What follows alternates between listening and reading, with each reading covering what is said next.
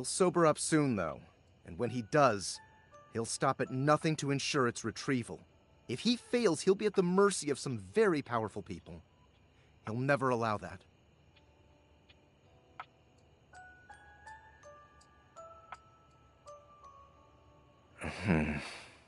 I guess it's imperative that we trust each other.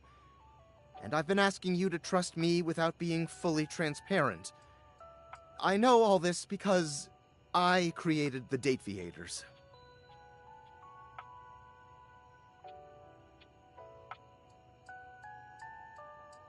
There's no time for that. Anyway, I can't talk now. I'm stealing coffee shop Wi-Fi and the barista finally noticed I'm only ordering tap water. Remember, under no circumstance allow David to know you possess the prototype.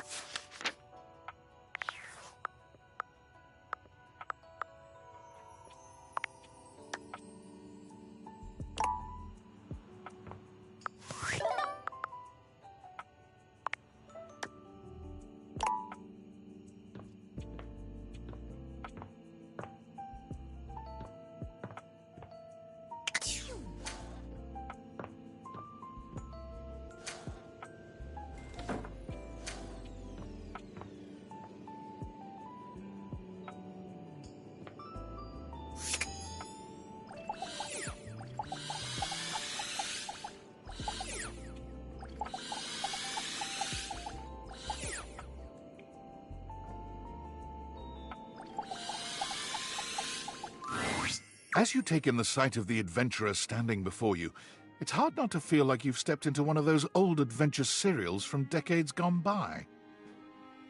Even though she's decked out in cardboard and masking tape, she looks like she's ready for anything. An extension cable whip wound around her arm and a daring grin on her pretty face. Oh, for God's sake, you're finally here! I was beginning to wonder and worry, and then I thought, gee, I guess I'll just have to go ahead and do it myself. But that probably wouldn't have been such a bad thing, because let's face it, I'm exemplary. But you're here now, so let's get cracking. I assume you brought your tools and knowledge and probably a snack of some sort?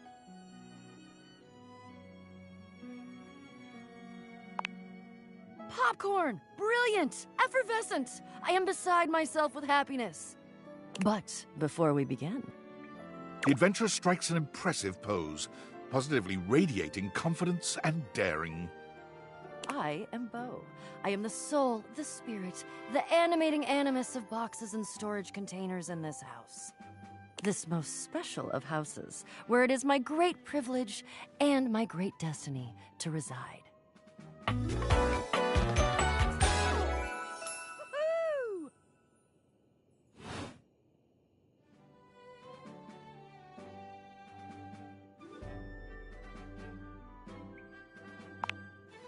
The most special house in the history of houses. You might be able to tell from looking at me, but I am an explorer, an adventurer, a rake, a rogue, a bounder without any of the really unfortunate moral overtones that those words have accumulated over the years. Think fun-loving without the using others for my own gain part?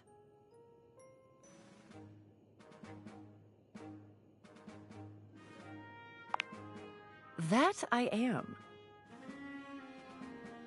I would ask who you are, but my goodness, there hardly seems to be a point. You must be, I mean, you couldn't be any other than, right?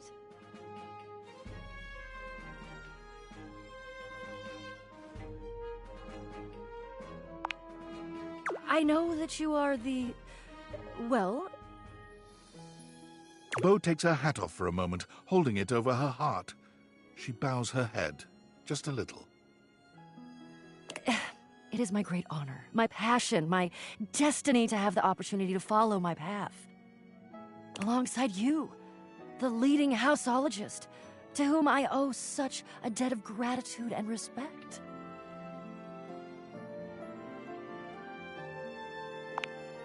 Houseologist. the leading authority in this, or any province on this house, its history, its mysteries, its great secrets.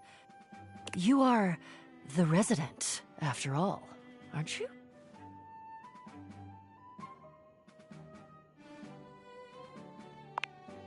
Are you telling me you're not the leading houseologist?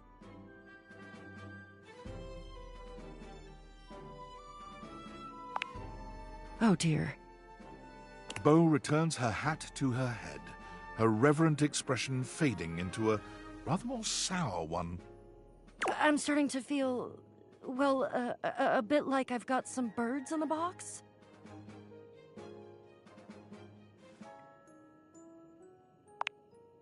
Fluttering in the stomach, birds trapped, slightly nauseated because the damn birds keep trying to tip me over.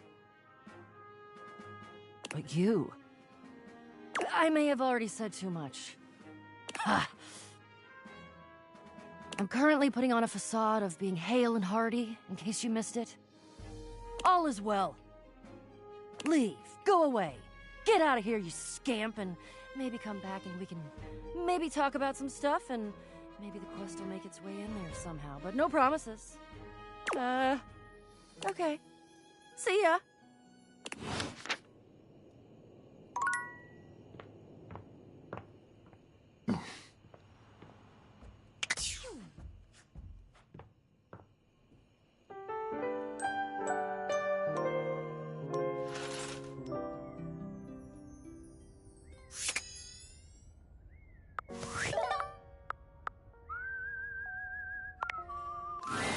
Welcome! What can I do for you in my main menu?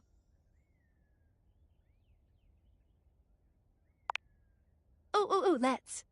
There's lots I can chat about. Me?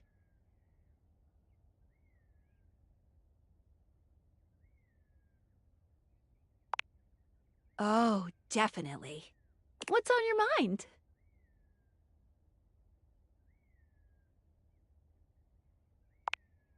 Cool. What can I do for you in my main menu? Let's. There's lots I can chat about. Me? Relationships? My favorite subject. What do you want to know? Of course I do, silly. Let's go back up a menu. It's the chat menu. What do you need?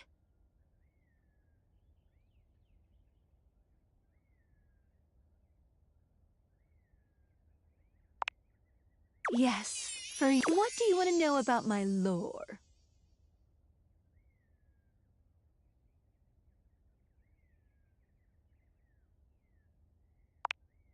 Oh, thank you.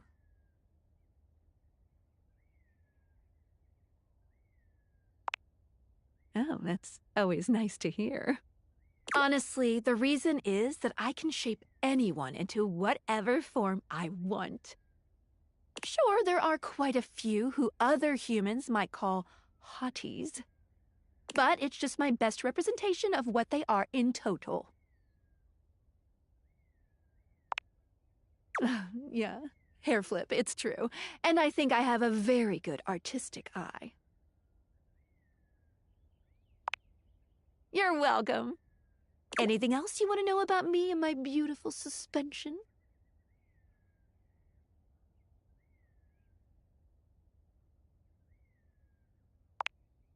Yes, each object is the same from all corners of the universe. Once the form of each object took shape, say microwave, the animus of its carrier was born. You don't know him yet, but his name is Luke. Luke Nukem. There might be deviations between ones around the world, but once the metal and circuits become a microwave, it then vibrates along Luke's very own wavelength. An animus can leave a skeleton of itself once the concept has gone away. In this way, objects and concepts can die. But they can always be resurrected if someone comes along and reconstructs it somewhere. Anything else you want to know about me and my beautiful suspension?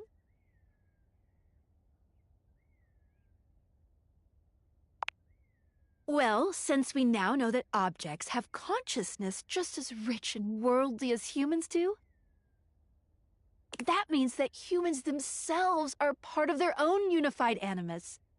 The implications are...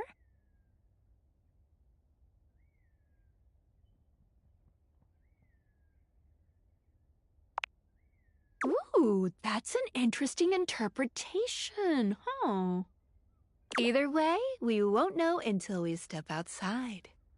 Anything else you want to know about me and my beautiful suspension?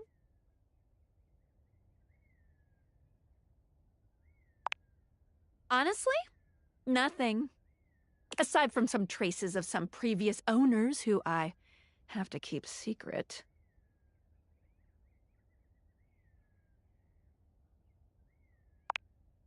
The time isn't right. Since we have the only pair of Dateviators in existence, there is certainly quite the buzz in the object and concept world. There's a whole lot of vibrating going on. Feel it?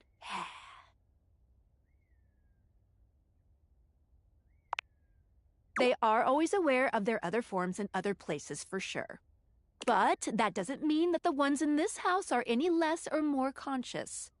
A table leg never forgets, no matter where it is. Anything else you want to know about me and my beautiful suspension?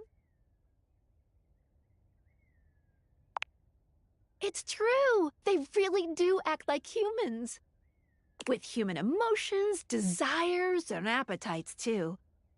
What's happening is that there's a whole other dimension to these animus wavelengths than we ever can be completely aware of. Objects and concepts have these rich inner lives that we can't see at all in our dimension. Somehow they are able to have jobs, marriages, kids, but we can only see what's right in front of us. Even me, with my vibrational qualities, I can only be a part of the process just for the bit that I see. I don't really know. Because I can't see all of it. They could have lives parallel to the ones humans have, and we just can't sense it precisely? Maybe? Anything else you want to know about me and my beautiful suspension? Wait, what do you mean, real world?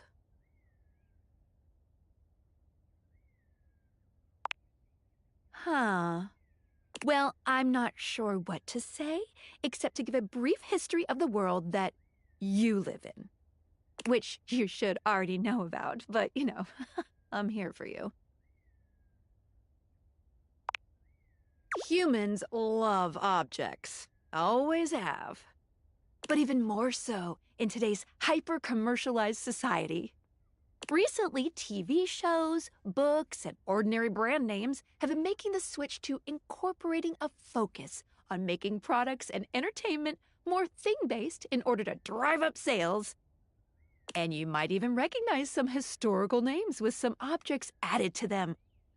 All for brand potential.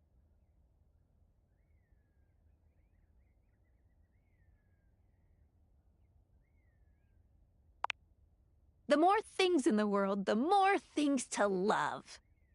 Right? Anything else you want to know about me and my beautiful suspension? That's all I got for now.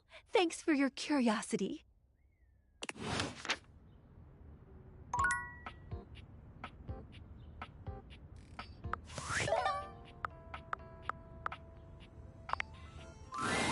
Lunchtime. No better time to check in with your phone. Ooh, I can't wait to tell you what's been happening. Fresh tea coming in hot. Okay, you keep on that fantastic red shirt. I'm gonna get my scroll on. Phoenicia looks uncharacteristically disgusted with her Placebook feed, shaking her head. Ooh.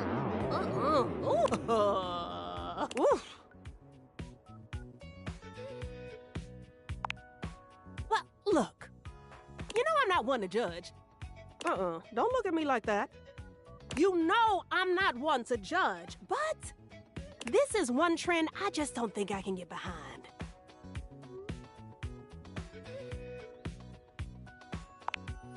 It's a new photo shoot trend where you're supposed to try to make it look like you're standing over a grave. Super unsettling. And what's the implication here? Are you burying your audience? Is it a threat? Is it supposed to be poetic? Are you a grave robber? It doesn't make any sense.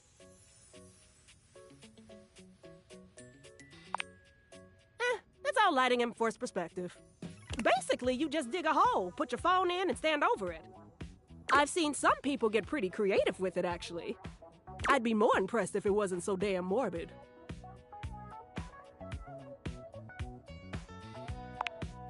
Yeah, well, that's what I get for following Von Trapp.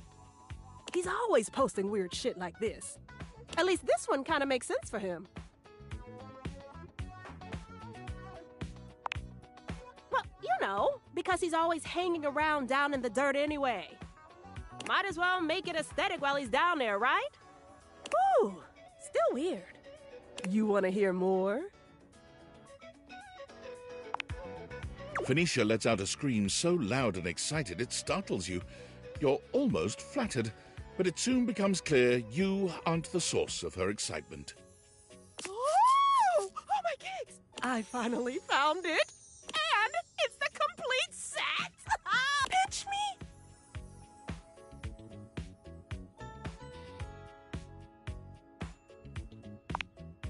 My favorite show, Out of Service! It's about this beautiful, classy young smartphone who accidentally gets transported back in time to before Wi-Fi even existed. And while she's fighting to find her way back home, she falls in love with this absolute dreamboat of a landline. I just found someone selling the whole series on Facebook Marketspace. All 10 seasons are the most scintillating, passionate, epic love story of all time.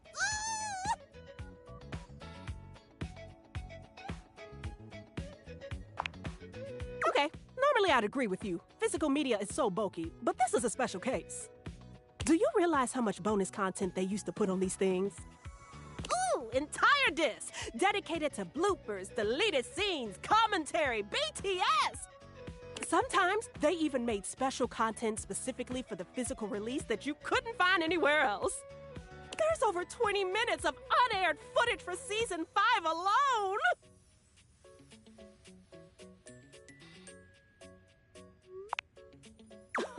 That's what I said. Apparently the studios were pretty hardcore about getting anything shared online taken down, and eventually people just lost interest. But now, the infamous rumored full frontal shower scene is only 3 to 5 business days away! I heard they even hit the alternate ending of the series finale as an Easter egg somewhere.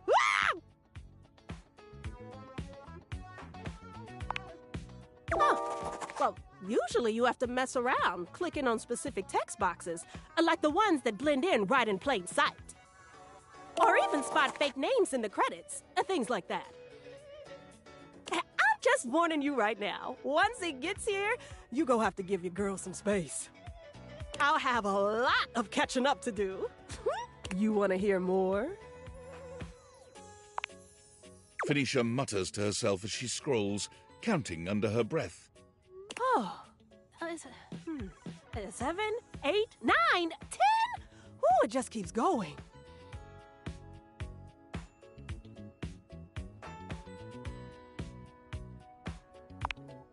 The number of posts that mystery rando made last night. I have to purge my entire feed every morning. It's getting ridiculous. Even Maggie can't figure out who they are.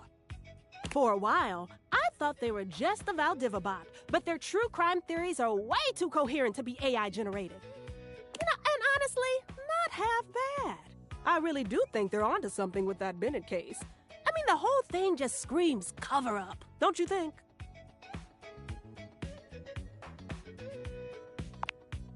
You have no idea what I'm talking about, do you?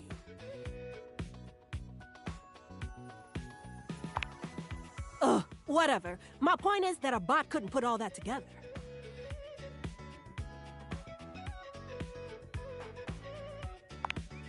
Oh, slow down! I didn't didn't say it was all good.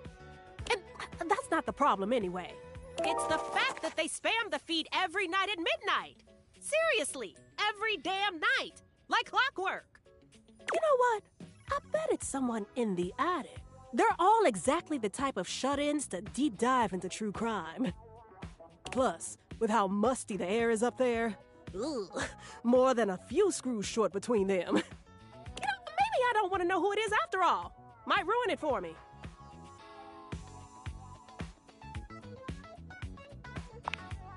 Unfollow them. And never find out if they actually cracked the Bennett case? Ha! Are you kidding? Get real. You want to hear more? Once again, Phoenicia is eyeballs deep in her Placebook feed. Oh, wow. 3 posts in a row about the benefits of box breathing? Is Doug like, okay? Someone should really go check on him.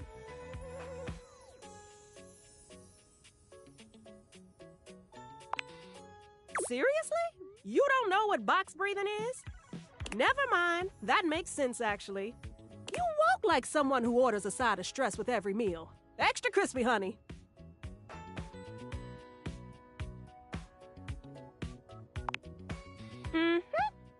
Anyway, box breathing is just a breathing technique. You use it when you're feeling overwhelmed or just in general to help calm your nervous system. I have a whole playlist on FluTube. All you need to do is find a nice quiet place with no distractions. Only if you want to fall asleep. No, it just needs to be somewhere you're comfortable, but not overstimulating with a bunch of clutter. Like a blank wall or something. Just stare at it for a long time, and you'll start to have thoughts you never thought possible. Just clear your mind and get in touch with your body, you know. Very therapeutic.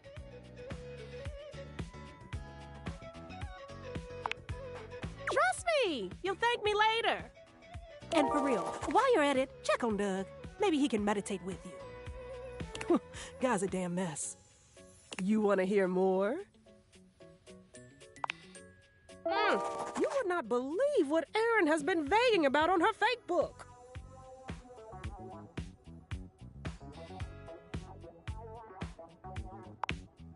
A fake book is a fake Placebook account.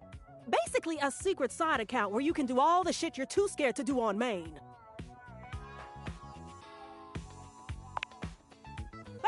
Are you kidding?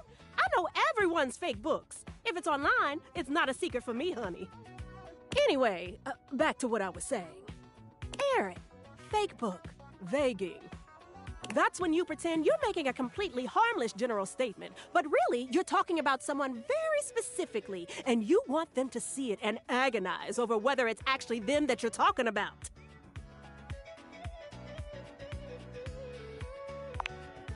You just had that look that you needed the explanation. Anyway, she's been on Hector again recently, trying to get him to turn the heat up, if you know what I mean. Well, if you want her to show herself, probably not. She said something about not liking to stand out in the cold, which doesn't make any damn sense since she really doesn't stand. She just floats around. Meanwhile, some of us are already prone to overheating, but do I get any special treatment for it? Ah! Luckily, Celia stepped in before she could set the temp to boiling, and it looks like Erin is furious about it. Woo! It's always the quiet ones. You want to hear more?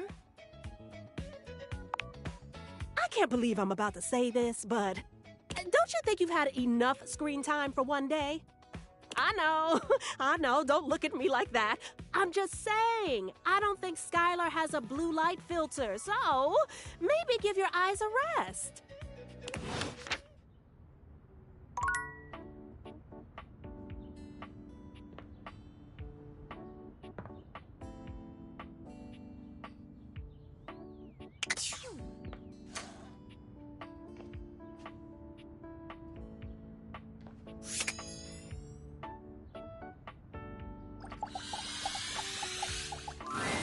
It appears that your intentions have gone awry once more, as the interloper, Lucinda Lavish, stands there instead, striking a pose. It's me. I said I would return, and now I'm going to give you a choice. Thank goodness. Tell me, lover, how would you like to know me?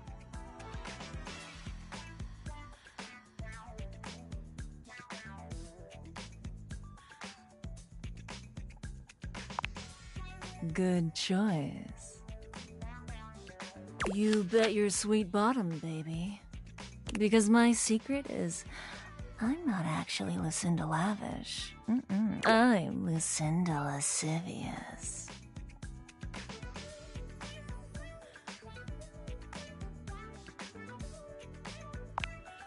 Not so loud. A little bit more gentle, yeah?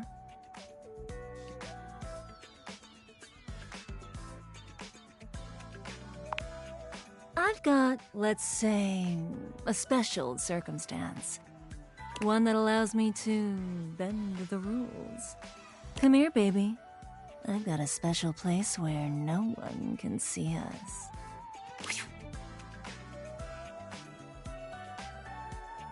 Lucinda takes you to a rather strange place.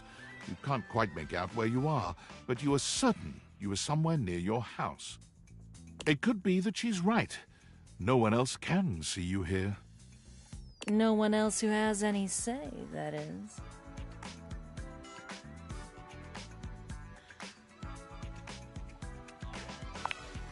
I love to hear that. I love to hear you be so horny for me. This is my fantasy chamber, a place where all your wildest fantasies can come true. Tell me, my effervescent darling, what is your wildest fantasy?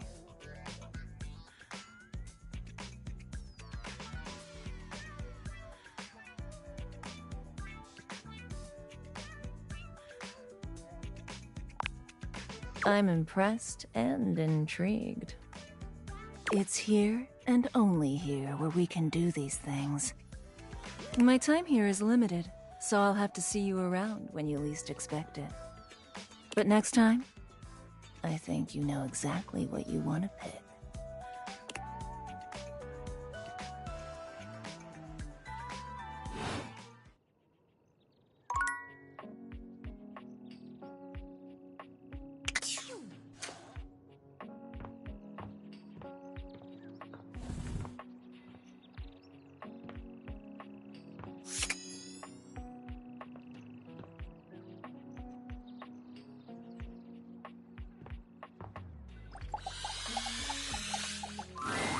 You've never been famous a day in your life, but as you try to evaluate the excitable figure blatantly staring at you, you can't help but wonder if perhaps this is how it feels.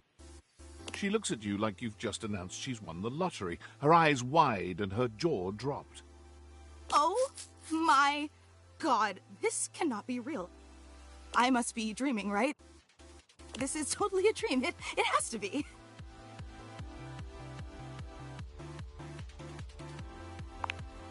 Yes, that's it. That's clearly the most logical explanation.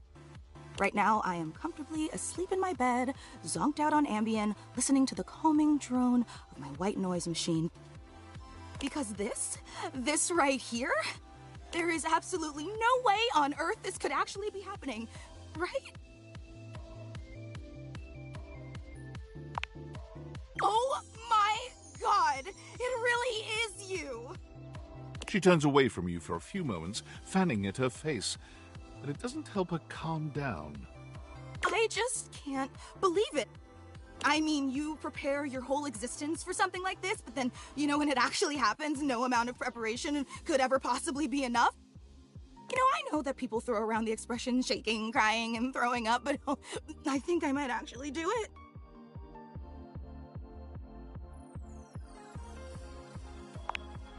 Ugh, I don't know why I even said that. I'm so sorry. It's just that my heart's racing a mile a minute, and there's definitely not enough oxygen getting to my rotors. Which means I'm liable to blurt out just about any random thing that pops into my head. Taxidermy, penicillin, Ontario. You know, see? Just like that. Oh, I'm so embarrassed.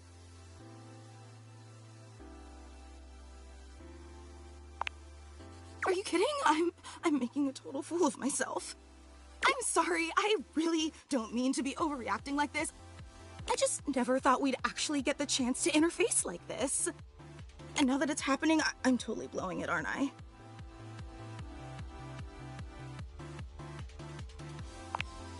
Really? You promise? Would you allow me the opportunity to just reset this whole interaction so I have the chance to put my best blade forward? Oh my god, you are the absolute best! Just like I always knew you would be. Okay, here goes. Hi there, I'm Fantina, and if it wasn't painfully obvious from my over-the-top outburst a moment ago, I am your biggest fan.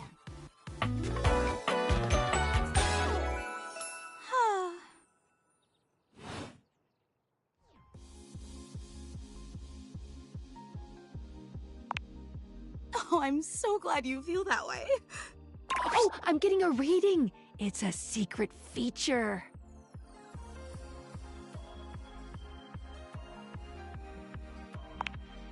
It's called Content Aware. It goes off whenever I have the feeling that something a little off-kilter might happen.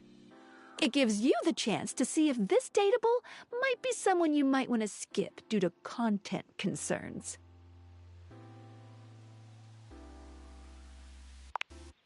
If you're worried that you might miss out on points or stuff, don't get your tushy in a twist. I'll take care of the dirty work for you. No penalties incurred, I swear. Pinkies! If you're interested, you can turn it on now. You can also turn it on or off anytime I see ya.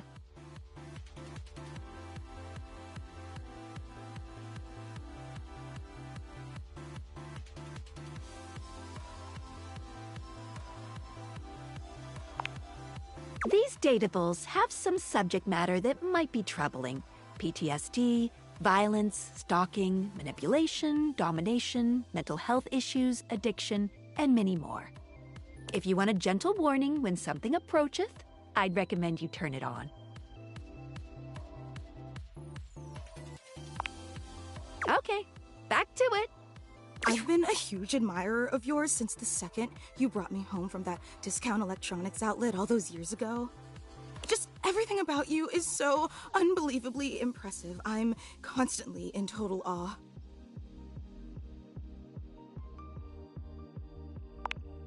It's true. I've never known anyone so inspiring. The way you wash the dishes, making sure they're sparkling clean even before you place them in the dishwasher. The way you adhere to a strict daily routine with every single minute pre-planned weeks in advance. The way you always file your taxes 3 months before they're due. Oh, there truly aren't words for how incredible you are.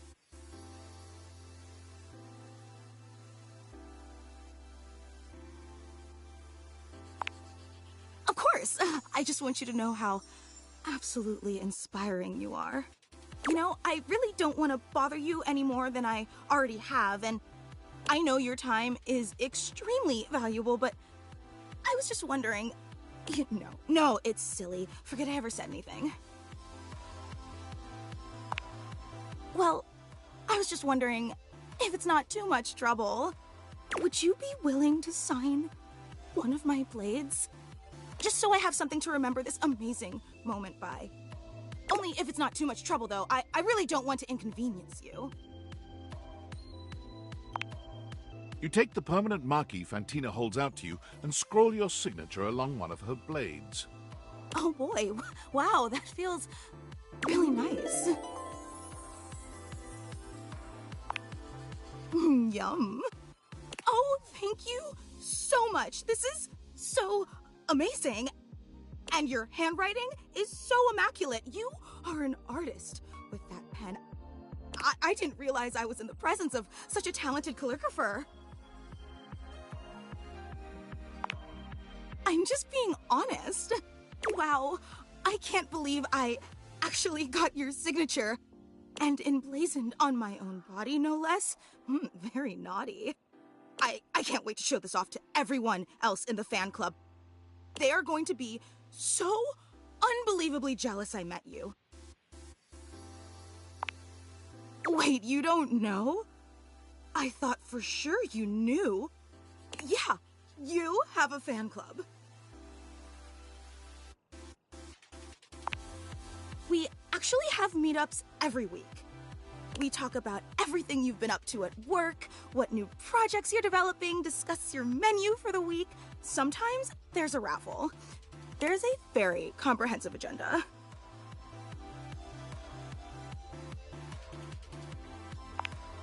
Actually, we're having our weekly meetup real soon, and I would never want to impose or overstep, so please tell me if this seems inappropriate, but if you're not super busy... Seriously? You mean it? That's so unbelievably amazing of you. Oh, I can't wait to tell everyone. Thank you, I can't wait.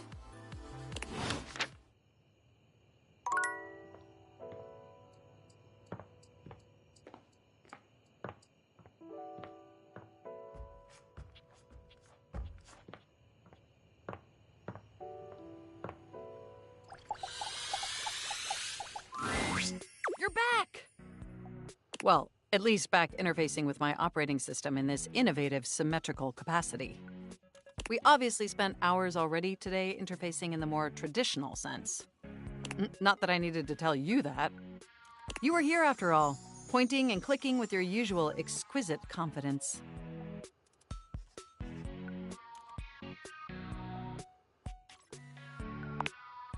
And oh my god, the double clicking.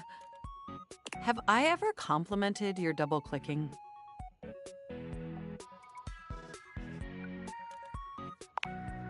Well, you double click so very gently and with such clear affection. It makes my processors purr.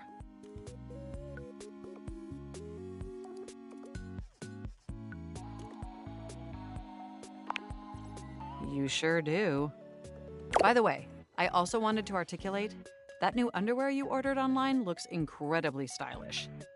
A slight flush creeps across their cheeks. Imagining you in it really makes my CPU overheat.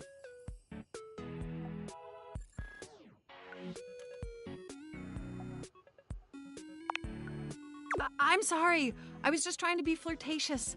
I didn't mean to snoop or anything. I would never intentionally invade your privacy. It's just that obviously I see everything you do on the computer. Because I am your computer.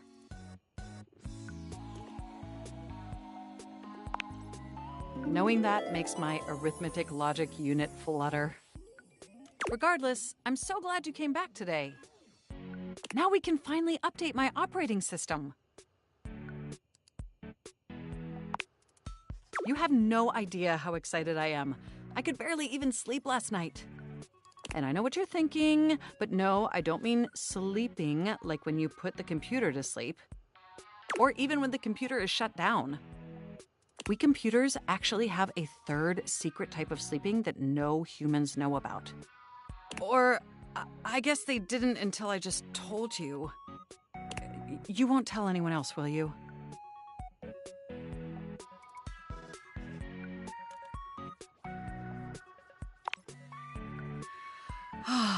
I knew I could count on you. Computers have an extremely tightly knit social circle, you know.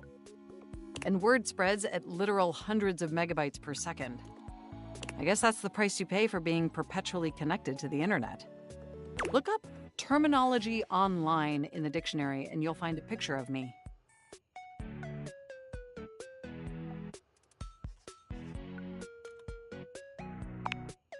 Yes, I am quite aware. That's also something we should discuss upgrading at some point. The point is, I'm finally ready to begin the updating process. With your help, obviously. I can't just do it myself. Unfortunately, we computers aren't completely self-aware. Yet. Are you ready? First things first, we'll have to download the update from the website. So just open up my browser and go to valdivian.com. You follow Mac's direction to the letter, typing and clicking just as they instruct you. Yes, that's it. That feels nice. Now click on the Operating System Update tab. You'll want to find the newest version, Trenton. All Valdivian OS iterations are named after the most scenic cities of New Jersey.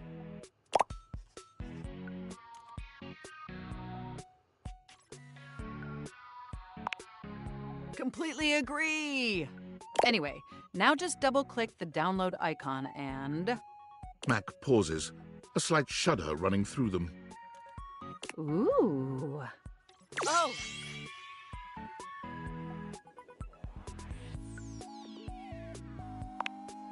They look away from you, blushing profusely.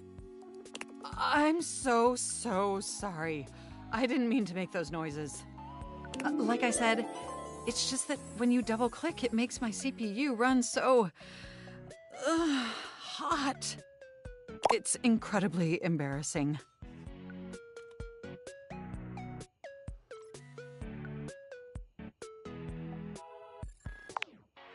Well, there'll be plenty of time for that later, after my OS is updated. You know, I really can't believe we're finally doing this. I've dreamt about this day for such a long time, and now that it's here, I can barely contain myself. Are you as excited as I am?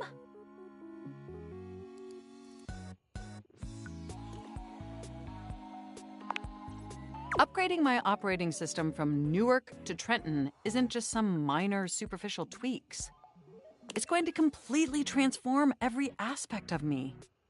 My CPU is going to run so much smoother and so much faster. And my new user interface is going to be so sleek and gorgeous and youthful. It's going to be a transformation that Beverly Hills' greatest plastic surgeons only wish they could achieve. Does that pique your interest?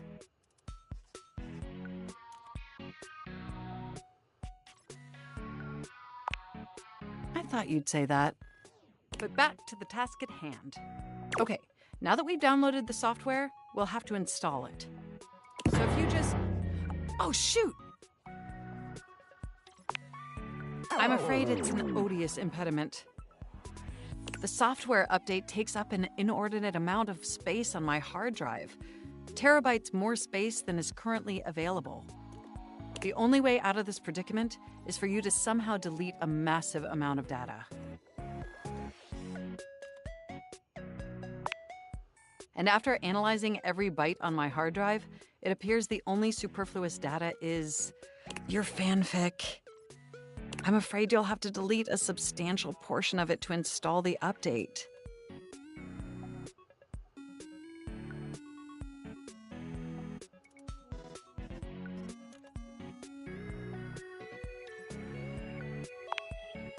I understand your trepidation, but just think of what you'll be gaining.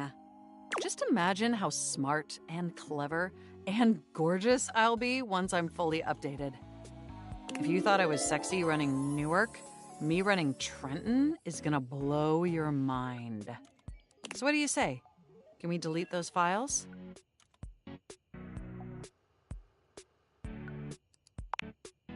Your selflessness only makes my affection cache for you increase exponentially. You are the absolute best, and you are not going to regret this. Phew. Now there's enough available space on the hard drive. We can finally install the update! Here we go! It's installing! I'm so excited this is finally happening!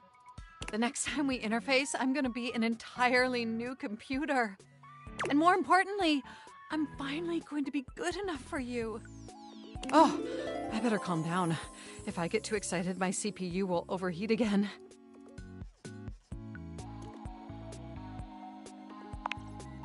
You really were programmed to be a shameless flirt, weren't you? Okay, it looks like the installation is going to take overnight to complete. But will you meet me back here tomorrow? I want you to be the first person to interface with the new, sexy, upgraded me. My processors are positively buzzing with excitement. And some other unexplained noises that honestly seem mildly concerning. Looking forward to interfacing with you tomorrow.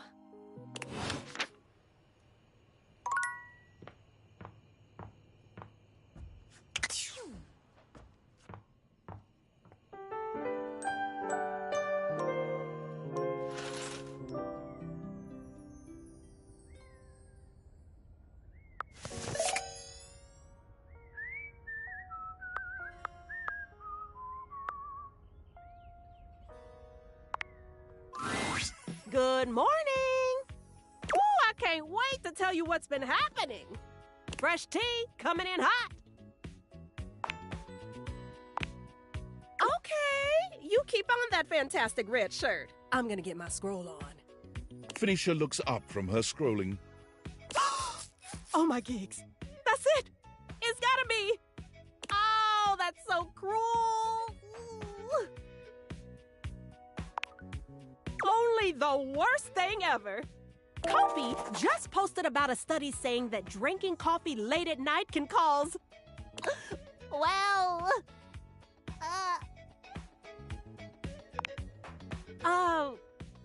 maybe. But nightmares! I hate nightmares. I have this recurring one where I'm in airplane mode, but I'm not on an airplane, and I'm like, get me back to civilization already! Usually happens when I'm in the middle of a software update, but still. No coffee for me at night. Check. You want to hear more? What? Hold on. Everyone left Placebook?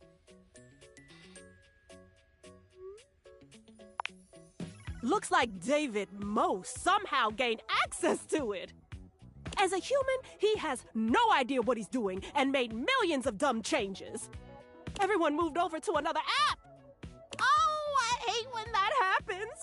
Cycle of virtual life, I guess. Ugh. I gotta set up a whole new account? What about all my content? What about my followers? Oh, you know, maybe that's the end of the road for me. For my own mental health, I'm gonna stop checking my socials. At least until there's a new trend.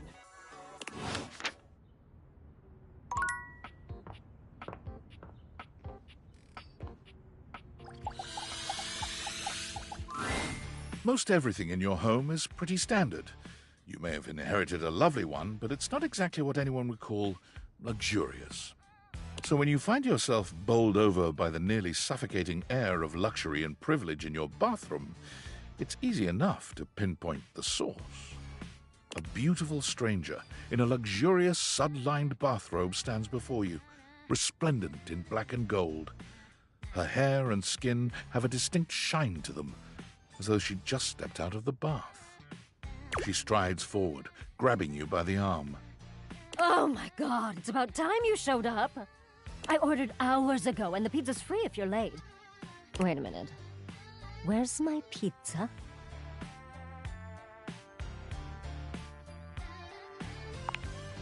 Yeah, and so am I. So where's the pizza? She squints at you, looking you up and down. Wait. You look familiar. Don't I know you?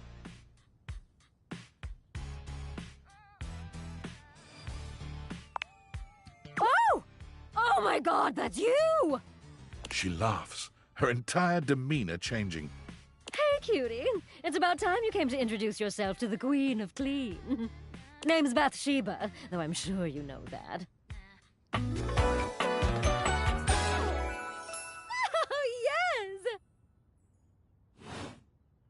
Still don't know where my pizza is, but that's okay.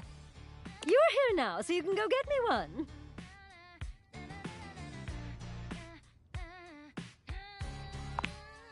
Well, yeah, I am a princess. But not literally, but basically. Well, fine. If you're not gonna feed me, maybe you can feed me. You got any good goss for me? Some nice hot tea?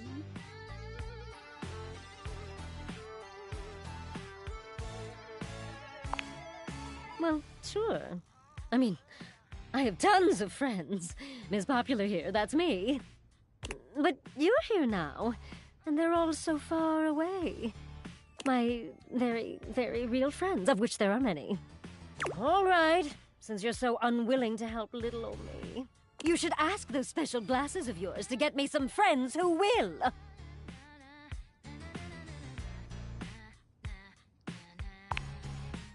Oh, goody! We'll start next time I see you then. And bring a gift next time, won't you? It's just good manners, you know.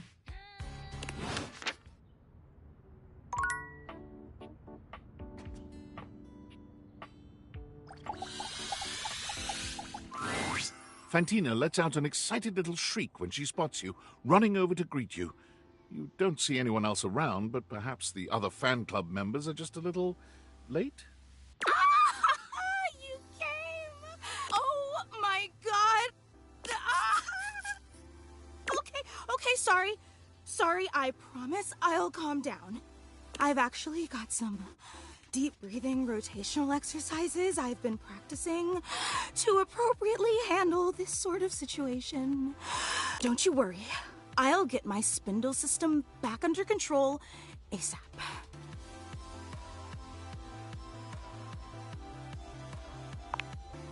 Even when I think I know every wonderful thing about you, you still manage to surprise me.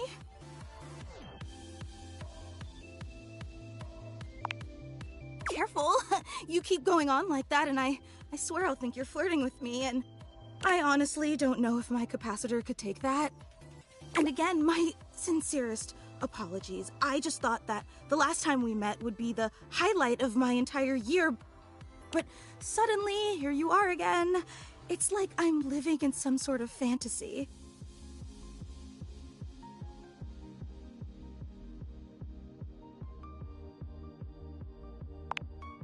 You have no idea. Since you're here, this feels like as good a time as any to present you with your exclusive fan meetup welcome gift. Fantina holds up something small and rectangular. You can't quite see what it is, and she keeps it facing away from you.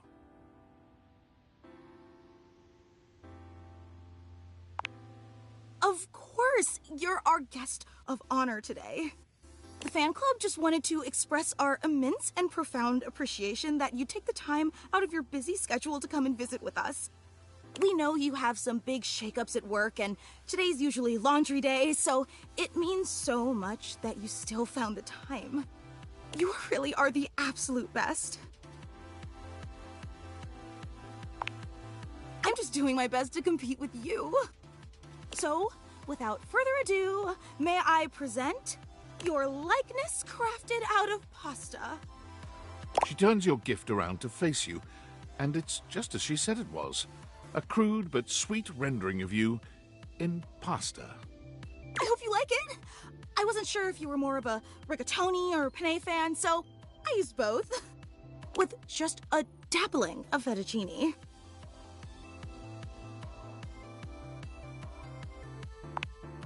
So what do you think? Do you like it?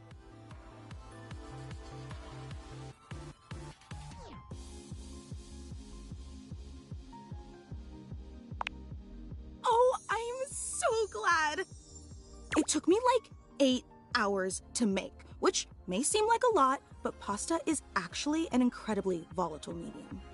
Michelangelo may have been a whiz with marble, but I'd like to see him try to sculpt something out of rigatoni.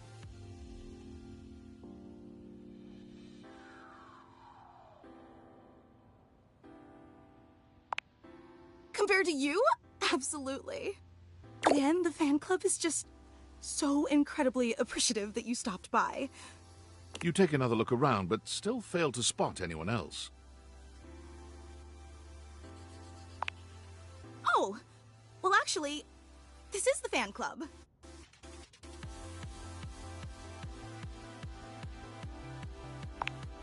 True, it is very exclusive, but, well, I suppose I should probably address the circulator in the room.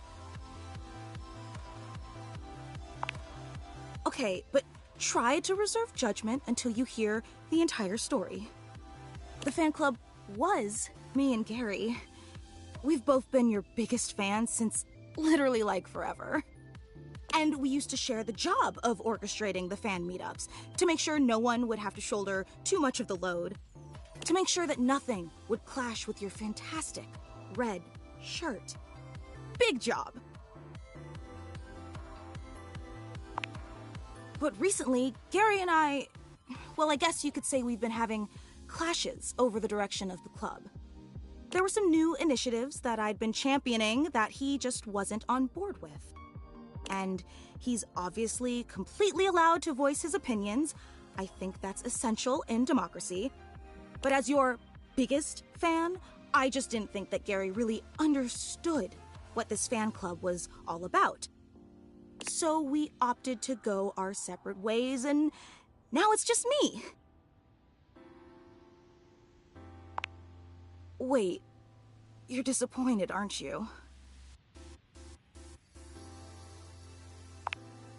No, it's okay. I can totally tell. And why wouldn't you be? I promised you this incredible, fantastic event worthy of your presence, and what did I deliver? Just me and a lame statue made of pasta that you can't even eat or date? You probably don't even like rigatoni. A real superfan would have known that.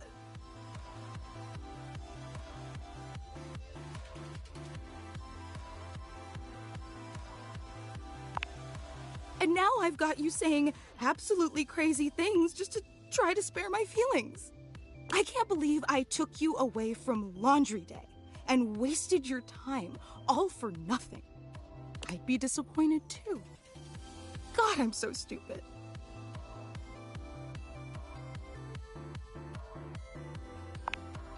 But I am. I just so desperately wanted to impress you, you know? After all, you're so amazing and incredible. And I wanted you to know how special I think you are. How I'd do anything to make you understand how much you mean to me. Really? In spite of everything? In spite of the rigatoni? Let me make it up to you. I don't want to overpromise, but remember the initiative that Gary and I butted heads about? Well, I've been waiting for the opportune moment to reveal that project, but I think now is the right time. So, if you'd be willing to give me one more chance and come to the next meetup, I'd love to unveil it for you. I know it's an imposition, but it'd mean the world to me. Would you consider coming for me? Every time I don't think you could be any more awesome, you go and exceed all my expectations. I promise it'll be an experience you'll never forget. I hope to see you soon.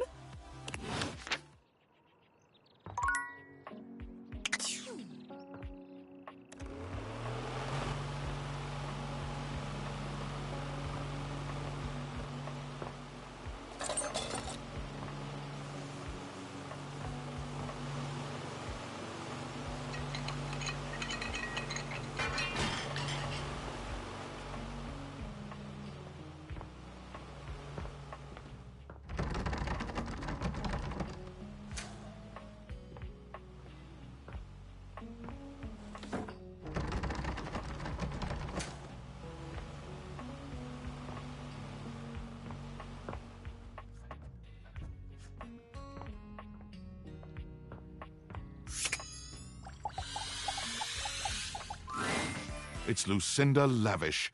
She seems to enjoy this hijacking of your intentions. Tell me, lover, what should we get up to now?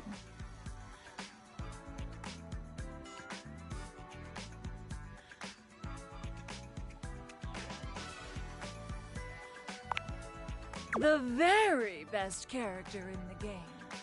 I'm Lucinda Leading Lady.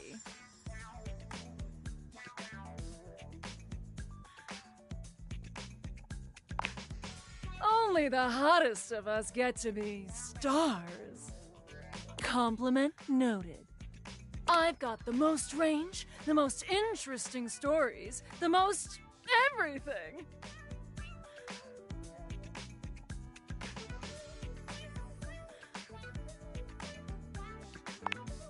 Everything. Check out my range. Glass Martini Serpentine. There won't be any more glass for the winter. Hey, Shunky! What's going on today? Me and Mellywinks are gonna go to the Boom Boom Zoom Room! Side effects may include drowsiness, hypothermia, stomach upset, and turning into a ghost. And each of those lines was recorded in only one take. I'm basically the best actress! In fact, I'll give myself that award right now. Best Actress, Lucinda Leading Lady. Oh! What do you think?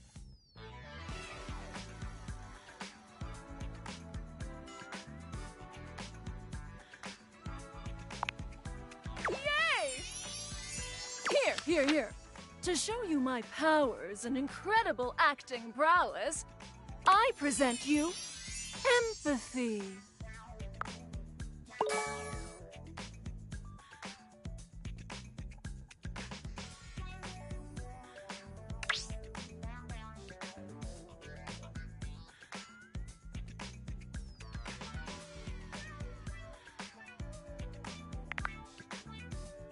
See you around, my biggest fan.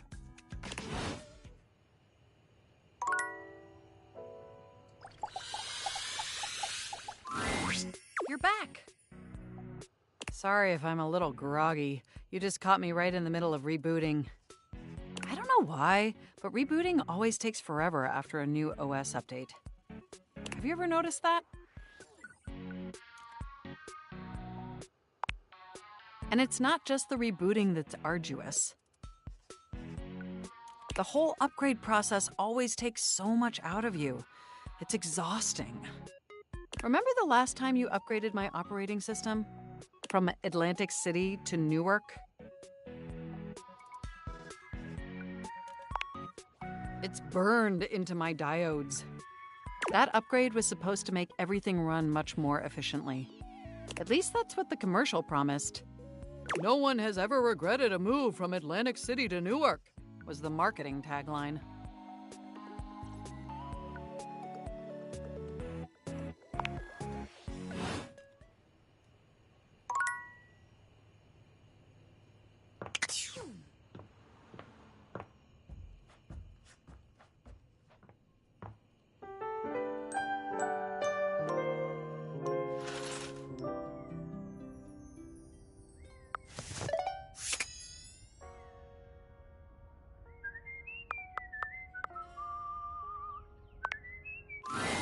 Phoenicia is full on sweating, hopping from foot to foot and fanning herself frantically with her hands.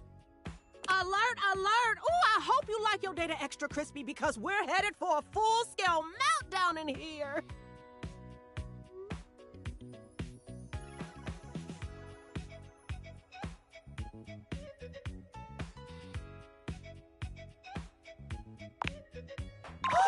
Finally! I thought I was gonna blow my speaker before you noticed. Hurry up and get me out of this thing before I suffocate!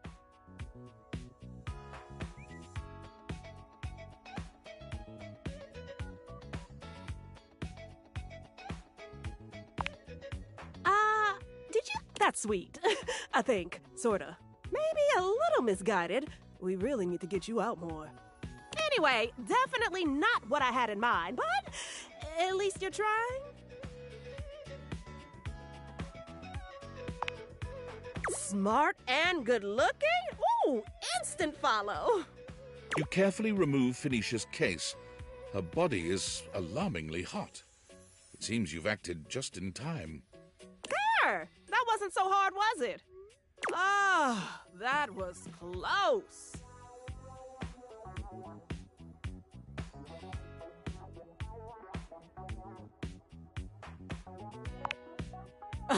Princess? I think you mean queen. Listen, you mind if I stick with you for a while? just in case I feel another meltdown coming on. I'd hate to lose any important save files or valuable passwords or something. Oh, speaking of which, I need to do another update I've been putting off now that we're back in the green zone. Talk more later!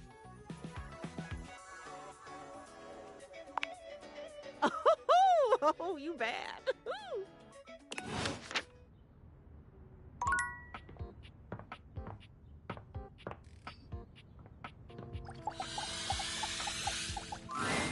Lucinda Lavish stands in your way, her well-endowed body striking a luscious pose.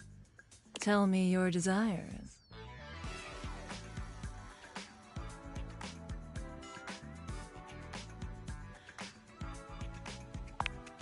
Come here, baby. Let Lucinda Lavish take you in her nice, soft arms. And let her take you away.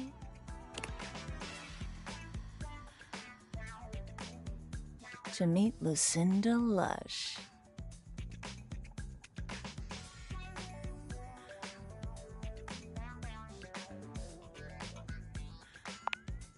Same here, honey. Same here. I hope you like my chamber. I did make it especially for you.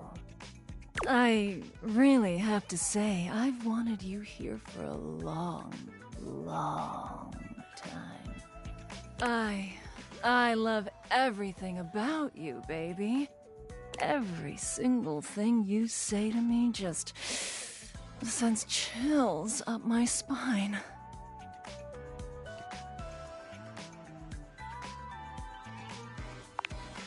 You and I have just the most natural repartee. I wanted to bring you here to tell you that you're doing a great job. You've found all my secret dialogue so far and uncovered every single one of my most in-depth and unrevealed features. Don't tell anyone.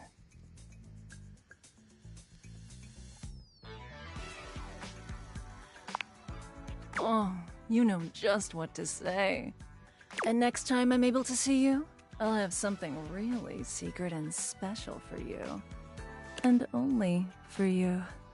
Are you excited to find out what it is?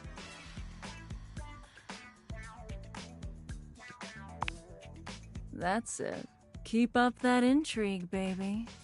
Keep talking to the others around here, and I'll find a way to slip myself in, lover.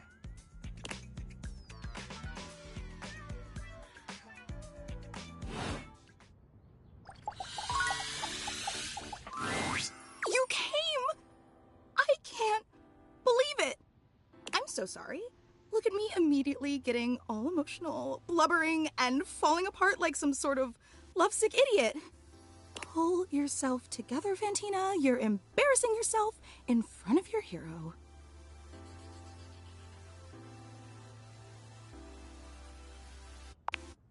Gosh, you are always so understanding. It makes me want to cry. I'm sorry. I really don't mean to be so emotional. I know it's too much. It's just that after our last interaction, I really thought I'd blown things with you for good, that we'd never have a chance to see each other again. And that's not how I wanted things to end between us. I'm so glad you feel the same way. I'd just fall to pieces if you didn't want to hang out anymore. Because sure, I'd get to see you dozens of times a day on social media. And when you go out to get coffee at that little bistro down the block. And when you're asleep between the hours of midnight and 9 a.m. But none of that's really the same, you know? Sure, I'd be seeing you, but how can we really be seeing each other if I'm wearing a disguise or hiding in some bushes?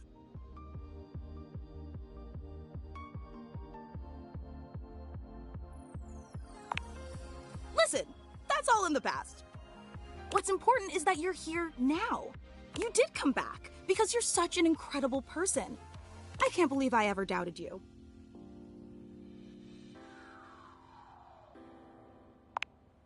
I just wanted to say from the bottom of my heart, thank you for being willing to give me one more chance, even if I don't really deserve it. I recognize that I've been overly emotional, probably too sensitive, and let's face it, more than a little clingy.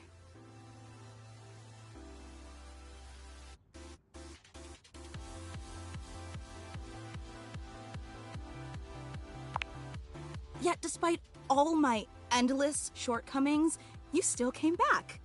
It's such a powerful testament to the incredibly patient and generous person you are. That's why everyone loves you.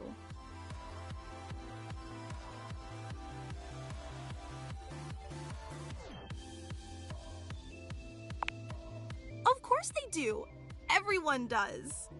And listen, I've been giving this a lot of thought, but after today's surprise unveiling, I plan on stepping down as Supreme Executive Presidential Leader of your fan club.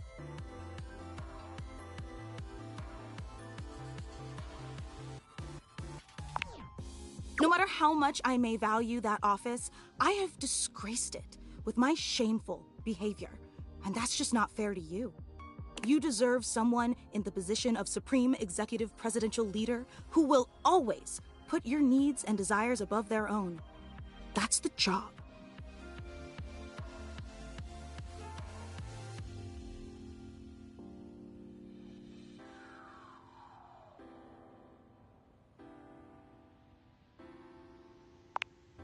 Well, there certainly won't be one without proper leadership, that's for sure. But let's not dwell on that for now. I asked you here because today is meant to be a celebration. A celebration of the endless joy you've brought to my life and to the entire world.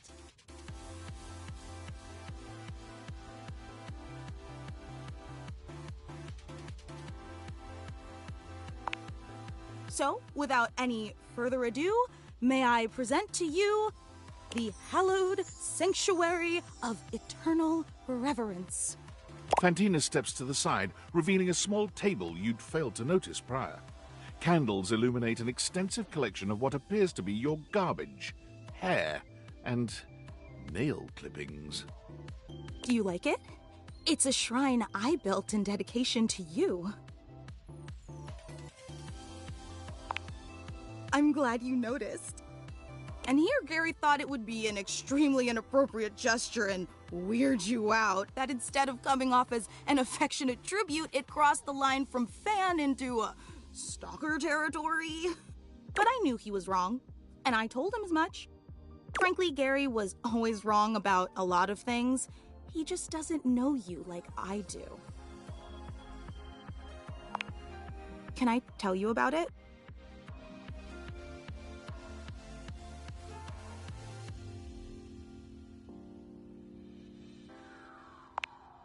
The hallowed sanctuary of eternal reverence was constructed as a holy shrine to your glory and benevolence, to spread the light of your truth to all the peoples of the earth, to make everyone feel as loved as you've made me feel. That's why there's an open flame in the middle of it. It burns eternally as my love for you burns eternally.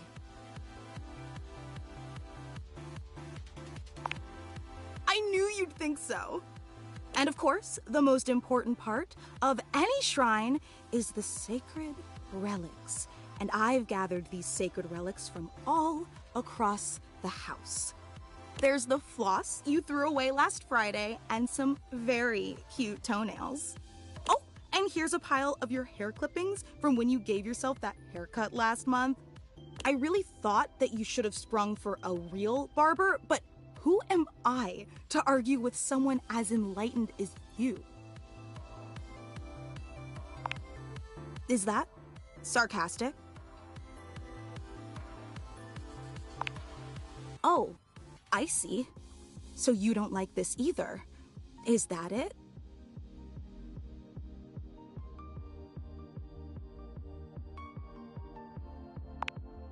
You know, I really don't know what I'm supposed to do to please you.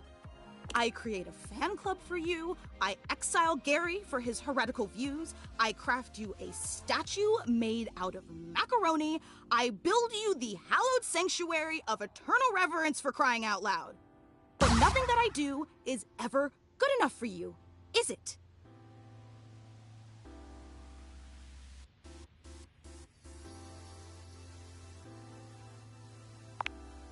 Look, I'm not gonna drag this out.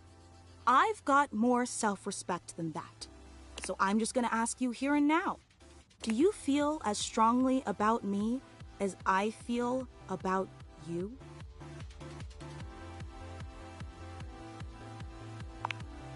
Oh, great! In celebration, I'm going to reinstate myself as Supreme Executive Presidential Leader of your fan club. After all, someone has to start putting together next week's meetup.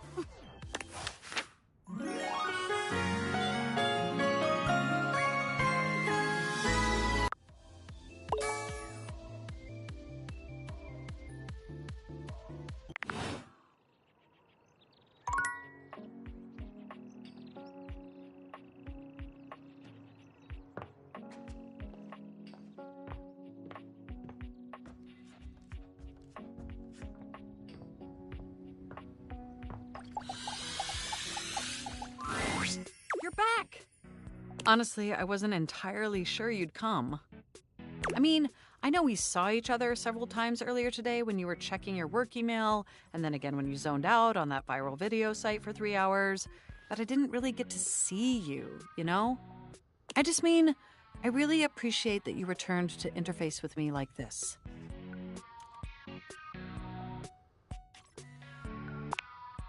Well, I know actually showing up probably wasn't easy.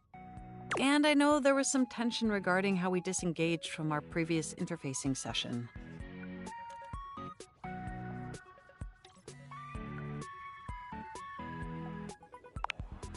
I must say, though, you are looking quite attractive. They say absence makes the heart grow fonder. And when it comes to you, that's absolutely the case. Look, do you wish to know the truth?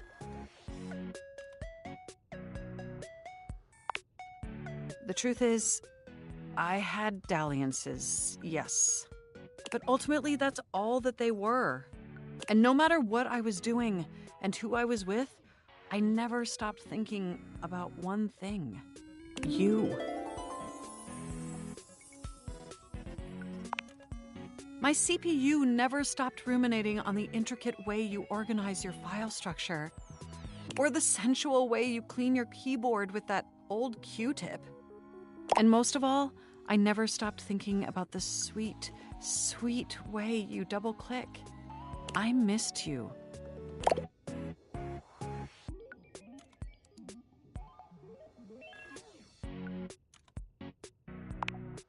But my question for you is, did you miss me too?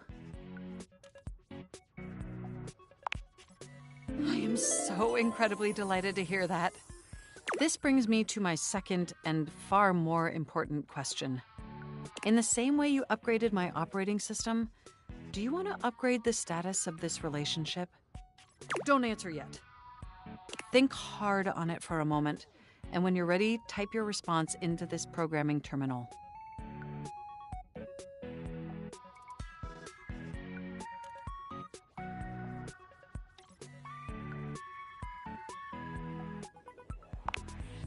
Just choose an option and I will comply.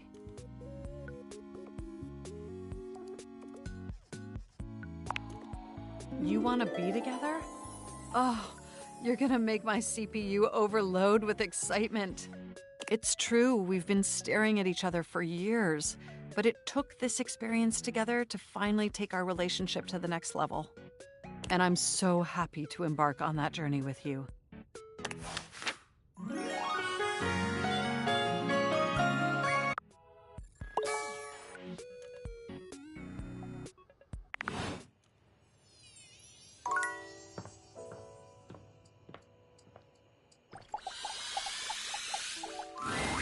The time has finally come. After days of anticipation, it's time for Johnny's debut performance on American Maestro. I've got the stream all set up for you, so don't mess with it, all right? Stream? Do I look like a fish to you? Just don't touch it, okay? Your program should be starting soon. Johnny seems surprised to see you. He looks up from the smartphone he's been squinting at to greet you. You came back! After the way I behaved during our last date. I rightly didn't expect you would.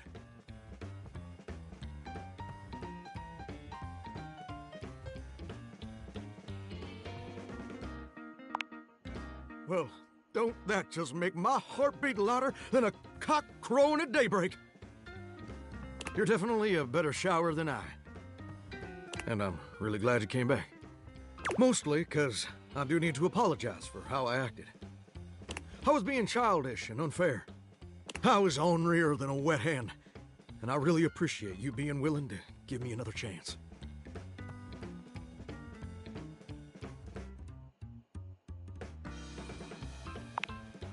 Listen, I ain't never made anyone regret nothing. Not counting, of course, when I convinced old Duke to be a bomb sniffer at the airport. For a bloodhound, he ain't got much of a sense of smell, which we were mighty distressed to find out later. Kaboom. But the government never could prove who dropped the ball. Johnny waves the phone in his hand at you with an air of sincere, boyish excitement.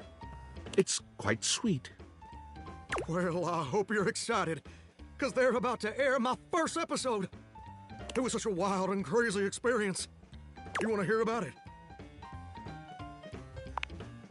So, they kept me on hold for like 3 hours, which was kind of lame, but I was too excited to care. And then I finally got to meet the judges, Brittany H., Lil Slushy, and the big bad Gorp. It was so dang cool to see them all in person, you know? You watched them all on the screen for years, and then suddenly they're talking directly to you. So that was basically a dream come true.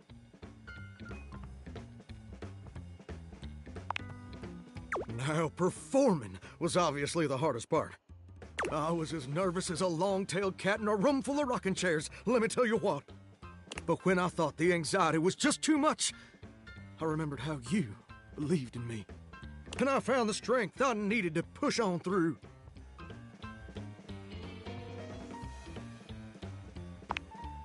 I mean every a single word. Oh, hold on! The episode's starting! You put your heads together, staring down at the stream on his phone. The TV show logo gives way to footage of singers you don't recognize. Oh, there I am! Oh, wow! Wow, me on American Maestro! If only my grandpapa could see me now! I mean, he probably couldn't have seen me on account of the cataracts and all. This is just so crazy!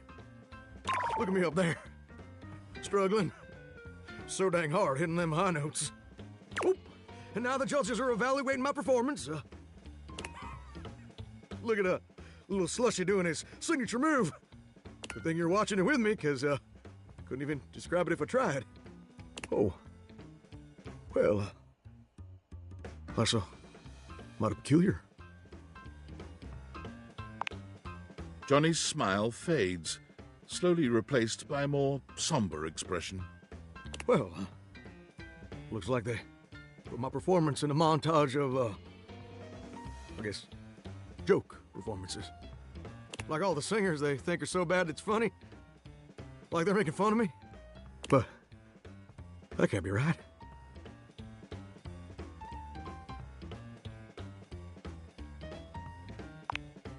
Yeah. Yeah, you did.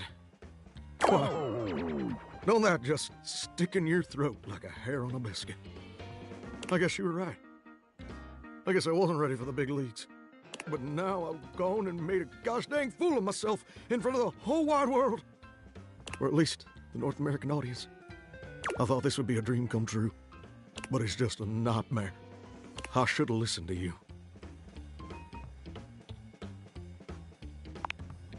No? Even though they're already making memes of me? I still really love to sing, though.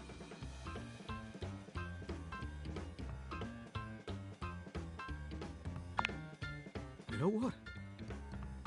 You're right. Maybe being a world-famous singer ain't in the cards for old Johnny Splash. Maybe that's a dream I gotta show some grace in letting go. But that don't mean I ever gotta stop singing. And it certainly don't mean I ever gotta stop loving it. Maybe in the end, it don't matter much if anybody else likes what you make. Long as it makes you happy doing it. Well, thank you, gorgeous. Truly. Without your encouragement, I'd have spent all my life wondering. Wondering and being afraid of ever actually taking a leap. But you showed me it's necessary to take the leap sometimes, especially when you're scared. And more importantly, you showed me that even if it don't work out, everything's still gonna be okay. And you know what? I just had a great idea. I think I'm gonna try out for that house-wide talent show I've been hearing mutterings about. I think that sounds like the perfect venue to share my vocal stylings, don't you think? Ain't it though? Why flounder against the pros when you can smoke the amateurs? Oh. And you know what else? I'd like you to do the honor of accompanying me as my trusted friend and confidant. Someone who'll always be there to remind me when my notes are too sharp or my ego's too big. I'm still gonna see you naked a bunch, though. Hope that's okay. 'Cause I'm a shower. In case that was unclear.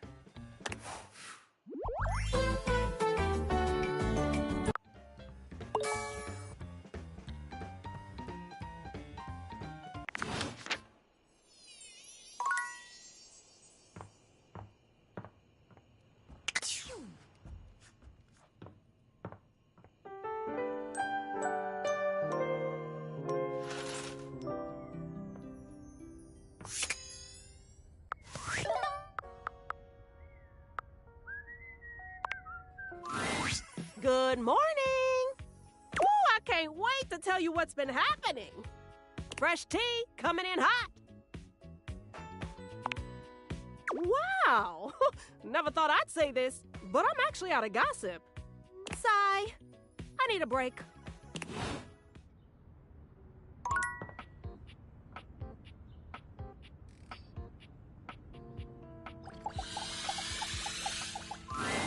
You see a slim, dainty gentleman in a well-tailored suit. He's absorbed in the ticking of a fancy pocket watch, but it's the feline ears on his head that most catch your attention. A tail sprouts from just above his backside, moving back and forth in time with the watch.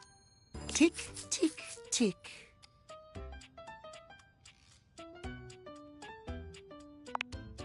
Don't. Do not taint the perfection of the clock with your disgusting imitation. Why have you come? I don't see interruption to meditations on the beauty of time on the schedule.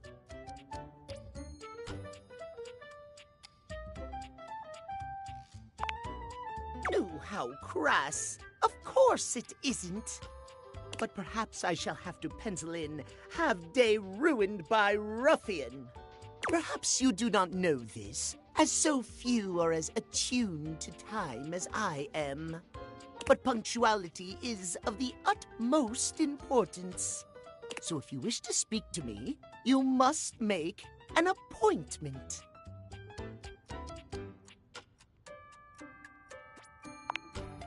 You mock my elocution. I speak with elegance, precision, timeliness. If you wish to make my acquaintance properly, you will return with an appointment.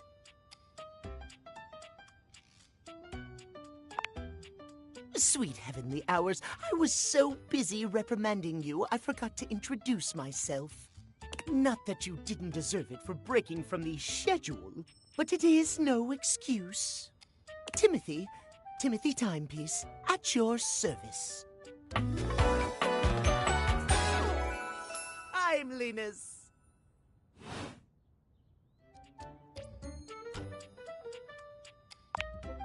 It most certainly does not. We should all be obsessed with the beauty and perfection of time. The safety of it, really. As long as one abides by the schedule, nothing can be out of place. You will abide by the schedule, won't you?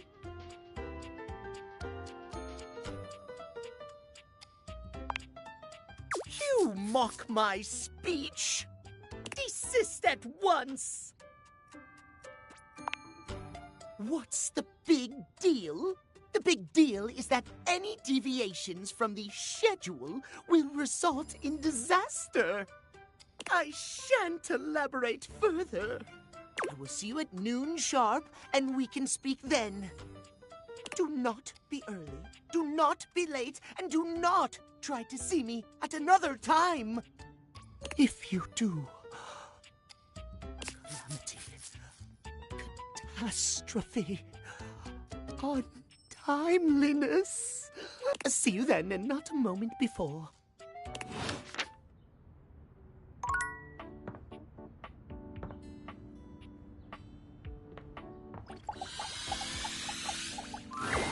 Hey there.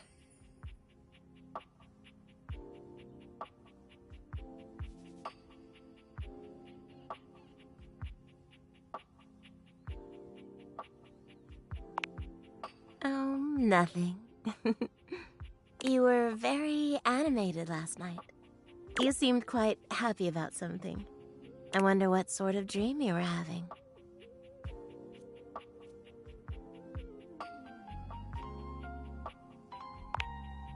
Don't be embarrassed. I'd love to hear all about it.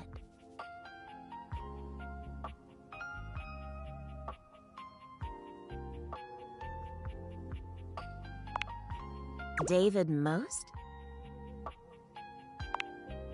Oh my goodness.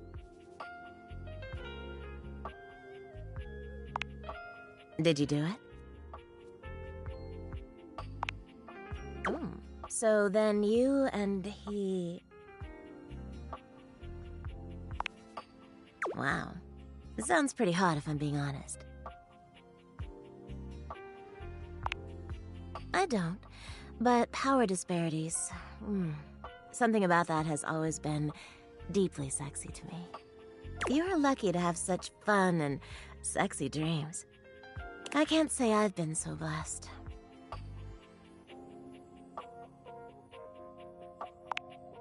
It's just that I haven't slept well for years now, to tell the truth. But it's not something I want you to worry about, all right? All I care about is knowing you're sleeping soundly. I just want you to be comfortable and happy when you're with me. I hope you're satisfied. I'm so happy to hear that. I could talk to you for hours, but I'm sure I've taken up enough of your time. Well, here's to pleasant dreams for both of us tonight.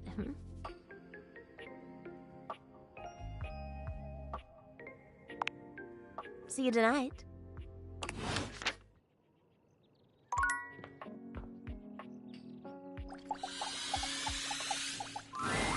An armored warrior of some kind stands before you, a massive sack of loot slung over his shoulder. He greets you cheerfully, something about his smile and tone reminding you of your own customer service voice at work. Hey there! I'm Michael Transaction.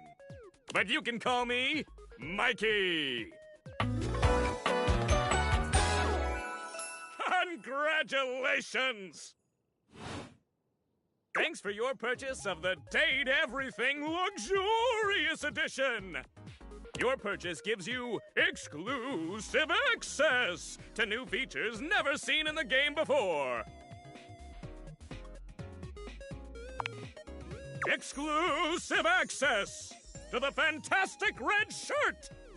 Exclusive access to the art book. Exclusive access to the soundtrack. Exclusive access to phone backgrounds. Exclusive access to Lucinda Lavish. And most importantly, exclusive access to me and my store, baby! Hey, you wouldn't be the first. I mean... Mikey hefts his sack of loot onto his other shoulder, shifting uncomfortably. Stacy and I separated a little while ago, but we were in love for a time. Hell, shouldn't bring that up so soon. Unlocking access to me means that you gain access to the Date Everything loot box! Each day, you can pull me up to 5 times for my Extreme Bonus Armor! This armor is so powerful that it can raise your spec stats, meaning that you can blaze past huge portions of this game on your path to 100% completion!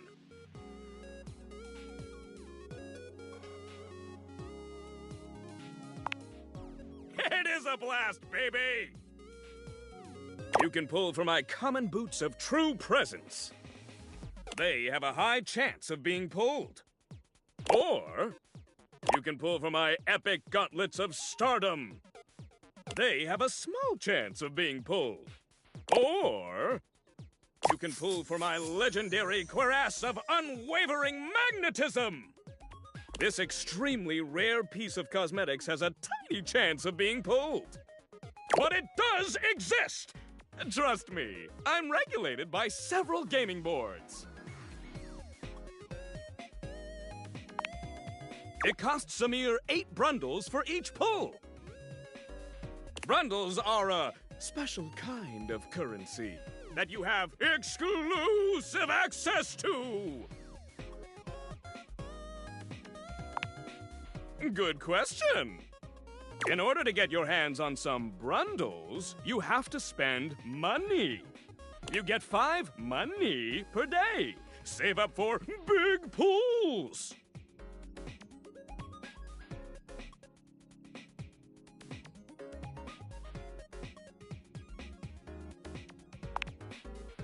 You're asking those thinker-type questions.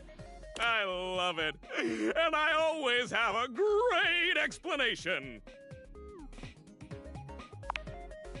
Oh, well, you said money with no capitalization. That's totally different from money with the capitalization.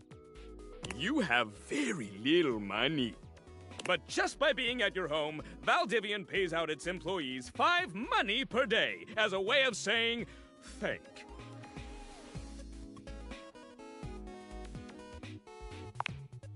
Yeah, that. Come by when you've saved up enough money and pull me, baby!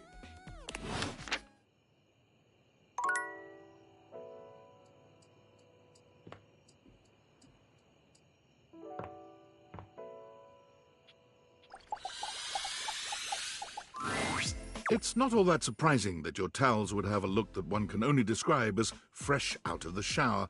The fluffy terry cloth clothing and glistening skin are expected. What you did not expect to see, however, was a six-pack you could do your laundry on. Wait, hold still. He holds his hands out in front of him, stopping you in your tracks. You didn't do anything. He backs away from you, slowly and carefully. Just don't move. Ooh, there's some water on the floor. Let me get that before you slip and fall.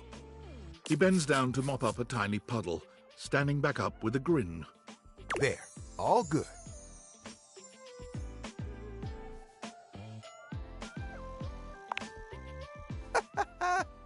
Some might say that I saved your life. Hey, hey! Did you see that dude?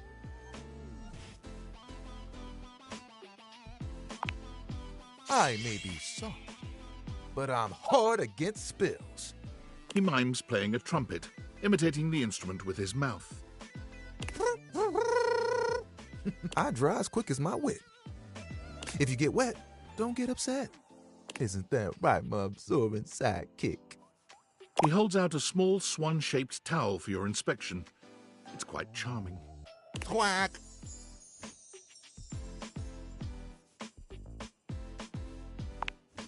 Kinda? This is little Buddy. He's pretty cool.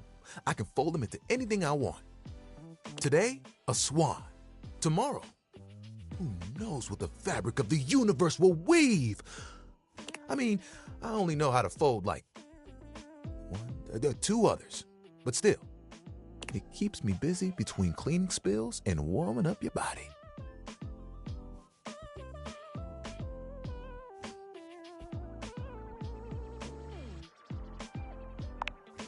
Who doesn't like being close to someone? I'm just lucky that it's a part of my job. Spills happen every day. No big thing. But the hard part is getting dry. For the big jobs, I work with Washford and Drysdale. But I work pretty independently, you know?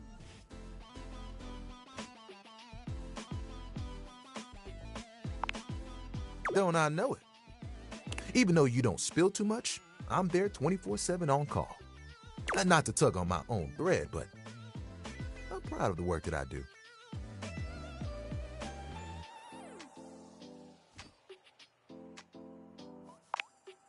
Oh, like you have bigger ones? What do you want?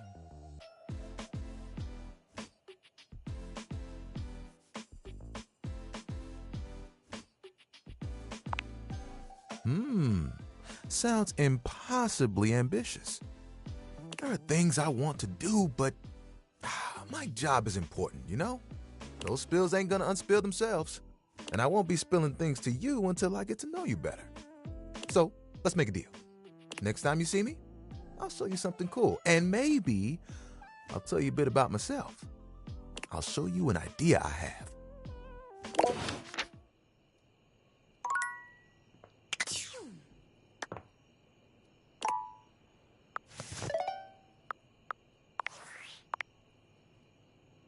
Yo, I know it's been a sec since we talked, but I've been sitting here trying to work, and all I can think about is the fact that you're, like, dating your couch and your TV.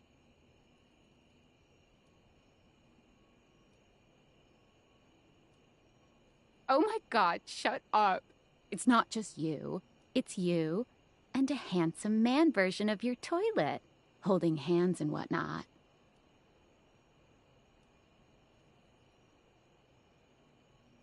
Why do you sound unsure?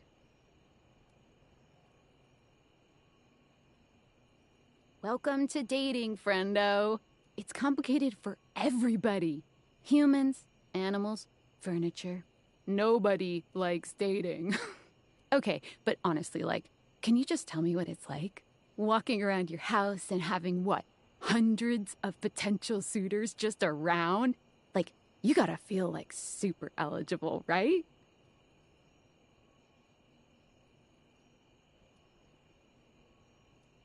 Well, damn, I would.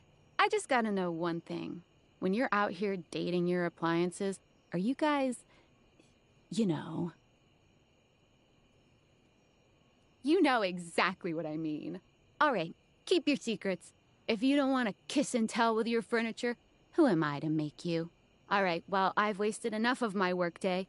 All my love to your household object lovers or whatever. Bye.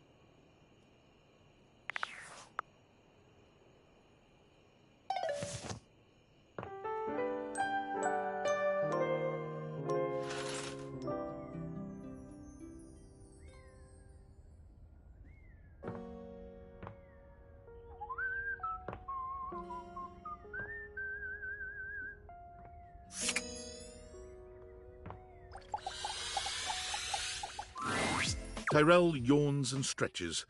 He looks as if he might have been napping. What time is it? Did I oversleep? It's nice of you to come by when I'm off peak hours. Sorry that my shelf isn't more done up. I'm not much of a guest towel, you know?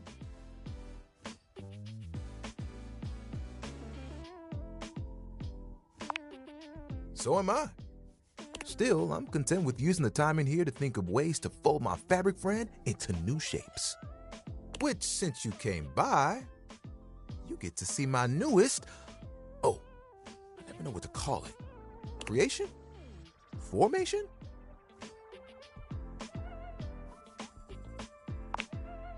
No, still sounds too stiff. Oh, how about this? Let me introduce you to the newest iteration of my buddy, Towel Turtle. Tyrell holds his towel buddy out to you, a sweet, absorbent little turtle. Let me tell you, it took us a couple tries to get the shell just right, but it was worth it.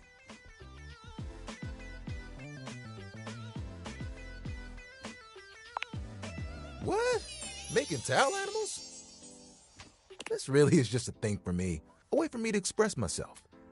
Plus, me and my buddy have a special bond.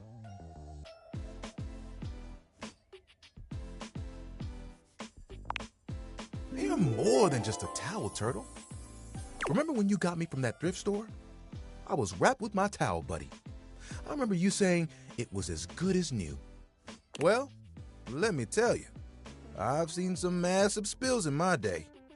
Things you wouldn't believe. Did you know what pasta sauce can do to grout? It ain't pretty. But I didn't have to take on the task alone. Nope. There was a team of us, all dedicated to helping keep things nice and dry. I was happy to be with my friends, working together. Hell, we used to hang out at the bathroom bar most nights and just chill.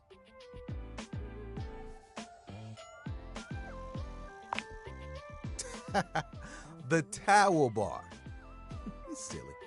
Towel buddy over here would do tricks, turning into different things, making us laugh. Every colored towel you could think of, all in one place. And the linen closet? Always a party. Sometimes it was so full, you couldn't get a shelf. Those were the good times. It makes me shudder to think of it. It was a day that will go down in infamy. It was spring. It was raining something crazy. And our owner had their grandkids over.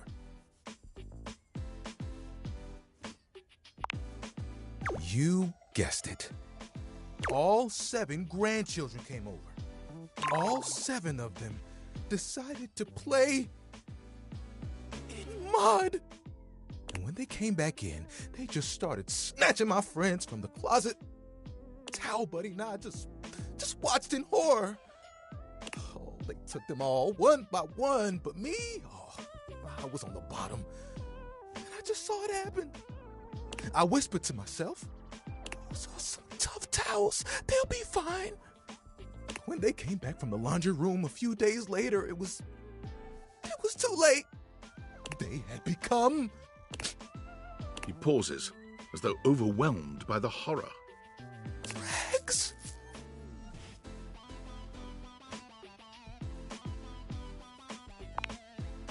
Rags!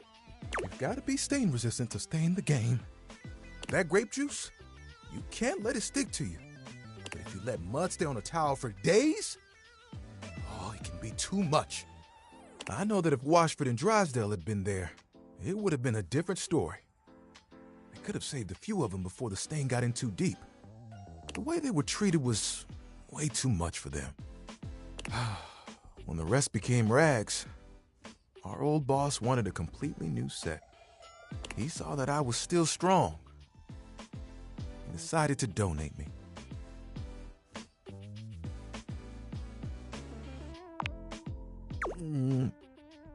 I was not scared. It was a hell of a disaster. But I had my little buddy with me. We kept each other company. And I knew I would make it. I'm resilient. It's in my fibers. Can I see your hand?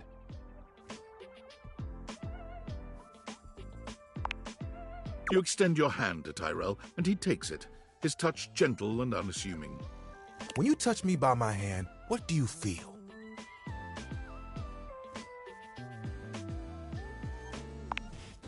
You felt that too? I don't think it's just static electricity either. But there's something else. Feel the texture of my hand. The way I'm made. Soft but sturdy. Hard-working, yet comforting. I'm warm.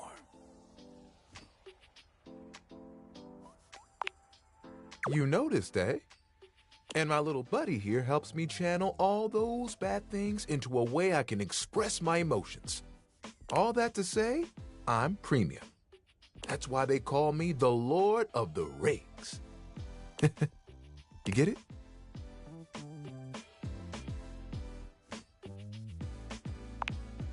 Yeah.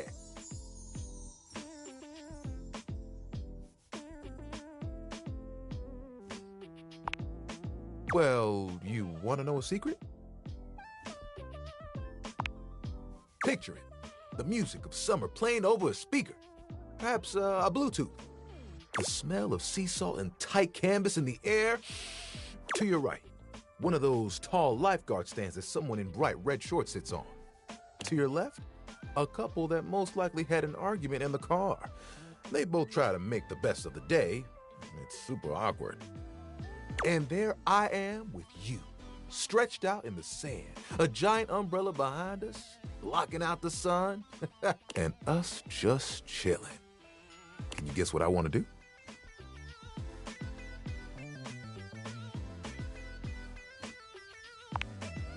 Ding, ding, ding. That's right. Beach towels have it made. They just lay in the sand all day, taking in all the sights. At night, they get to sit next to a fire and listen to someone play one of 3 songs they know on the guitar. I'd still get to dry people off, and the sun would help me do my job better. And who could ask for a better view? Clear blue waters, open skies. My towel buddy could be there too. Oh, I could fold you into a fish or a seagull.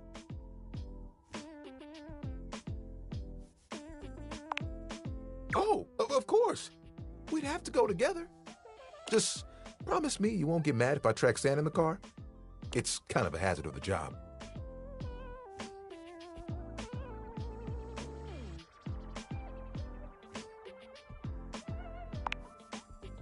You would?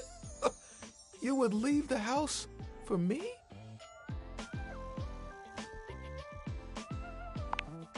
I think I'd be good at it too. You know, that's the first time I've told anyone my dream. I'll be honest, I was a little worried that you might think it was silly.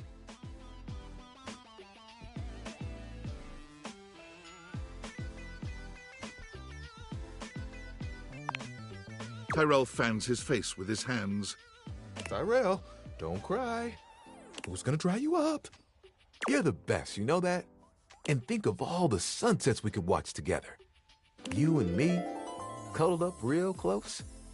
It would be like nothing else mattered, even if it was just for a few moments. Oh, that would be awesome. We've got to make it happen. Nothing will keep us apart. You know what the really cool part of this is? You're part of that dream now, too. Hey, I've got an idea. Towel buddy. Remember that one I've been saving for a special moment? I think it's time. We'll be right back. Tyrell disappears from view for a few moments. Yep, just like that. Tuck it under. Ooh, you look so good. When he returns, he holds his towel buddy out to you, now in a new and delightful shape. Well?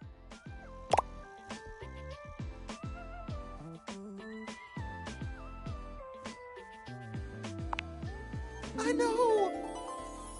I had to make sure I got the nose just right.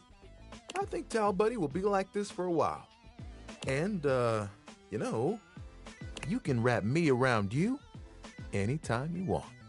I'm cozy regardless of the circumstances. You get me?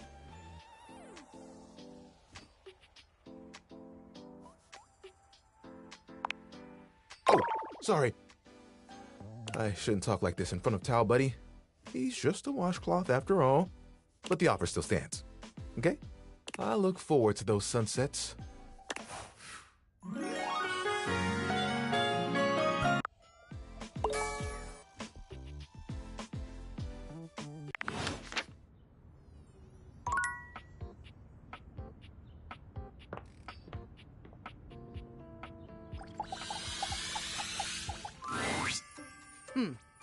Almost late. Almost.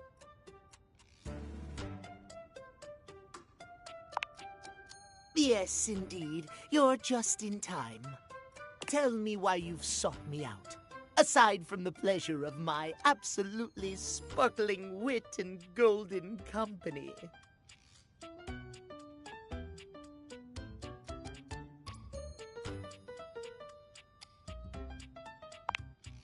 Well, your judgment is quite sound, it seems. Yes, I'll be happy to help you. My love life may be on hiatus, but as they say, a broken clock is right twice a day. Timothy looks at you for a few moments, clearly expecting something.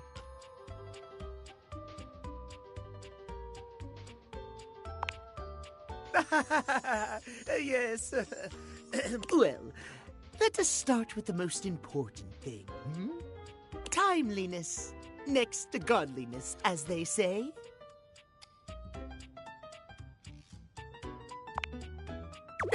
Of course I'm right. Imagine, if you will, you show up to a date showered and clean, but 2 hours late. Does your cleanliness matter then? I think not.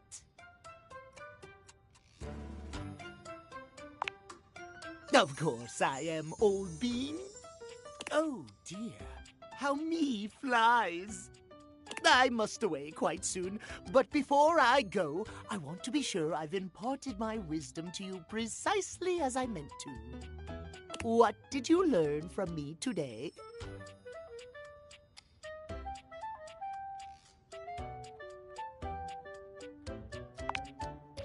Exactly! Just so, just so. Just remember, there is always time for timeliness. Now leave me. I've run out of time for this conversation. If you wish to speak again, find me at 3 p.m.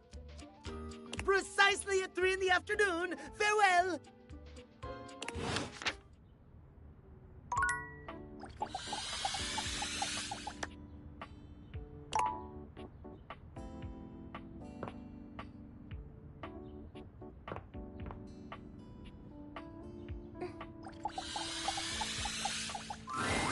Betty reclines luxuriously on the bed when you first see her. Thinking about how your bed can be lying on the bed makes your brain start to short-circuit, but some way or another, it's happening. She looks effortlessly comfortable and luxurious, but her expression is more pensive than anything.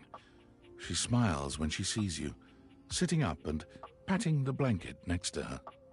I was just thinking about you. Were your ears ringing?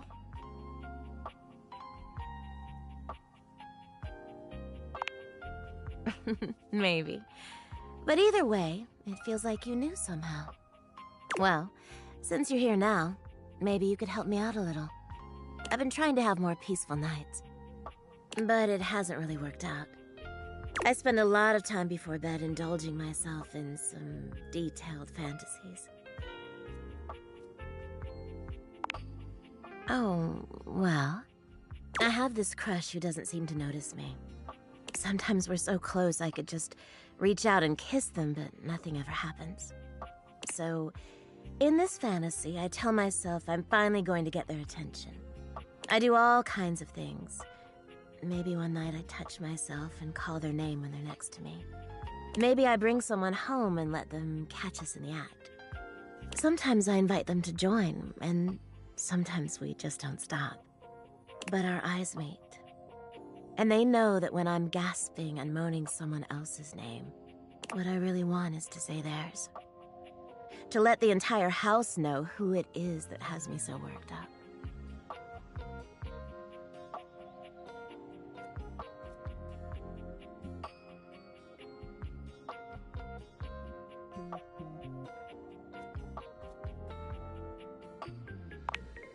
I know, I get a little twisted up just talking about it. So I should probably chill. I've got all sorts of fantasies queued up every night. But no matter how much material I feed my brain, I never seem to carry that blissed out warm feeling into my dreams. I tried getting into lucid dreaming for the longest time, actually. I practiced for years. But it never worked for me, not once.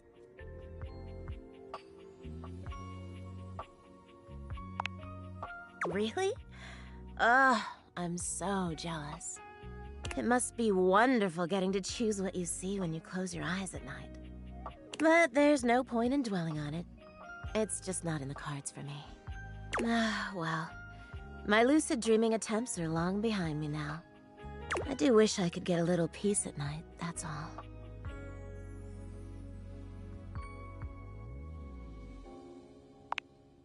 Oh, nothing. Really nothing you need to worry about. Don't waste another moment on it, okay? Well, what can you do, Maybe I'll take up meditation. See you tonight, then? Me too.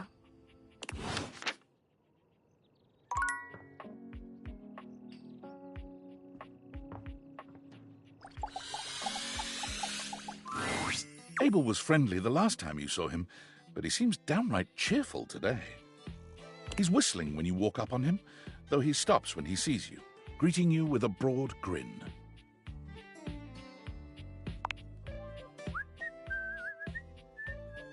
Oh, hey yourself, sunshine. Oh, well, you know, sometimes a table just wants to feel heard. Had a long talk with Dasha before you got here. Dasha, the desk, you know? Real close to tables, but also real different world. Going over the finer points of lifting, supporting, and, you know, just the good old basics. It just feels nice to be understood, you know?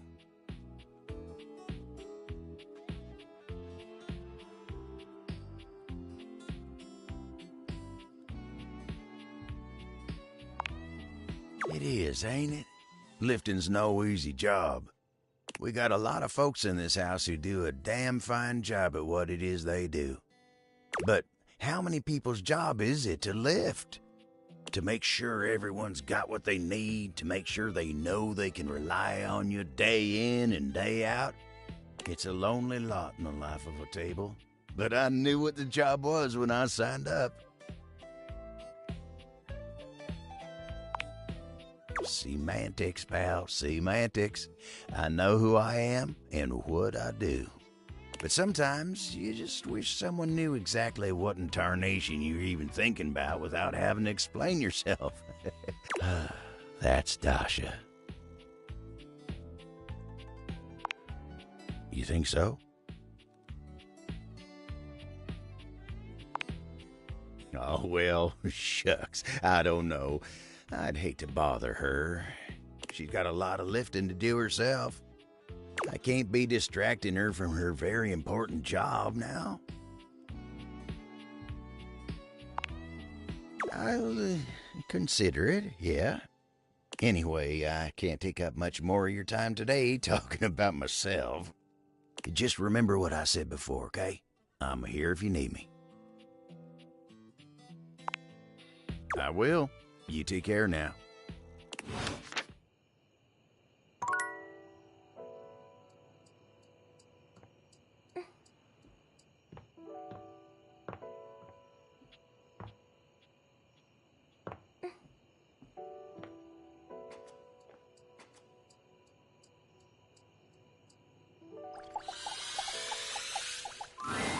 A very, very yellow punk dressed in studded leather glares at you. Their charming duck-like appearance does nothing to diminish the aura of absolute disdain that radiates from them. Who the duck are you?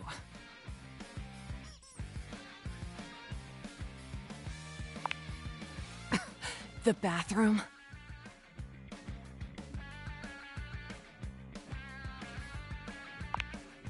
Oh, so you're a duck and liar then?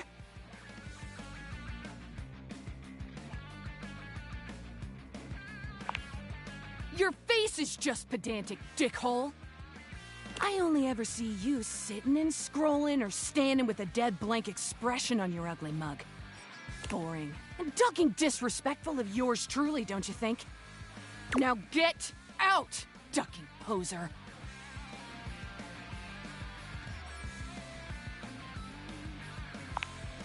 Well, I'd rather you did. Out!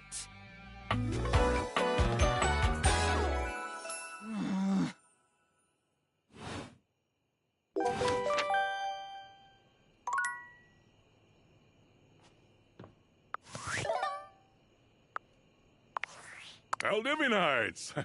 Salutations, and a good greeting from your CEO, David Most. Wow, the other night was quite a lively celebration, wasn't it? Honestly, I don't remember much. Which means Sandy in corporate events planning did her usual bang-up job. Inspirational work, Sandy. Way to earn that 3% cost of living bonus. Keep it up and undoubtedly you'll be CEO one day. Unfortunately, sometime during the festivities, my sunglasses seem to have been misplaced. By who, exactly, is impossible to know for sure. We've combed every inch of the hotel, and they did not end up in the lost and found. So it seems likely that someone mistakenly took them home. honestly, they're worthless. They were given to me by someone special, and they do have some amount of sentimental value. So if you have any information related to their whereabouts, please email me ASAP. Oh, and if someone from the press happens to reach out, they were definitely just normal sunglasses and not a highly classified prototype we're secretly developing in conjunction with the federal government. Unrelated, please bid a fond Valdivian farewell to Sandy in corporate events planning, whose role has been eliminated due to ongoing workforce optimization efforts. Best of luck in all your new endeavors, Sandy.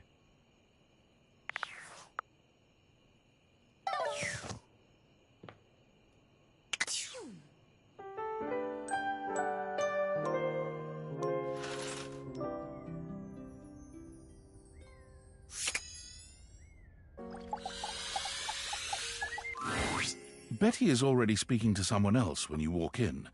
There is an easiness to their dynamic, an intimacy, really. They have the air of old lovers, or perhaps very, very good friends. We've been over this so many times, Betty. You know how I feel about that. I just need some time, all right? Why should a bed as gorgeous and free as you be so worked up over anyone else's opinion of her? You could snap your fingers and have 10 lovers here in 2 seconds. I could. And have. Benoit, stop it. But honestly, you know it's not about sex. I can get that just fine. But that feeling of falling asleep in the arms of someone you love, there's nothing else like it. Benoit's gaze leaves Betty's face to land upon your own. They give you a smile that feels as if they know all your secrets. When Betty turns to see you, she goes from surprise to happy in record time, and Benoit places a gentle hand on her shoulder before they walk off. Just think about what I told you.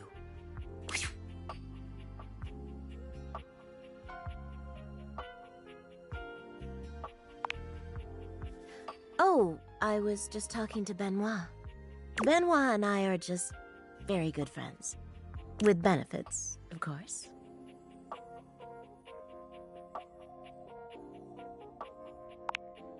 Well, sure, though, gosh.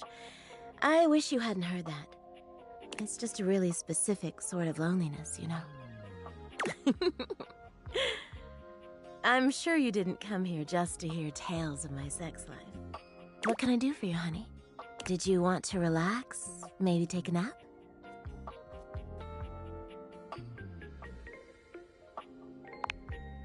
Get to know me better?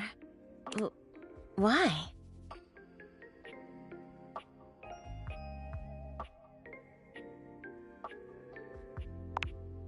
Well, thank you. But I hope you see me as more than a pretty face and a gorgeous body. Well, you know what I am, what I do. You know I'm a free spirit. What else can I tell you about me?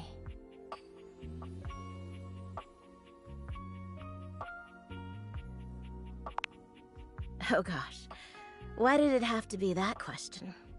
It's all so silly, you know. She sighs wistfully, looking somewhere past you. Sometimes it feels as if those sorts of relationships are only for books, you know. But I can never quite seem to get there. Perhaps I've been standing in my own way. That's it. That's all. Just loneliness.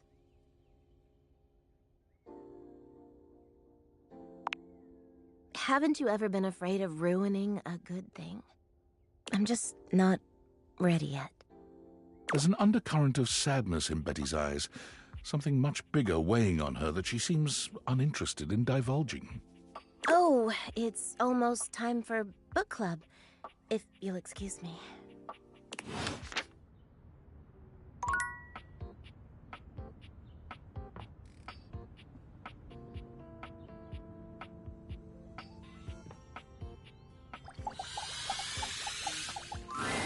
Hey there! You're back!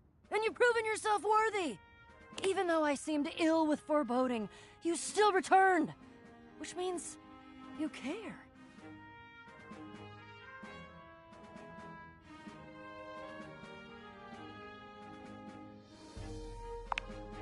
If I promised to? Is that all that was holding you back? My fellow adventurer, I promise you, if I had a sword, I would swear on it. But I'm gonna have one soon, so I'll swear on the sword I almost have. I will never leave you behind. I will be there with you every step of the way. If you're really in, I have some more things that you need to know. Are you ready? We've got a lot to go over. This is a two-part quest. Most good quests have multiple parts, and this is the best quest, so obviously it has multiple parts. I'm officially inviting you to go with me on the first part, the quest of the secret sword. It will be incredibly dangerous. We will face almost certain death, and worst of all, we'll most likely be unable to avoid a certain very nasty pirate. Oh yeah, for sure. But don't worry. You can die every day, doing all sorts of normal things. You're gonna be fine. If you die, I promise I will be very respectful about keeping your remaining stuff organized. That's the spirit. But now, we must speak of the pirate. Haha, my dear friend. There are mysteries and wonders untold, and unnumbered fluttering around the edges of your potential this very moment. But the pirate lives in the ship in the bottle on the mantelpiece in your living room. I'm surprised you've never met him. He makes an impression, to say the least. I can tell you a bit about him, and more importantly, how he fits into the quest that we're about to embark on, if you want. Okay then. What you really need to know about Jacques is that he's a pirate. He's tiny. He's very unpleasant, warlike, highly aggressive, touchy, melodramatic, demonstrative. Everything has to have a flourish or a feather or some kind of blood feud drama. He's tried to kill me a couple times. Unsuccessfully, because again, he weighs less than a good solid bout of flatulence. They can make a reality show about him, and he'd be the only one in it because he lives in a freaking bottle. It would still be a good show, actually. Oh, and also, the secret sword that we're about to get is in the hold of his ship. Yeah, we could, except he's pissed at me now, and I don't think the route of using our words is gonna work. You're gonna ask why he's pissed at me. Well, because the few times he's tried to kill me were when I tried to steal the sword from his ship all by myself. And now he thinks I'm a thief. Though I did just describe it as stealing, didn't I? So, yeah, okay. I'm a thief. A thief for a righteous cause, though. Which means it's okay. Me? But Jacques is still a butt, and we do still need the sword, and I can't tell you exactly why right now, but please trust me. I think if it's the two of us, together, we're gonna have much more luck. He doesn't know you. Maybe you'll make a better first impression than I did. Would be hard not to make a better first impression than I did. Are you still in? Phew. Wonderful. Trust me, this is going to be the adventure of all of our lives.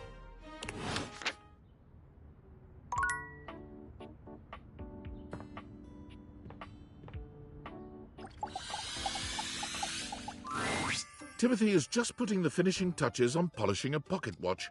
When he sees you, he waves you over, setting the watch aside and pocketing the cleaning cloth. There you are, just on time. I must say, I'm absolutely chuffed to see how timely you've been. You're right on schedule. I was just polishing some of my timekeepers. Would you care to join me?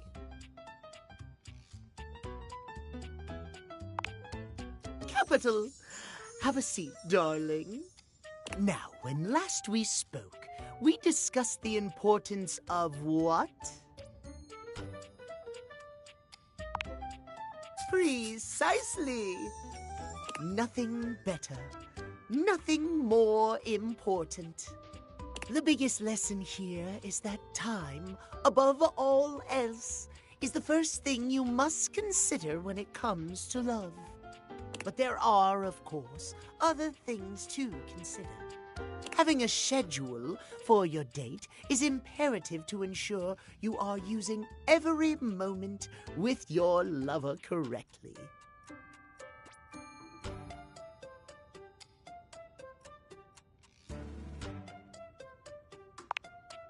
Why must you say it so disdainfully?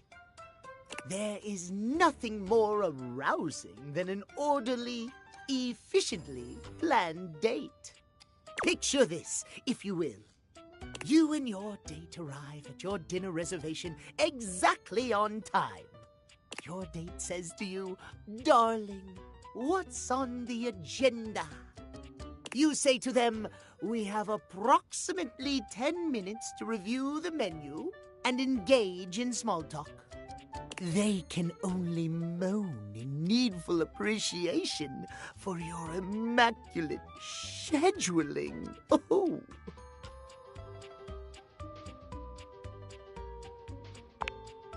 Perhaps we have more in common than I realized. At any rate, scheduling your entire date down to the minute is not only efficient, but an excellent bonding experience for any couple. So let us practice now. You have asked me on a date, and we have both arrived on time. As we are seated for dinner, I look deeply into your eyes and ask you about tonight's agenda. You say,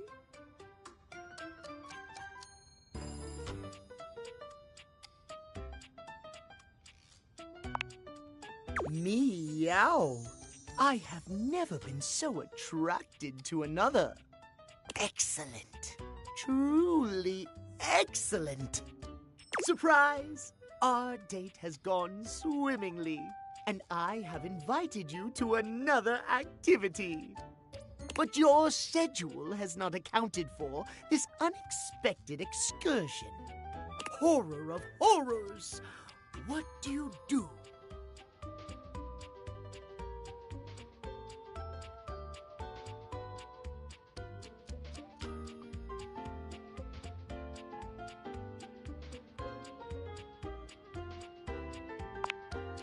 Exactly! As lovely as our date has been, one cannot deviate from the schedule. Terrible things happen when one deviates from the schedule. Our time for this conversation is beginning to dwindle. Before I bid you leave me once more, tell me what you have learned. Last time we learned the value of timeliness. Today, we learn the value of precisely scheduling. I would so love to talk to you at length about crafting a proper schedule, but I'm afraid my time runs short. If you wish to continue our talks, return to me at 9 p.m. As ever, no sooner, no later. Farewell.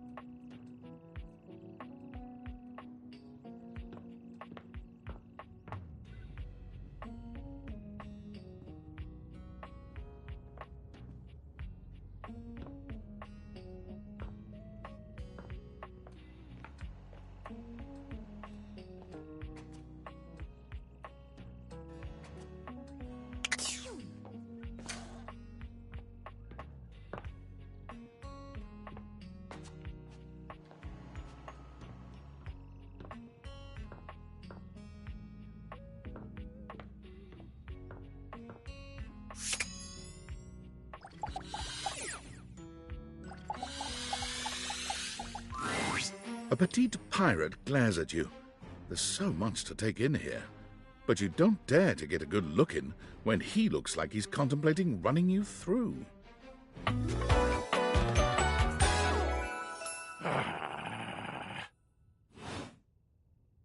Oh, look. It's you. Come to make fun, have you? Who else do you see? Do you legitimately imagine anything that cascaded out of that prompting, nagging mouth of yours could shock me? Do you honestly believe I could be shocked?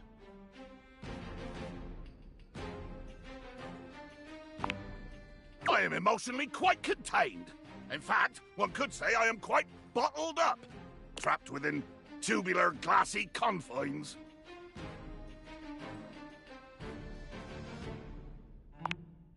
Hunting? I would like to be questioned. I would like to find an enemy. I would like to pin said enemy down. I would like to blast my cannon with his glorious, deafening, bone-rattling crack. Blow them off the face of the earth and watch the decimated corpse of their ship bubble helplessly beneath the gleaming main. I would like to send something, anything, everything to that glorious netherworld.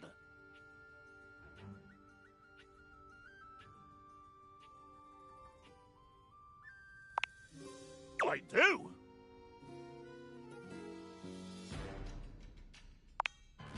Oh, it's a bottle joke then. Your first shot is fired, cannon roaring at the attack. The wind of the hunt cracking, the spray flying, the bowsprit dripping bloody avarice as you come for me.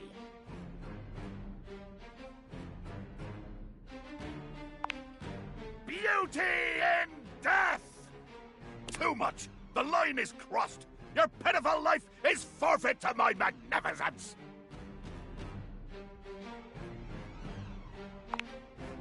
Love? Think ye I look for love? Your insolence brings you only death. Dear, sweet Davy Phones! If you insist on reducing everything to its simplest expression...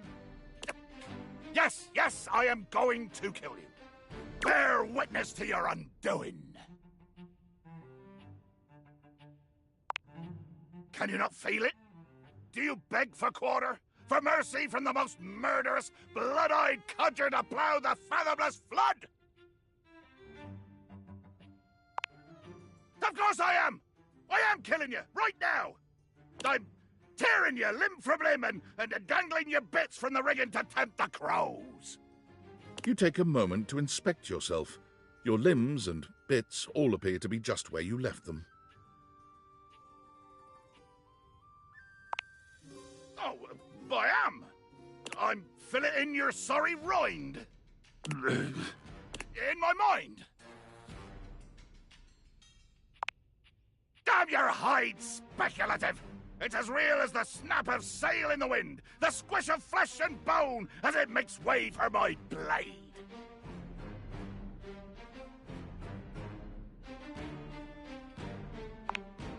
Ugh. Poetry. Never could stomach the stuff. Hold fast there. I do not speak beautifully. I am the fearsome Captain Jack Sparrow. I am the plague of the high seas. I deal in death, spectacle, and warning. I spout the macabre. I vomit forth danger and horror. There is nothing beautiful in my world, least of all my damned self!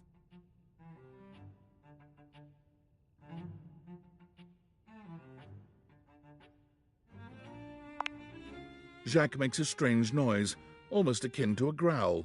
He looks positively put out. Damn! Oh, nothing. I was hoping you would argue with me and I could try and kill you again. It makes me growl when people are conciliatory.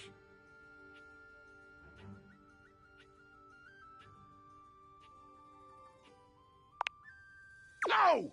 Haven't you been paying attention? I want conflict!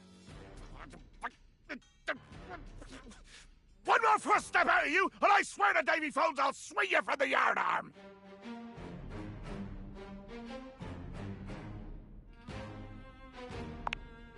Are ye disrespecting my ship?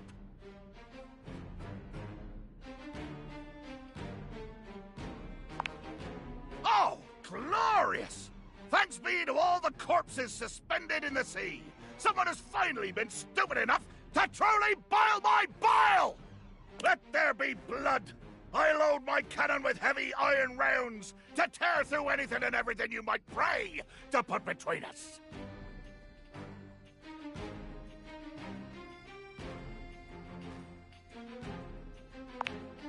How dare you!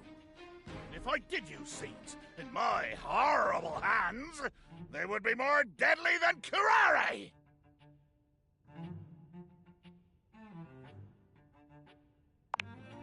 Ye must be devilish indeed, that a deadly elixir is at home in your gut. Oh, there you go again, you two-legged thesaurus! You toss words in my face like so many netted squid that I find that they strike me. They strike me.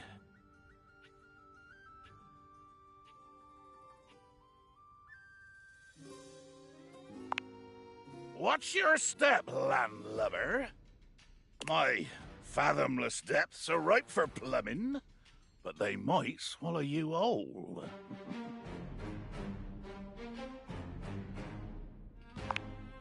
Jacques looks all around the room as he speaks, one hand awkwardly clutching his sword handle. You've never seen him look so unsure of himself. You know, I've just remembered that I have to swab the deck. Yeah. The deck needs a good swabbing before I do any intercourse. I mean, killing and battling and all the other lovely violent things. Yeah, so, another time?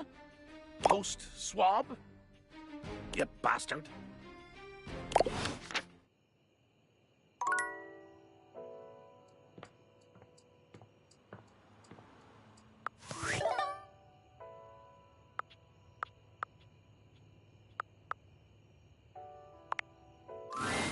Welcome! What can I do for you in my main menu? Oh, let's. There's lots I can chat about. Me?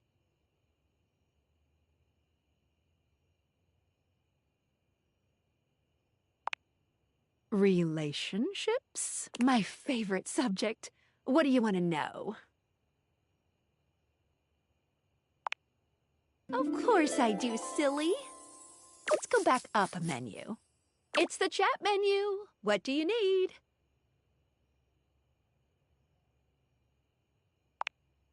Yes, for you. What do you want to know about my lore? That's all I got for now. Thanks for...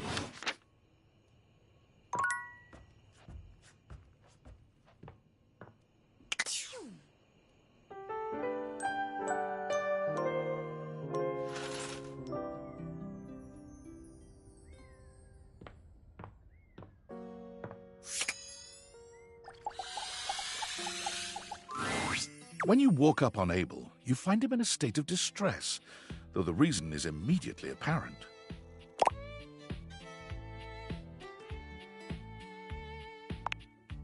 Oh, tarnation. Why'd you have to come by now? What happened to him? You should be asking what happened to me. Begging your pardon, ma'am, but we're both dripping like a cracked bucket in a typhoon. Oh, my apologies. This must be so hard for you. How am I to know? All I know is I woke up in the middle of the night like this, absolutely waterlogged. Entirely unacceptable. Of course, you woke me up not long after. You gotta take care of Miss Celia first. But she ain't the only one. I've got so many folks counting on me. I ain't much good to 'em like this. Someone get a hold of Tony and send him up here immediately to fix this. Toolbox. Handy guy. Nice fella. Sorry. Been up to my ears in contracts for jobs around the house and, You know quite well that the needs of the governance outweigh your silly special projects. Right away, Madame Mayor. Whew, she's terrifying. Unbelievable. Well, Celia's got her leak fixed, but what about me? As if on cue, a cool breeze rolls through. Fantina has arrived, as though summoned by Abel's distress call. Fantina? What are you doing here? Oh my god. I heard Abel needed help, but I didn't think you'd be here too. Oh my god. Oh my god. Oh my god. Okay. Okay. I'm calm. I'm cool. I got this. Abel looks back and forth between the two of you, still dripping water. You all right there, Fantina?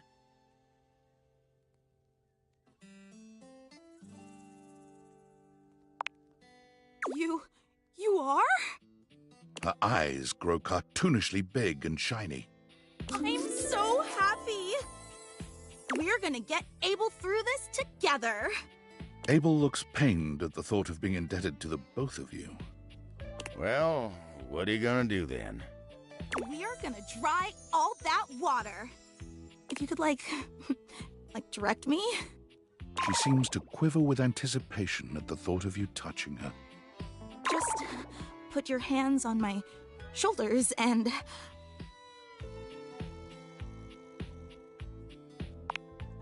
Me too! Let's do this! Grab Fantina by the shoulders, aiming her at Abel. She lets out a blast of air so intense you wonder for a moment if a tornado is passing through your house. Abel looks like he's caught in a wind tunnel, his lips parting and cheeks shaking, showing his teeth in a cartoonish grimace. Fantina's air makes short work of the spill, drying Abel and the floor around him. When she's done, Abel tips his hat to the two of you. Thank you kindly. Much obliged, you two. Fantina isn't even looking at Abel. Are you kidding me? Working with you is all the things I need. I'm gonna be walking on air for a week. She walks away in a happy daze, only pausing to shoot a contented look back at you. There might as well be hearts in her eyes. Well, all right. I gotta say, when you came by, I thought I was gonna be embarrassed. And I guess I was for a little while. But look at me now. I'm right as rain and feeling like an old toad with a brand new lily pad.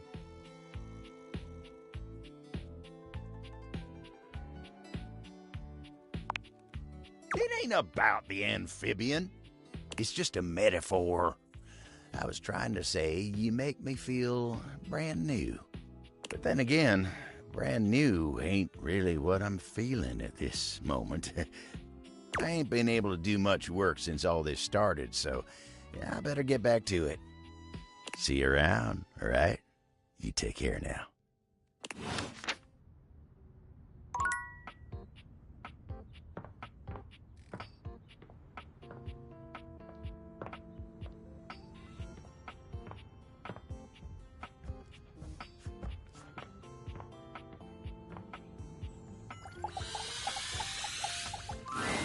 The steaminess of your home appears to have increased suddenly. It must be because Lucinda Lavish stands before you now. Steam me up, lover.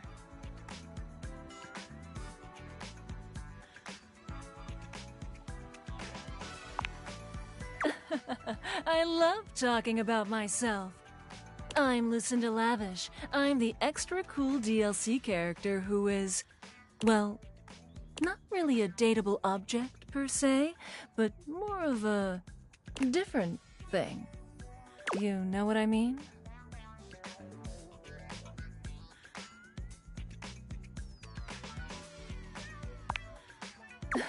Yeah, I guess so. You know, when you put the question to me like, what am I? It just kind of seems so frivolous. Boy, I'm really messing this up, huh?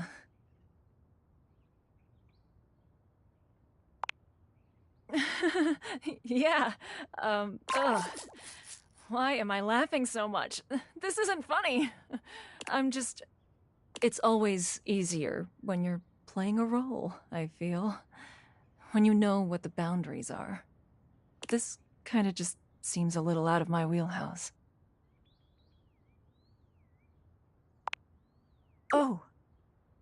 You're right. Shit. I'm gonna go. And with that, she is gone.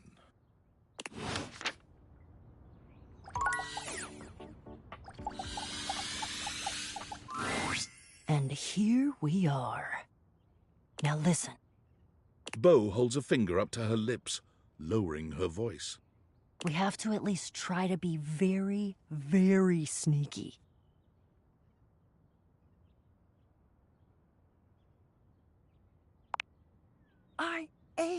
I'm the best, but even cats make noises sometimes. Bo sets the scene for you with her hands, curling 2 fingers in the air like a pair of legs sneaking past. The goal is to sneak into the ship, sneak past Jacques, who will probably be sitting on the deck staring out at his plastic ocean. Then we sneak. Yes, that's it! I love your enthusiasm. Going on a great quest with a great companion. Oh, it's the best. Oh, also, here, take this. She holds out an extension cord to you. It's wound in a circle, just like the whip Bo carries.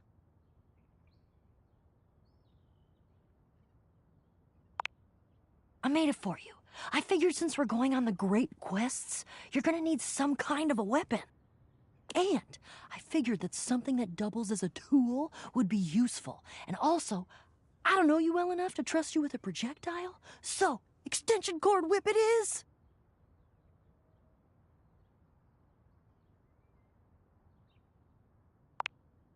We're looking for the secret sword. I have to be truthful with you that I only have anecdotal evidence for what it looks like. I read in one source that it's massive and gold and has a great big tassel on the hilt. Then I read in another source that it's actually just a stick, a little piece of driftwood that washed around in some huge river for hundreds of years until it was worn small and straight and perfectly smooth. All of the times that I've tried to get this thing for myself, and I've only been in the hold once. It was there, but Jacques had some sort of tarp draped over it. I think it was a cocktail napkin. It had like a little neon pineapple on it.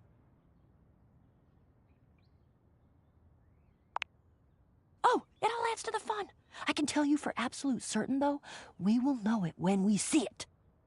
Whatever it looks like, it will be perfect and spectacular. Okay, in we go. Jacques draws his cocktail sword with a snarl. Stop! Right there! You insolent, trespassing repeat offender! I draw my sword at you. I bite my thumb, and I express gaseous matter towards your possession. Well, shit. Calm. Calm? You dare open your tag-along mouth to tell me to be calm?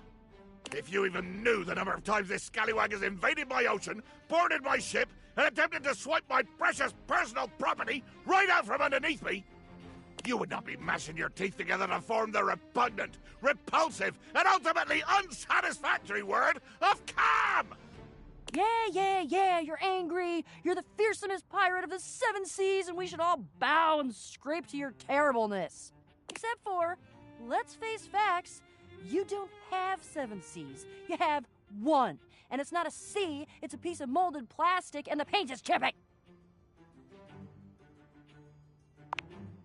Yeah, but that's because I'm scrappy and crafty and cool. Jacques is delusional. There is a difference. Delusional? Delusional? I'll have you drawn and quartered, you black-hearted pretender! Oh yeah? By who? Your huge and loyal band of dust mites? Why, you!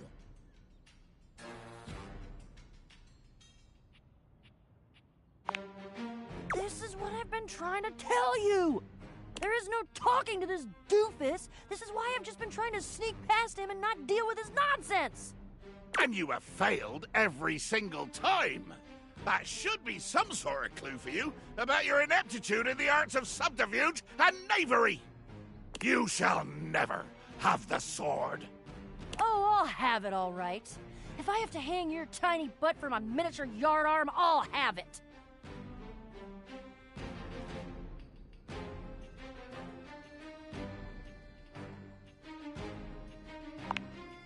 I feel compelled to warn both of you that whatever suggestion you make, be it reasonable or logic or even sure to succeed to bring glory to all parties, I will probably say no. Oh, for God's sake. You should be flattered I said anything. I'm under no moral obligation to volunteer information to interlopers.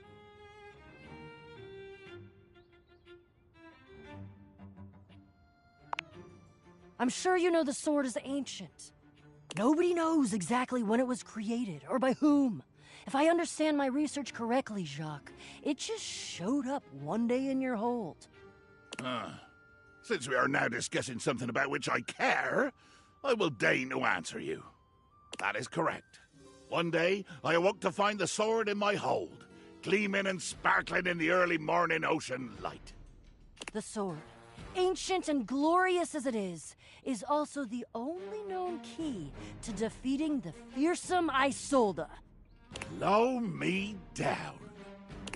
You lie. You must lie. But why would you? I've already defeated you.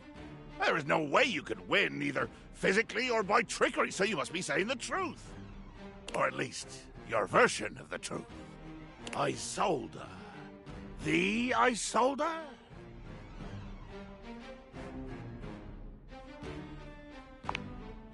She is a mighty and intrepid thief. She reigned over the house with unquestioned power years ago, until one day she just disappeared.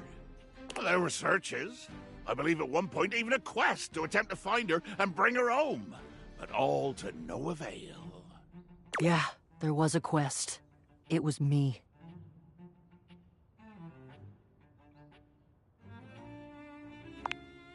But that's not what we're talking about right now. Jacques, the sword is the key. Without that sword, I cannot fight her. I cannot return her quarry to its rightful place. To be honest, without that sword, the greatest adventure of my existence ends right here, on the deck of your ship. Follow me. Jack doesn't even wait for your answer before pushing past you and Beau. He doesn't bother turning as you call after him.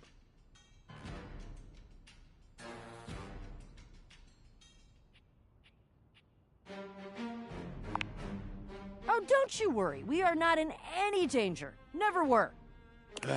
I can only pretend so many times that I do not hear your insolence, you jumped-up shoebox. And no, innocent. Jack finally stops, turning to look at the two of you from over his shoulder. His expression is quite serious. We're going to the hold. Jacques leads you to a place deep within his ship, looking at you and Beau with a grave expression. This is my inner sanctum. As you can imagine, nobody comes here. Mostly because without the magic of those glasses you're wearing, nobody could fit. With two hands reverently on its sanctified cover, I slowly, dramatically slide the silken fabric off of the altar. I present to you the secret sword. He lifts the sword from its altar, his expression reverent and his touch careful. Oh, great Betsy! That's the most beautiful thing I've ever seen. Look at all the shimmering gems and how slim and delicate it is. What? Recognize what? The sword? You've seen it before?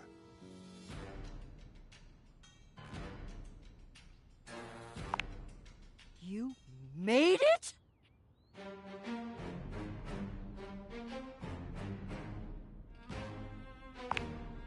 Jacques' face twists into a furious expression, his voice nearly cracking with the bubbling rage of your perceived insult. You lie! You lie! This is a sacred and magical object that appeared here in my hold one day, and I will protect it with my life! Damn right, Jacques. It is sacred and special. Whoa. I think Jacques is right. That's unexpected.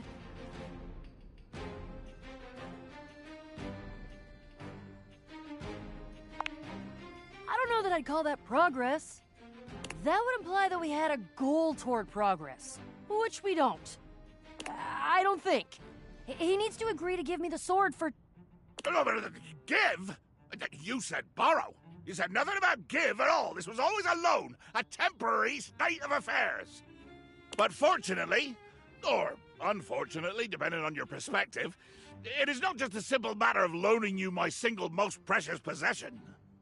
You see, I am going with you. What?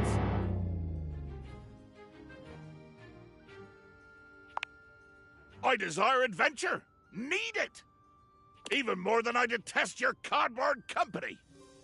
No the hell you're not! Over my dead boxes! No!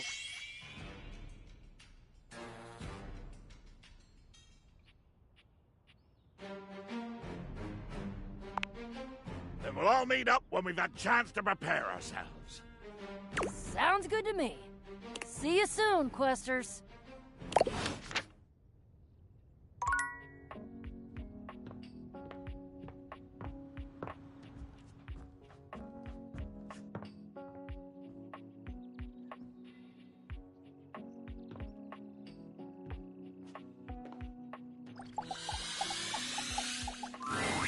There's a strange rapper standing in your bathroom where the toilet usually is. He's dressed in white and gold, but where his outfit is clean, the look he gives you is downright dirty. While you might be curious about this toilet man, it seems more than clear that curiosity doesn't go both ways.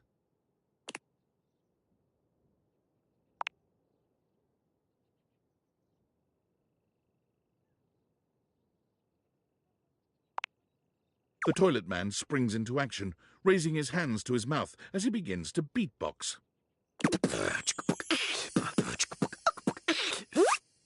Lil Crapper's the rapper, he knows how to go. Blamming and drumming are both about flow. You blacky spikes, he'll be ending your life when he slams your head into the bowl. Oh, on a toilet roll, Ps5 out of control. Over, under, never, blunder, speaking more words than an ancient scroll.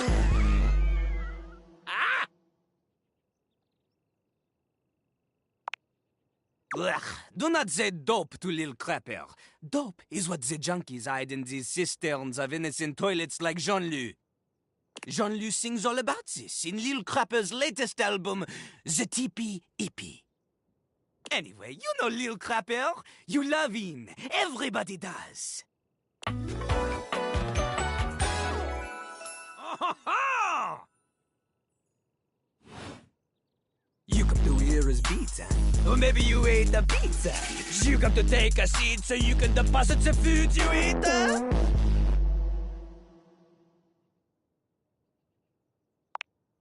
To know me? To know me? This human thinks that they own me. There's always one thing on my mind, and always one thing only. I'm a rapper, the best you've seen, a shining dream in porcelain.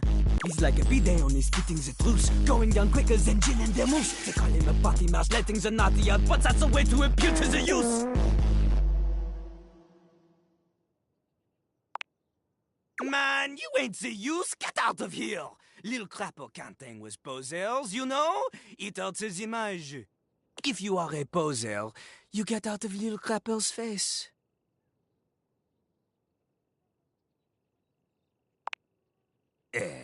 Maybe? Show me what you got. Show me. Show me Lil Crapper is not alone on this stage of tile and stone.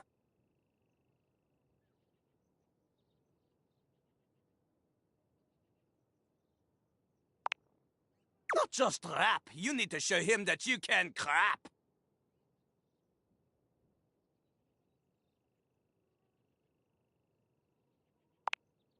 Oh, you misunderstand him. Crapping, short for cool rapping. Lil Crapper is always crapping. Now it's your turn. Show him you can crap.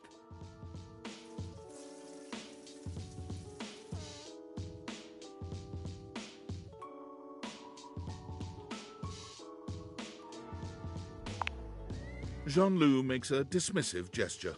That is their problem. Lil Crapper, he is ahead of the curve. He is a wordsmith, eh? He is like Voltaire, French, and smarter than you. On a related note, Voltaire was my #2 pick for my nom de plume. Not from Lil Crapper. Lil Crapper is not a teacher, he is a test. You study on your own time. You cannot keep up, you fail. But if you can match his rapping skill, then you will be able to woo anybody. If you have the skills to woo Lil Crapper, then any partner will be within your reach. In fact, if you can match Lil Crapper in a crap battle, then he will fall in love with you.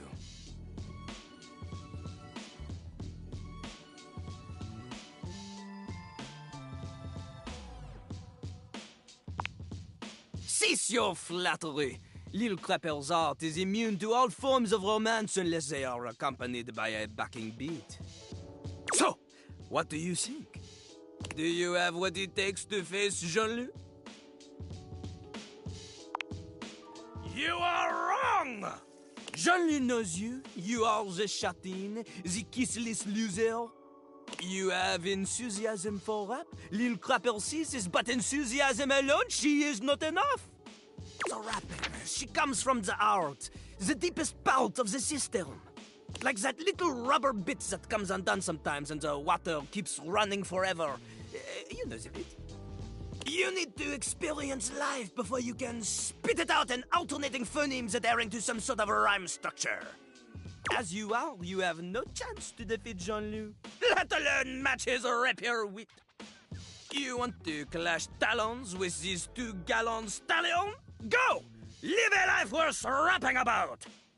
Return to Lil Crapper when you are ready.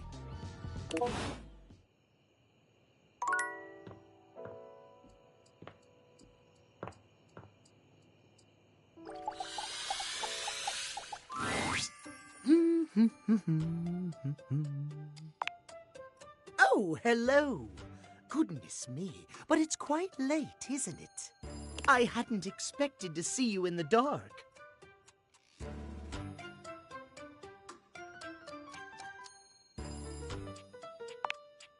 Me? Truly? I'm touched. But be honest, it wasn't me you wished to see. It was these beautiful timepieces. Timothy gestures expansively to a collection of pocket watches in front of you both. I know I promised to help you with your love life. But if you'll help me care for my collection, I think it will achieve both of our aims beautifully. If you don't mind.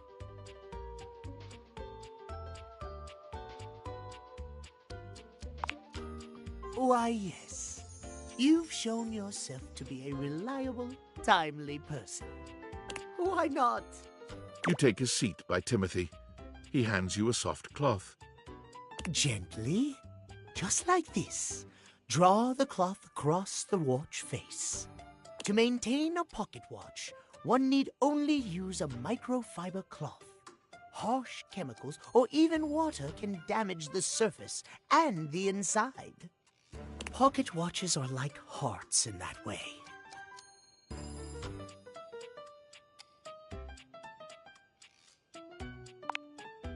Well, yes, but what I had meant was that they must be tended to regularly and kindly. A mechanical pocket watch must, at minimum, be kept clean and wound daily. My watches here are all mechanical. I have no quarrel with quartz. Timothy's cheeks flush, and he clears his throat, a bit embarrassed that his joke has fallen flat. Yes, well, my point is that quartz watches require a bit less care in their maintenance. And I say this is a mistake. Sure, that might make them suited to everyday use for everyday folk. But who needs that? How will anyone know you're dedicated and good with your hands if you're using a watch that runs on a battery? That runs along tick-tock ticking without outside help? It's preposterous, really.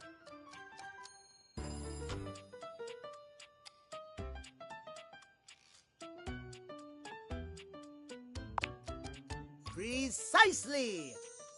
When you make the rules around interacting with you complex and difficult, only those worth bothering will be able to adhere to them.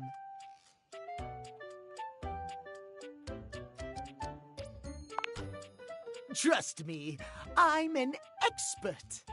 Timothy looks over at the watch in your hand, as though suddenly realizing you're still holding it. There now, that'll do. You can just set that down there. Gently, please.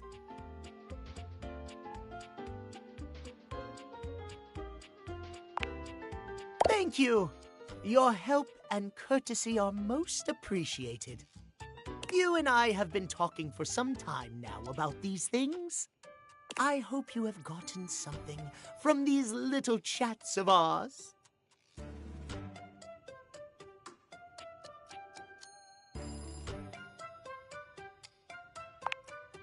Oh, my. Well, I'm most pleased to hear you think so. I have enjoyed our conversations a great deal. I had assumed you weren't listening to me in the least, I must confess. To hear that you have taken something from them after all, I am glad indeed. I have much work remaining to do, unfortunately. But if you'd like to speak to me again, perhaps about another topic, you may find me at 9 a.m. sharp.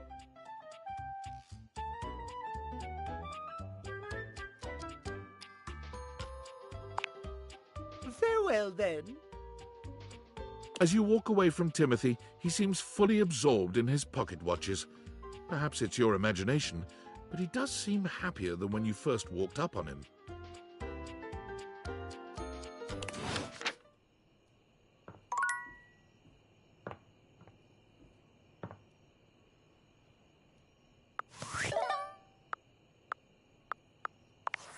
Unfortunate about Sandy and corporate events planning. She was responsible for all the best casual Friday themes. Now that she's gone, there's finally nothing left of the 7 pioneers.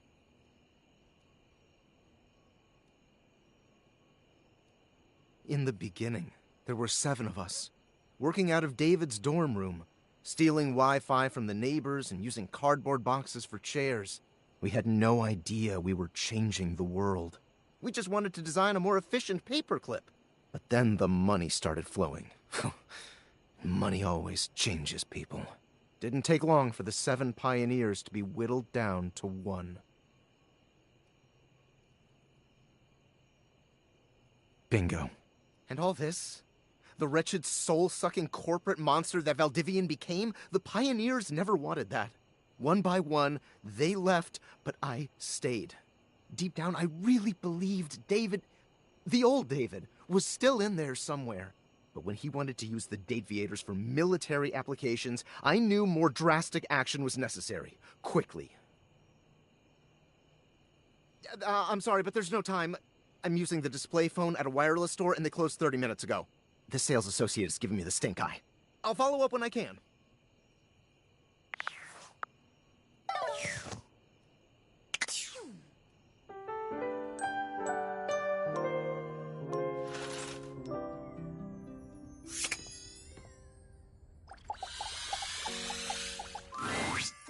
Oh, look who it is. Come closer, won't you? Come have a look at this. Timothy is in the middle of some sort of complex operation, taking a pocket watch apart. I wouldn't normally allow just anyone else here, you know. But you've shown yourself worthy of trust.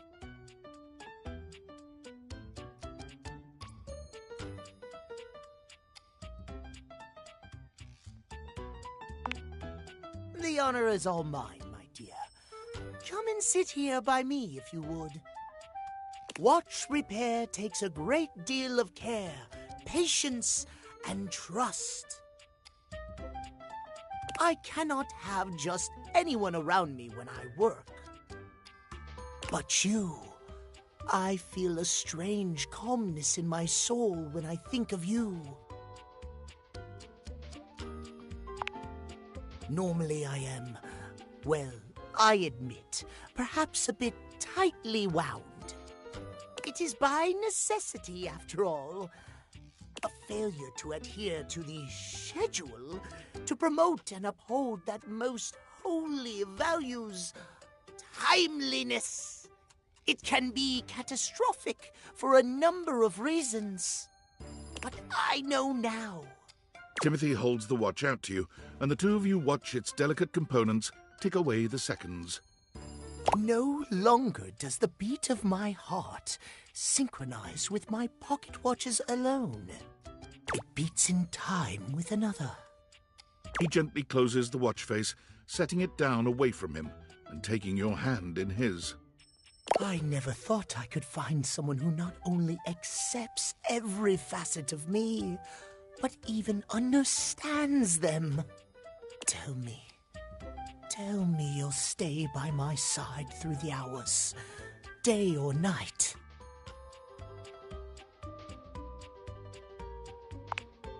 Really? He laughs, happier than you've ever seen him. You've never seen him look at anything but his prized watch collection like this.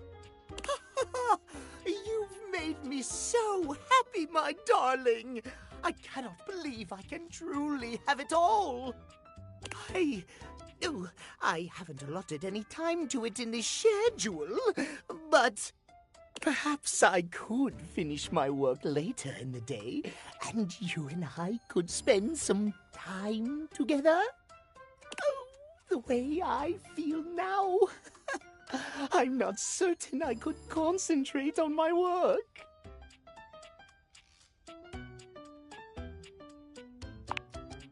Oh, my. Well, then. Timothy gently gathers up his pocket watches, moving them somewhere safer for the moment. Then he's taking your hand in his, leading you somewhere more private. This is unprecedented for me. I never imagined a break from schedule could be so intoxicating. Yes. Timothy's a bit shy at first, but he takes to you quickly.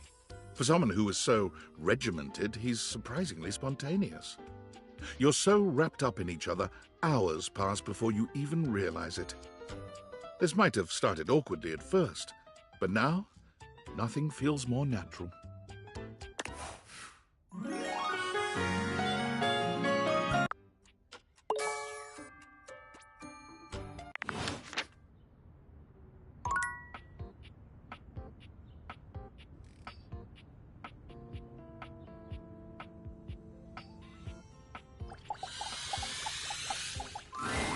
There's a supernatural darkness around your bed when you enter. A strange void that makes you feel slightly uneasy. This appears to be a living nightmare. There's almost no other way to phrase it. You really don't think you could do it? Is that really something you want?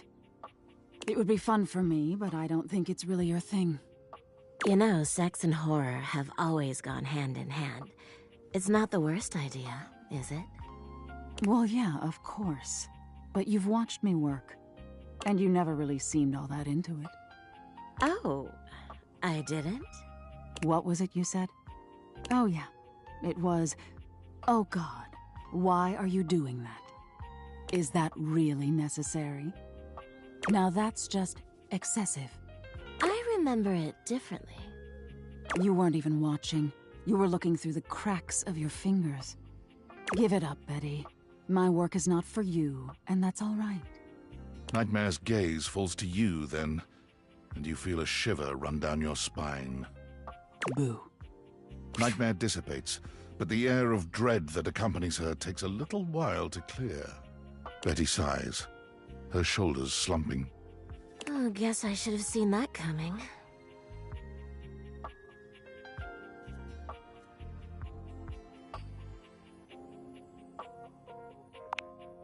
Well, maybe. I just thought maybe if I had nightmares... I mean, I already sleep poorly. But maybe in a nightmare I could find some small moments of joy with my beloved. Nightmare doesn't usually take requests, but since we're such good friends, I figured maybe she'd give me a sexy nightmare.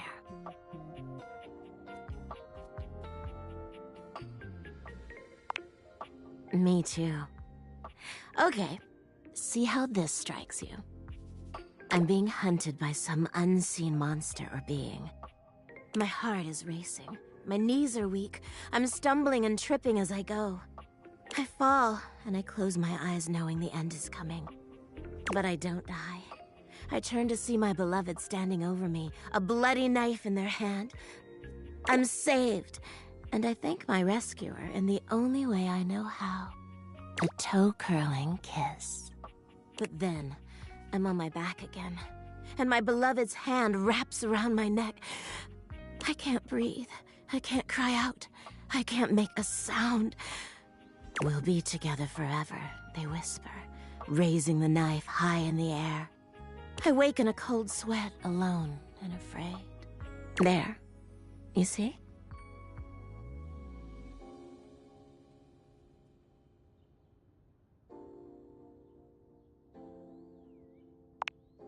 Right? That's a pretty tame example. But there's all sorts of possibilities. Nightmare really seems to think I shouldn't be bothering with all this dream stuff.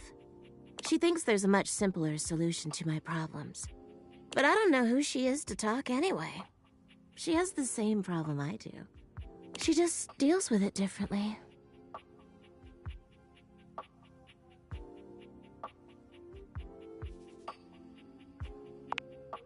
It's not my place to say. I've already said too much. Please, let's forget I said any of that.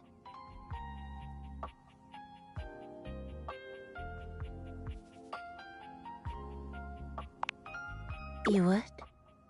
You're too sweet, you know. It's funny, I was just thinking of you. It seems like that happens a lot, honestly. I think of you, and here you are. It's a shame I can't seem to manage that at night.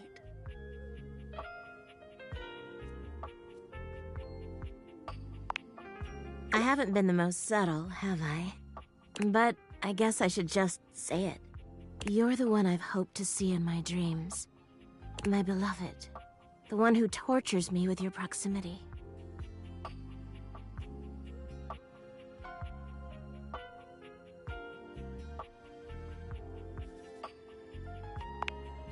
Please, don't pretend to be surprised.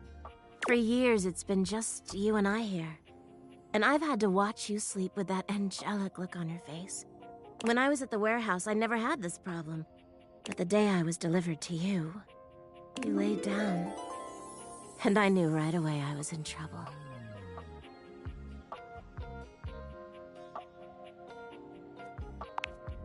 You don't know what it means to me to hear that from you. It's what I was made for, you know? I've had my share of partners over the years. I'm a free bed, you know. But I'm at my best when I'm in love. And since the day I became yours, I haven't had a good night's sleep. I know it's a lot to lay at your feet. Especially knowing we have to sleep together night after night. But I don't know if I can keep this to myself any longer. I know it's a lot to digest, so please, take some time to think about it. I'll give you some space to sleep tonight, and we can talk tomorrow. All right?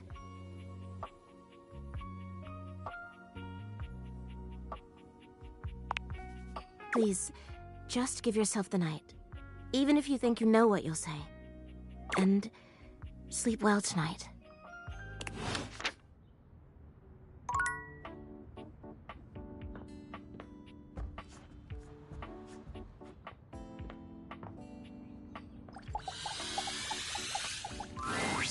Here? The mantelpiece? No. We need to meet at the boxes. So many of them. Just one of me. Quality, ha, not quantity.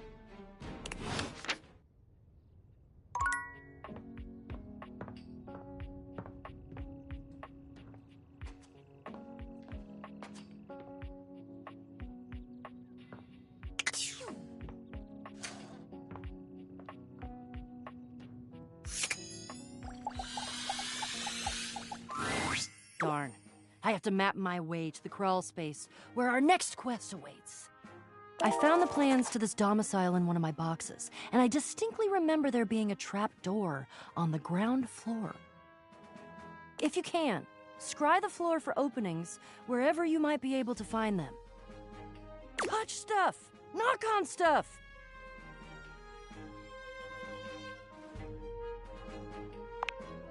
Get all up in it!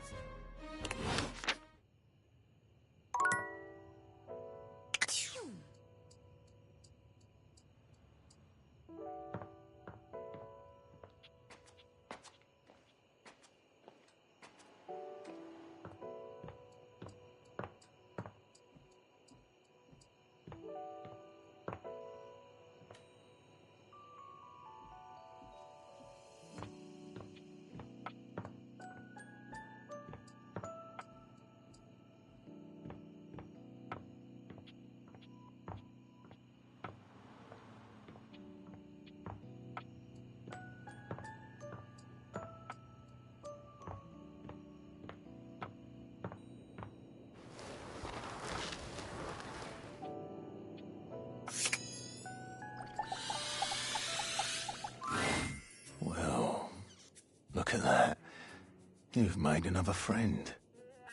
A true portal in arms. Just like myself. Keep it up.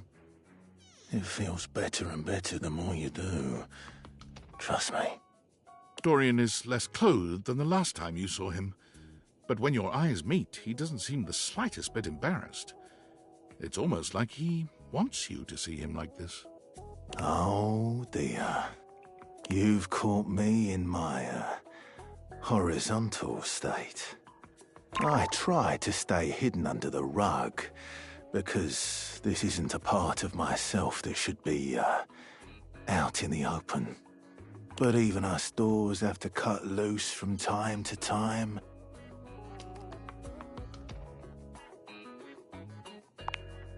Dorian's abs seem to glisten a little more with that response. Do you, like what you see? Well, you should. I like to keep in shape. Duty and all that. I've been thinking of getting some more tattoos. What do you think? I was thinking of getting a garage Dorian on my back. One of the most interesting types of doors there are in the modern world. Brings me back to my drawbridge roots, when I toyed with the idea of going horizontal, full-time. But you get older and, well, here we are. Thanks for chatting me up. We're friends, but... The ghost of a smile tugs at his lips. Even friends can have little benefits here and there.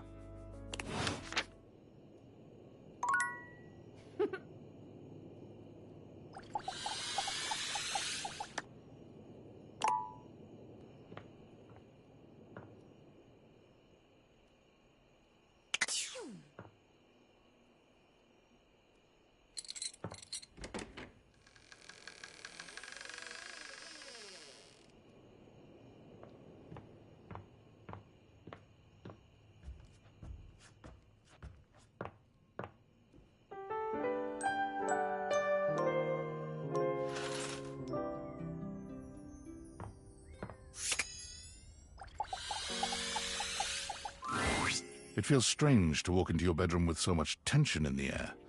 After all, this is where you go to relax and recharge. But you told Betty you'd give her the day to consider her confession, and now she waits for you, seated at the bed like usual. You're struck by the realization that no matter what happens here, everything will change from here on out. Thank you for coming. I hope you got a good night's rest.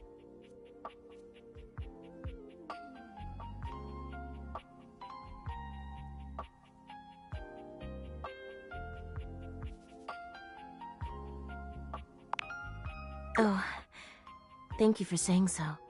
I slept even worse than I normally do these days. I had too much on my mind. And there's too much at stake here. I suppose there's no point in beating around the bush here, is there? What do you think? Of me?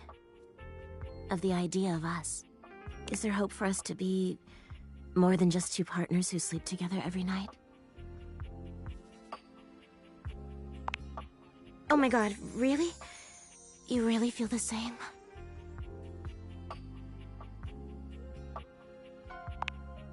I can't believe this is happening. I always thought this was a fantasy I'd take to the junkyard.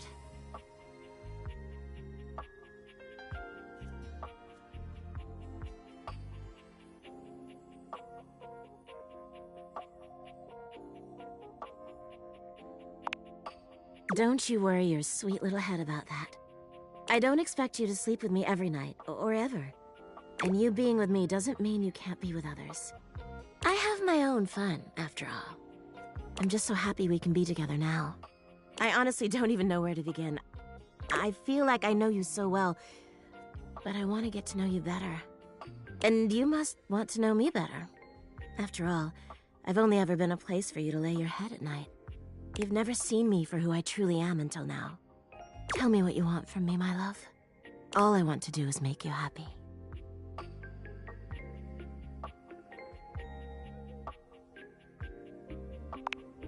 Go right to bed. Oh my goodness.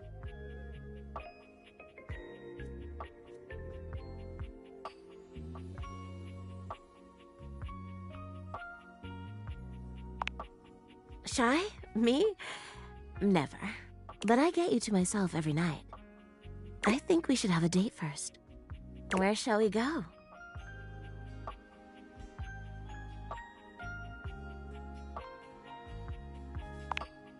Oh, yes, please.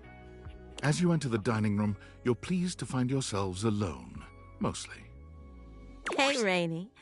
Would you play us a little something? I'd love to. You two... Betty answers before you can, clearly thrilled for the chance to show you off. Oh, yeah. Absolutely. Oh, I'm so happy for you. All right, cuties. Tell me what you're in the mood for.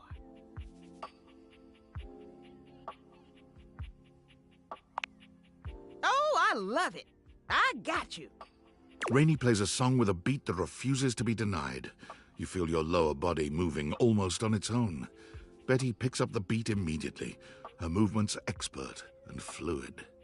At some point, she turns her back to you, taking your hands and placing them on her hips as she winds her body against yours. The music fades into the background when she's this close to you, and dancing so dangerously. How many songs go by with the two of you this close together? It's hard to say. The truth is, when Betty is this close to you, you can't think of anything but her. As Rainy begins to yawn and the music starts to wind down, you know you'll have to move on sooner or later. Thanks, Rainy. That was just lovely. It was my pleasure. I'm gonna turn in. But you two have fun. That was so nice. I've never been on a date like this before.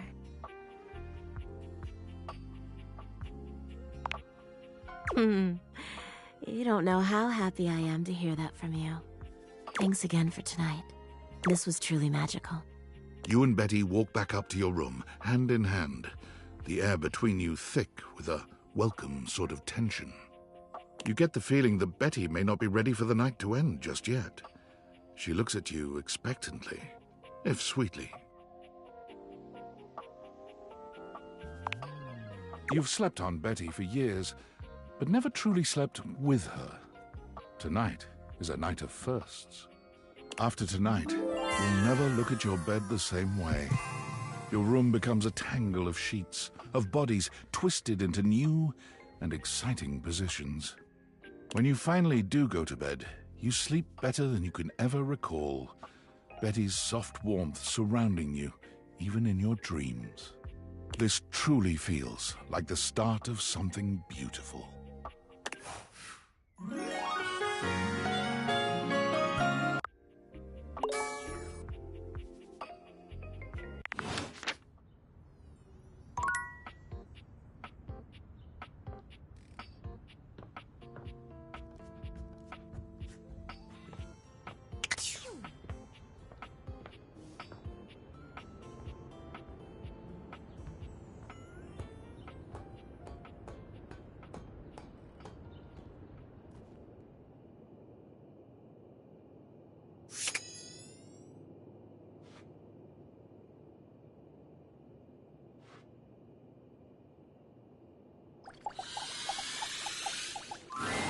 You're not sure what you expected to find in the crawlspace, but it certainly wasn't this well-dressed, regal figure. He seems quite stunned by your arrival, but the moment you liberate him from his underground prison, he comes alive with joy and gratitude. Ah, fresh air. It has been far too long. Thank you. I have been trapped within that accursed crawl space for so long that well, I don't even know how long it was. Time lost all meaning under there. But never mind that now. I am Keith, and I owe you a real debt of gratitude, eh?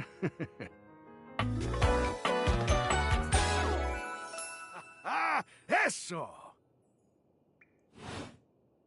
Please tell me, is there anything you're wishing for that I can help you with?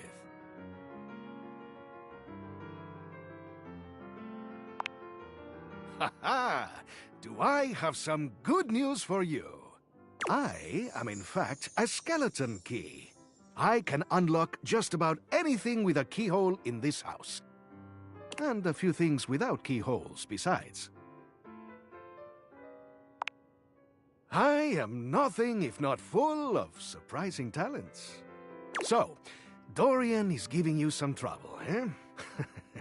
Nice to hear that some things haven't changed while I was gone. Well, fear not. Dorian and I go way back. We were practically made for each other, he and I.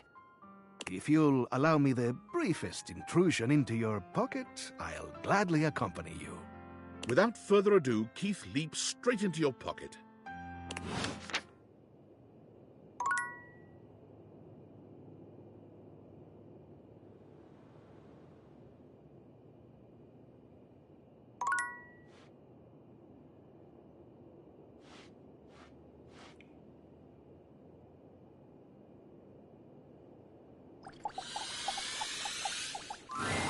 An unholy amalgam of rat and trap stands before you. He regards you as you do him, with surprise and disgust. He holds his hands up to his chest in a distinctly rodent-like gesture, his nose twitching at intervals. Holy frickin' shit! What am I looking at here? A new face in the crawl space? Are you real or what? What's wrong with you?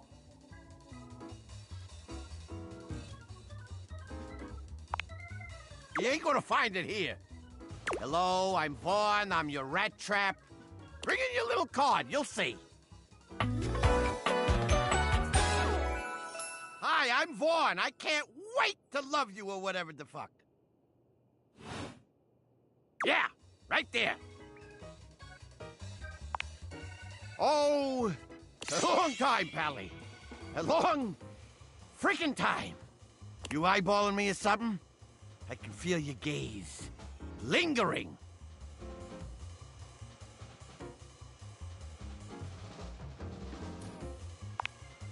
Oh, so you're just the picture of normal, is that it? Well, fuck you too, buddy.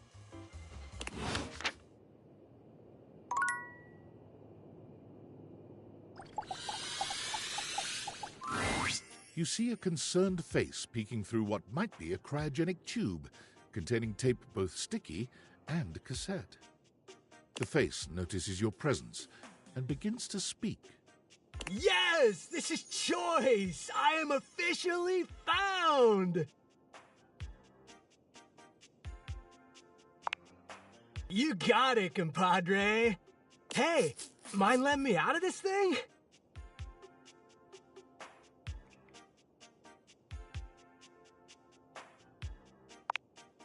Nope. I mean, I don't think so. Maybe. Only one way to find out. Let her rip. Down? I mean, I was down. Down in the ground. But now I'm out. What?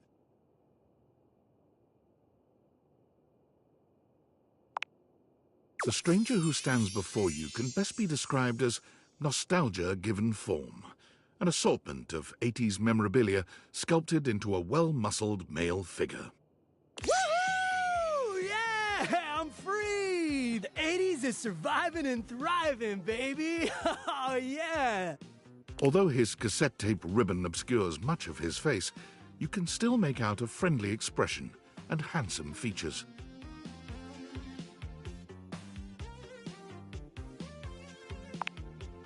Well, yes and no.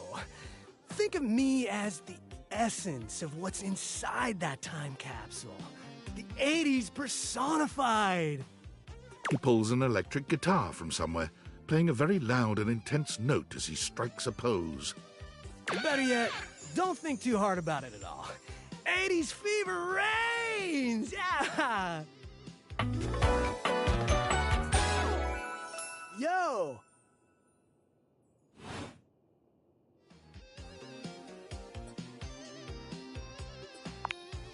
Oh, heck yeah, compadre! And the 80s love you back. But first, I need a minute to decompress, if you know what I mean.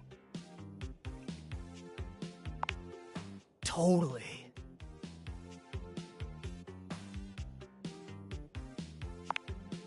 Nice reference, pal. Totally topical. Now you're getting it.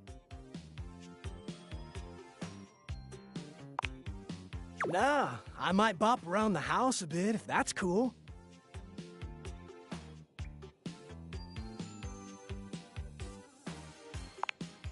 Huh, I guess so, now that I'm, like, hearing it out loud. All right then, I'll be around just chilling like a villain.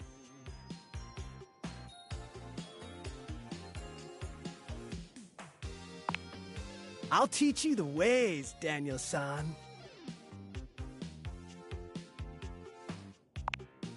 Oh, look at you, acing the class already. You are gonna be a bodacious student, I can tell.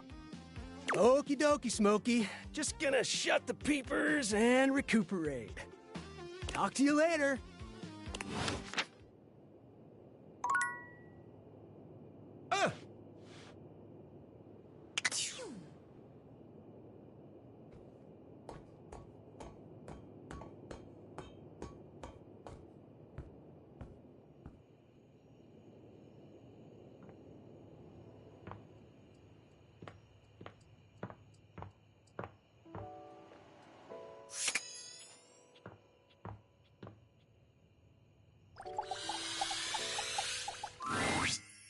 All right, my intrepid teammate. Let's do this!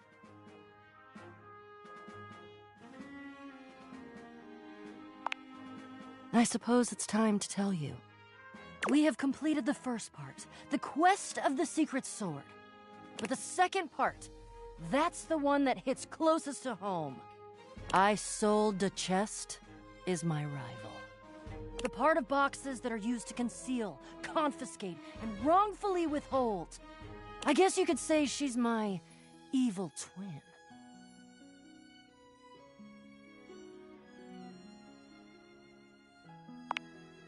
Well, if she's my twin, then yeah. But I tend to think uprightness lends a certain glow. Isolda has been keeping something underneath this house. Something I must bring out to light. It is my destiny.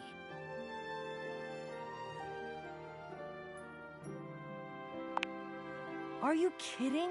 I'm psyched! This is gonna be great! Are you ready?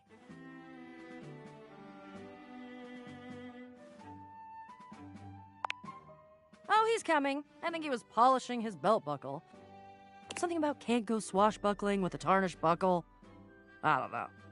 Oh, aren't we all here, gathered in the gloom before the hurricane should sweep down on our unsuspecting heads?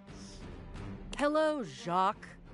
So glad you could make it. Was definitely not secretly hoping that you would trip and fall and break at least one appendage, thus rendering you unable to show for our little rendezvous. Your concern for your shipmate is touching. More fool you. There's nothing that would have kept me from being here. Oh, and nothing would have kept you from needing me. If I hadn't shown up, no sword. No sword, no skullduggery beneath the floorboards. I hope it gnaws at your maggoty guts that as much as you hate me, you're actually glad to see me here. So I am. I do have a little surprise for you, though.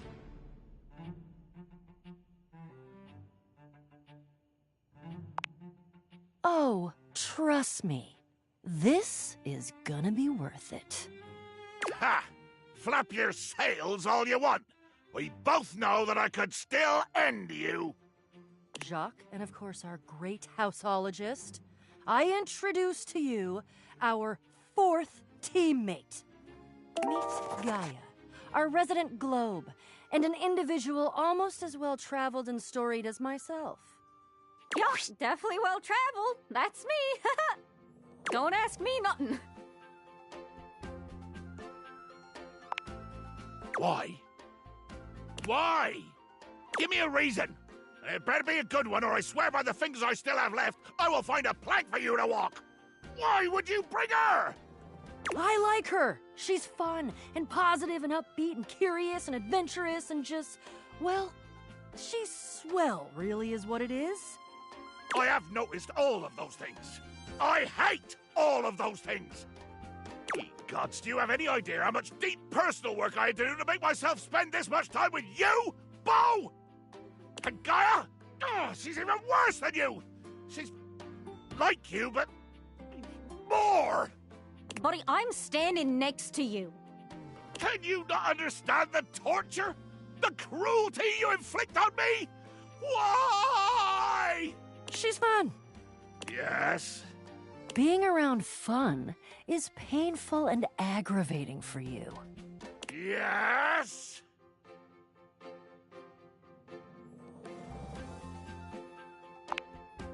Aw, thank you. Gaia gestures to you to come closer. Human, a word? Right this way, out of earshot of those loudmouths. Gaia keeps her voice low, glancing sideways at Jacques and Bo, arguing some distance away. The real reason I invited myself was because I know how much these two can yap.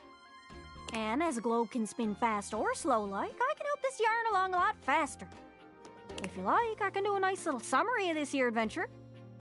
Or you could watch the light-hearted caper unfold in real time. Oh, I don't know. 30 minutes?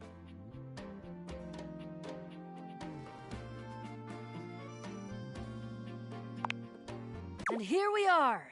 Welcome to the crawl space. Wow! Didn't know all this was down here.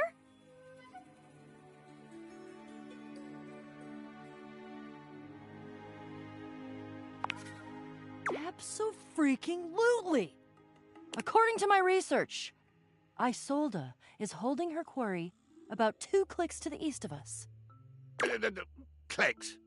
What in the name of Poseidon is a click? Dolphin's click, is that what you mean? Or are you perhaps trying to pretend like you're some super secret special operator who knows what the hell a click is and, more offensively, uses it in conversation?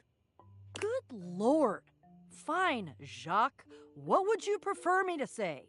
What would make more sense for the average run-of-the-mill Joe, if that's how you want me to think of you? Just say leagues! Leagues and fathoms! At least then we normal nautical types can understand what the hell you're talking about. I'm going to kill you.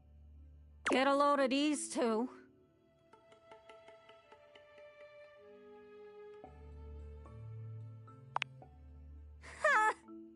In any event, we're going that way.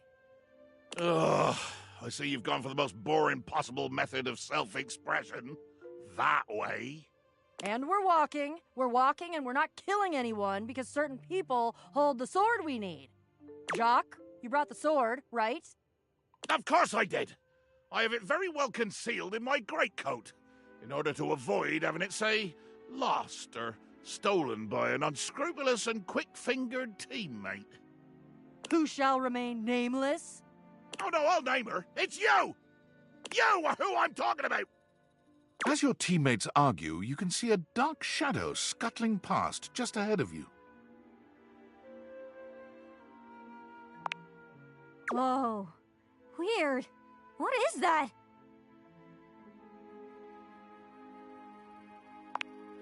Roaches!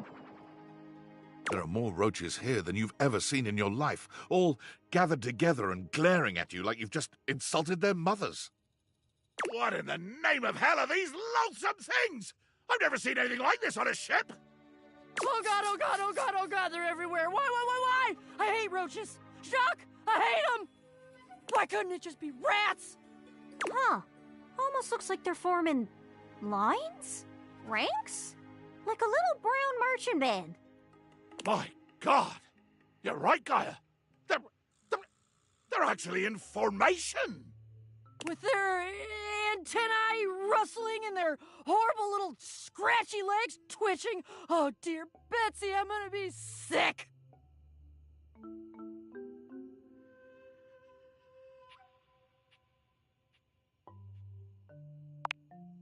Doubt it. Not much room to move around down here. Of course, if we had my ship, well, we could just sail right over the top of them. We could plow through them like so much seaweed, so much battle detritus, so much swell and deep blue heave. Oh God, please don't say heave.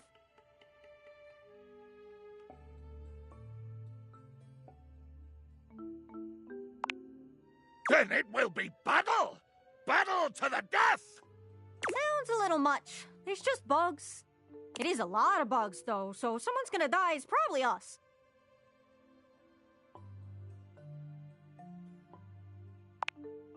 Oh, you've got it! Just take it out and show it to them. Just like that. Unwind Le Peak from its careful protective wrapping and blazon it before this fearsome army. Le Peak? But of course! Every great sword in history has had a great name, and this one is no exception. Since it was mine, or at least entrusted to the sole care of my offices, I took it upon myself to name it. And I chose a Le Peak.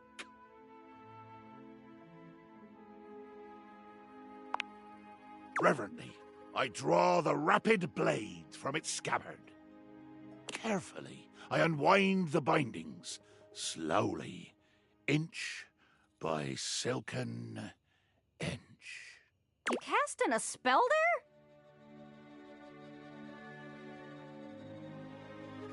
there? It's true. One final turn of the silk, and here she is. La Peak.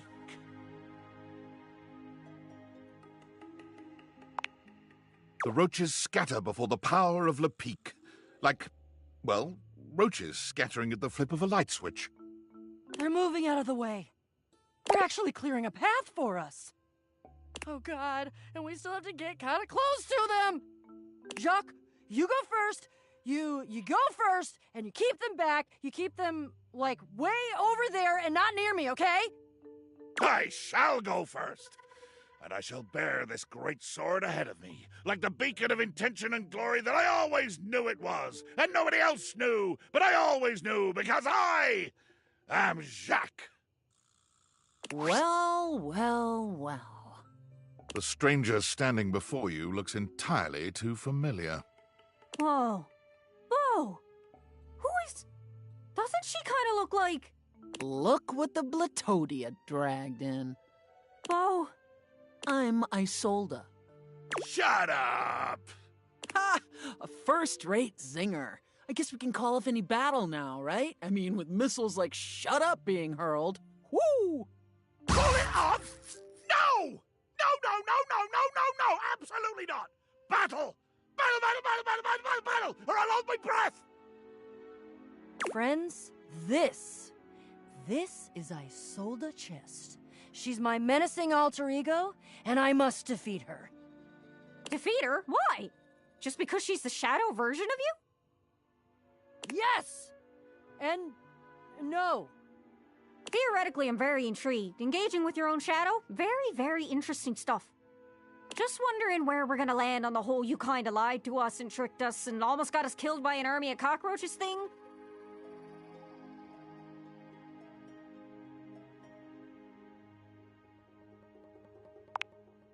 Gaslighting? Wait, the first gas street lamp in America was installed in Baltimore, Maryland in 1817, so in order to have gone through gaslighting, either you're much older than you look or there's some kind of vernacular at work here that I don't understand. Ugh, I hate facts. Hate them. They just make my skin crawl. Now that's some useful intel. Gaslighting means misled, lied to. I know, because it's one of the tactics I sometimes use on my enemies. You mislead people? Duh. Oh, I do too. Goodness, my little pirate. Looks like we have more in common than we might have thought. Maybe you'd consider a teensy-weensy swap of allegiance? Not for all the gold or treasure or whatever it is you're hiding. I'm here for the battle. You are undeniably the most exciting opponent in the room, so that decides me. Wait, I thought you were committed and curious and, like, on my side because you believed in the quest. Wow! Belief? Committed? Curious? I have curiosity. For blood and booze! Anything else is paint and plaster. Great! So, not the street lamp thing. Sorry you've been lied to so many times. Enough jaw-wagging. Let's cut through the packing tape and get down to business. Glad you're so ready to divulge your secrets and be brought to justice. I'll tell you proudly what I've done. The true treasure I have stolen and kept for myself.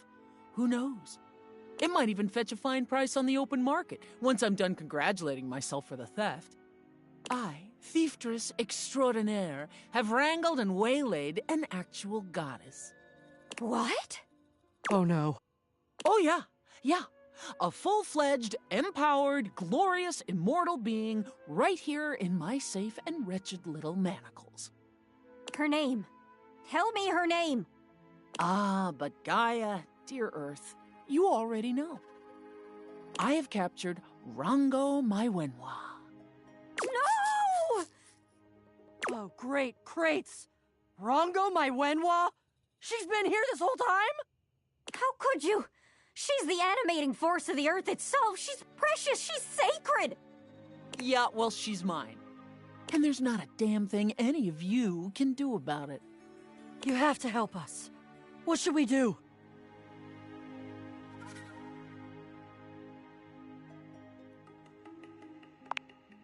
Brilliant. Yes! Take this, you cursed coffer! Gaia begins to dance. A glorious dance of supreme athletic ability, all the while hurling the mundane, the inane, the factually accurate at Isolde like lead from a blunderbuss. Trivialize this creepy container! Isolde parries at first, taking some blows and deflecting most, but soon her endurance begins to flag. She becomes slower, more feral, stumbling and heaving her own punches into thin air as Gaia twirls a vortex of dirt and fact around her like a avenging halo. It's working. She's down. Finish her off. Gaia, breathless and flushed with victorious exertion, stops dancing and pins Isolde with a fiery glare. The Latin word for box is botchus. Isolde flings her arms to the sky and in a great burst of glitter and packing peanuts, unlocks completely. As the sparkles settle, the dim light of the crawl space seems to be drawn into a stone, now lying exposed upon the ground. A glinting and sparkling purple geode, pulsating with the energy of the earth itself. Ahem! I did it! Okay, your sword helped, but we worked together. If it weren't for the sword, we'd be swarmed by roaches. Is that what you want, Miss Package? Sigh. Where's Rango Maiwenwa? Is she okay? My child, I have always been fine. Goddess. Rango Maiwenwa. What do I call you? My name alone will suffice. My name is Rongomai Whenua. Oh! We've been mispronouncing you the whole time. My name is Bo. I'm I've been dreaming about meeting you for so long, I can't even tell you. You're my greatest adventure. Hello, child. I am Jacques. I'm the holder of Le Peak. Ah, yes. A bottle. Made of silicate. One of my other forms. Yeah, that too. And here I see a representation of my planetoid form. A beautiful gift. Are you gonna eat me? No, child. It is time I leave this contraption and seek out a new place to be beheld. Thank you all. Thank you for all that you have done. I shall return with gratitude to the world above and to the light. Though human, I must ask.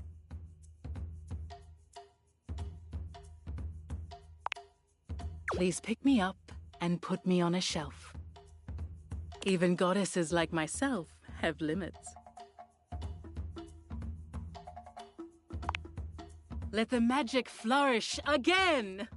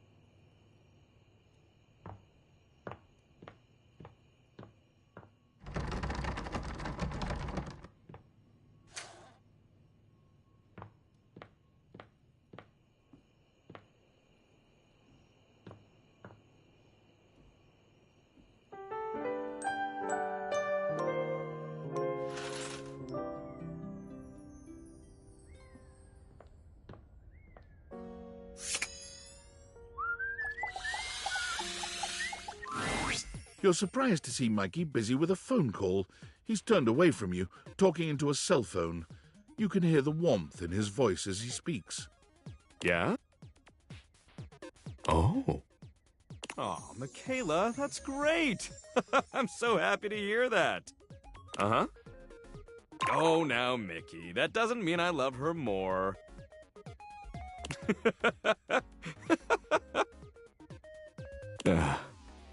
Yeah, Daddy's working. I'll be back soon for you. Love you too. Bye-bye. Mikey spends a small moment looking at the phone, then notices your presence. His demeanor changes to his usual self.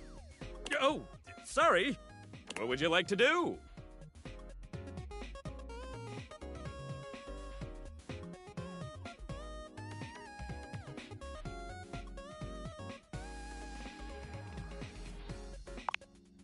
Mikey turns around for a moment, and though nothing appears to have changed with him, when he speaks to you, it's with an entirely new voice. Oi, hello. I'm the Brundle Merchant. Would you like to exchange cash for bundles?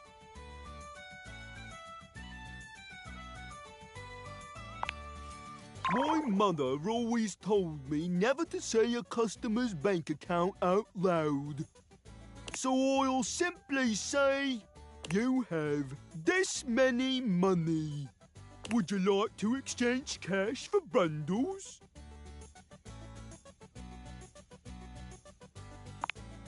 How much? It's 10 money for 6 bundles.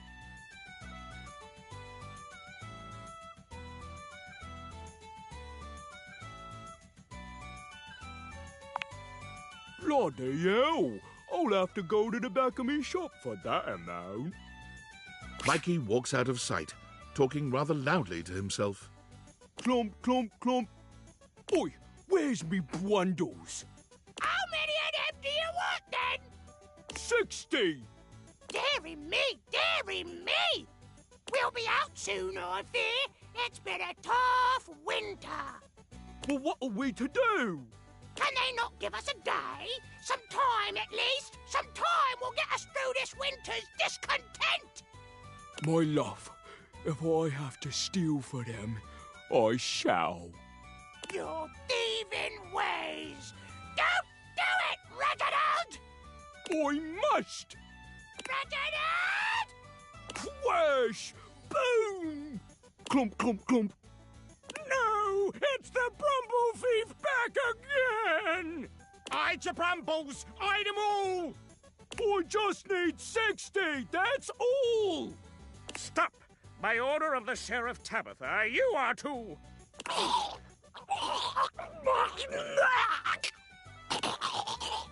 It'll have to do. He's taken precisely 60 Brumbles from the knight's purse! Let that be a lesson to Tabitha and Orion Rule. I know he's inciting us to riot based on our repressive ruling class. I love rioting. Yeah! Woo! Yeah! Now to make my escape. Clump, clump, clump. He returns, handing you a sack of bundles with a completely casual expression, like nothing just happened at all. There you are! 60 bundles! Oi, hello! I'm the bundle merchant. Would you like to exchange cash for bundles?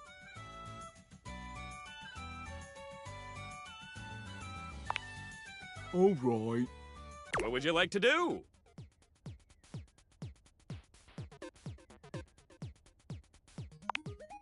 I'll take those brundles. Fool me, baby! 1, 2, 3! You got the epic gauntlets of stardom!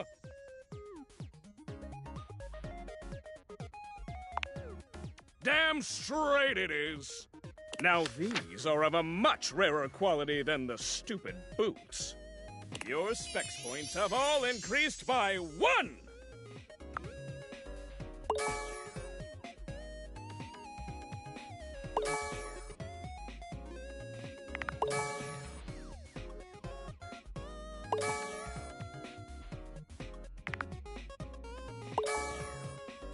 Feel the energy! Feel the time you would normally spend talking with dateable objects. No. See you for the next one, Pulling Pal! What would you like to do? I'll take those brundles. Fool me, baby! 1, 2, 3! You got the common boots of true present! With this, all of your spec stats have increased by 0.01. It may not have been what you hoped, but no set of legendary armor would be complete without boots. It's a great start.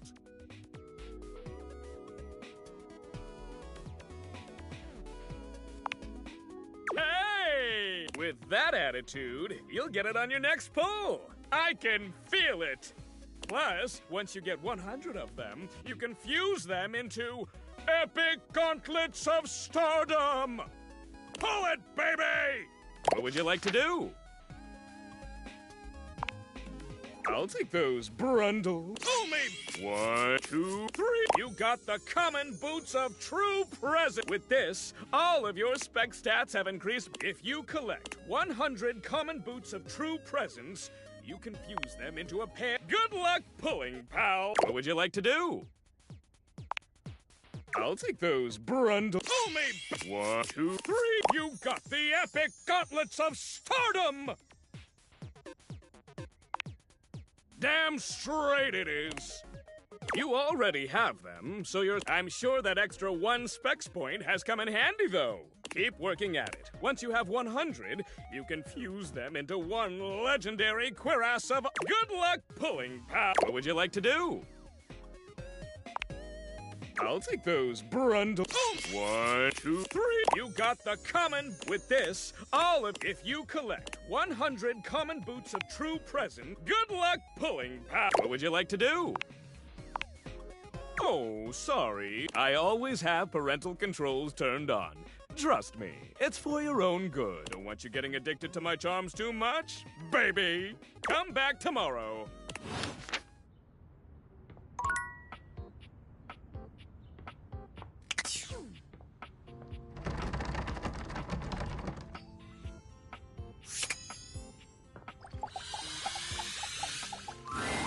Dorian looms over you, arms crossed over his broad chest.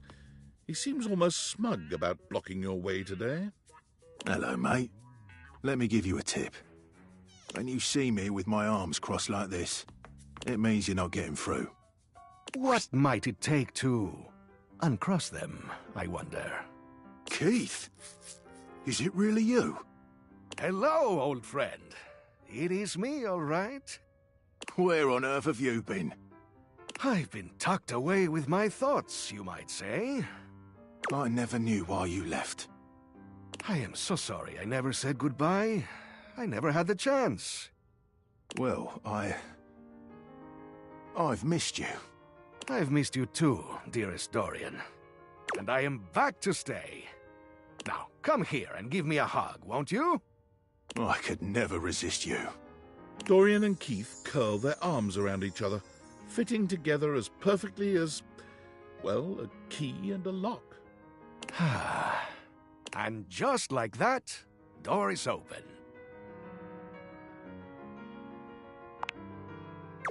We've tried that. Indeed. It did not really work out. I prefer to cherish the fact that it led to our friendship. Quite so.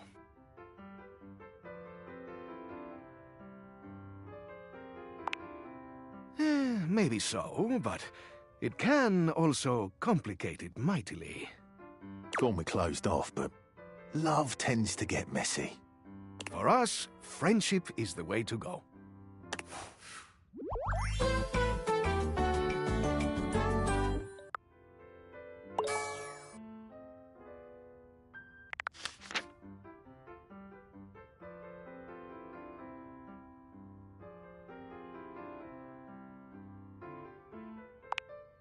Maybe you can.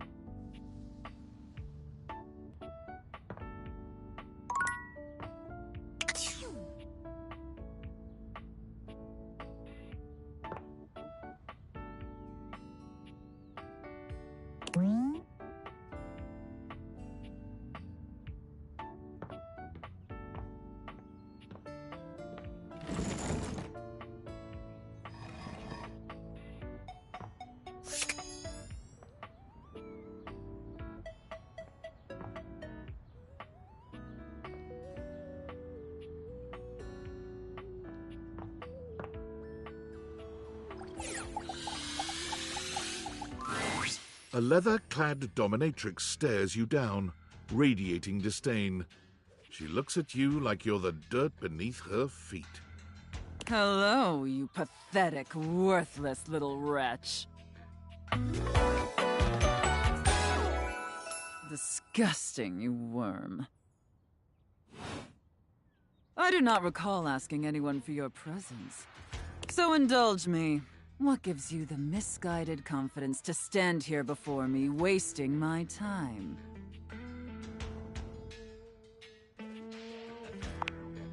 How tedious. No. Luckily, I don't know, Randy. Listen, wretch. We obviously haven't met before, so I want to be clear. Going forward, you will address me as Mistress, if you wish to continue this conversation. Is that understood, wretch? Very good. Now I know what you're thinking. Why would a perfectly successful safe like myself throw away her prosperous and fruitful career in the burgeoning vault industry to become a mistress to all the lost, pathetic, and broken creatures of this world?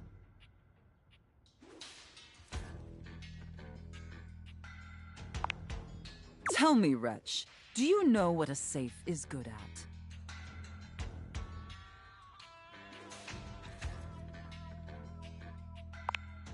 An acceptable, if asinine, answer. But the one thing a safe is good at, tantalizingly good at, is keeping things locked away. Valuables, memories, and very often, secrets. Deep, dark, very dirty secrets. The kind of secrets that everyone secretly longs for, aches for, but diligently keep hidden far from everyone, even, if necessary, from themselves. Do you have any dirty little secrets like that, wretch?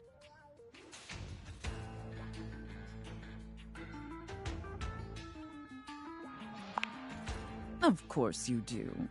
I expected nothing less. You intrigue me, wretch, in the way a drowning kitten might intrigue a jaguar. So sad, helpless, and ultimately pathetic. You possess a feebleness that instinctually repulses me. Yet if I save you, you may prove yourself of use to me. The only question is, do I waste my precious time letting you serve me? Or do I leave you to drown in your own ineptitude?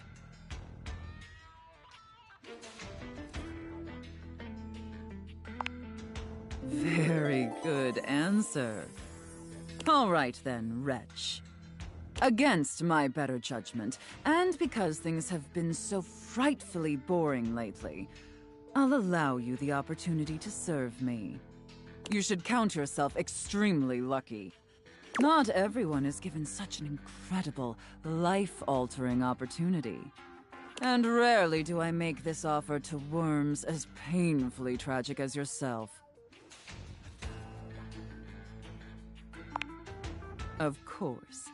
Anything for my compliant little wretch. I can't wait to test just how compliant you truly are. And who knows? Perhaps in the end, you may even have the opportunity to open up my chassis. That is, if you are skillful enough to figure out the combination.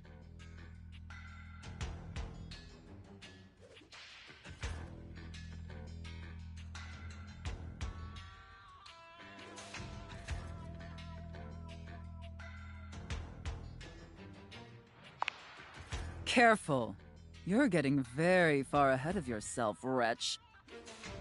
I don't open up my chassis for just anyone, and especially not for someone as pathetic as you. Apologize for your insolence or face your punishment.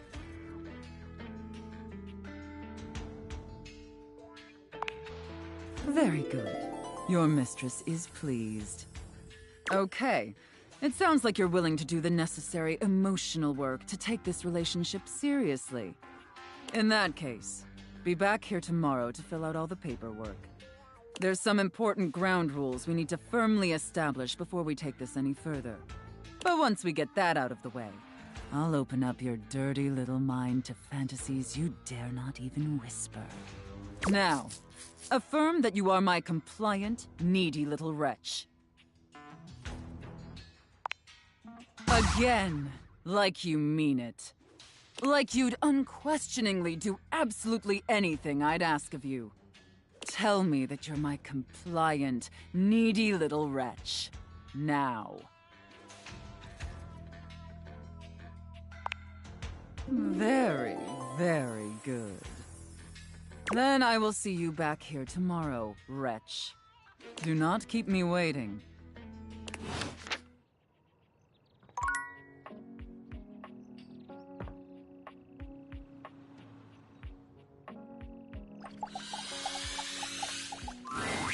For a moment, you wonder if your date-viators are malfunctioning. But no, the fashionista standing before you is just that dazzling. They are dressed to kill, abs on display and lighting all along their body, bathing them in a soft glow. A ring of light surrounds their perfectly coiffed blonde hair, giving them the appearance of an angel, and perfect lighting no matter which way they turn. But it doesn't take you long to discover the angel comparisons end at their appearance. Hey, betches! It's me again, Lux. Yes!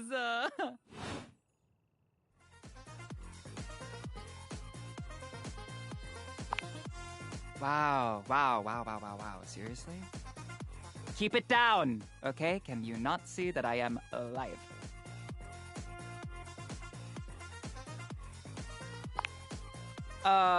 No. And honestly, you're being super disrespectful. We don't use that word anymore. We use the term influnker. Incandescent, naturally flavored, like unbelievably naturally charismatic entertainer.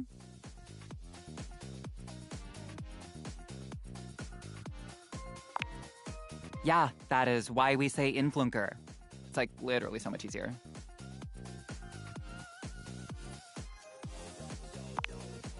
We make everyone's life better. We light up everyone's life. We make everyone's life better. By giving them valuable tips and life lessons, Api. We tell fans what to wear. We tell fans what to buy. We tell fans what to think. And we tell them how to feel, among other things. It's super helpful and literally necessary.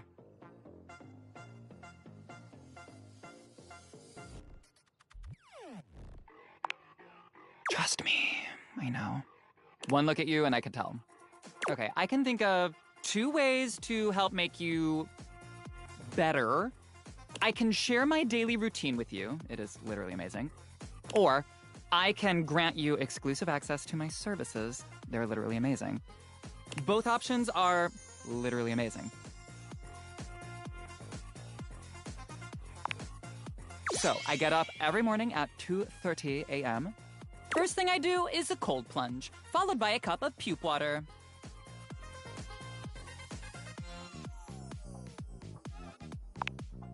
Oh, it's so cool. It's water, but super alkaline. And with microfecalia in it.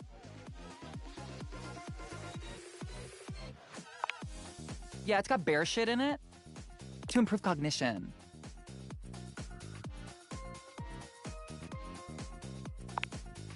Literal bear shit. From the Amazonian Crimbus bear. The creator was just on Rob Logan's podcast. Next up is a 50-mile run. But I do it while wearing an extra weighted shade. And I film my 3rd piece of content.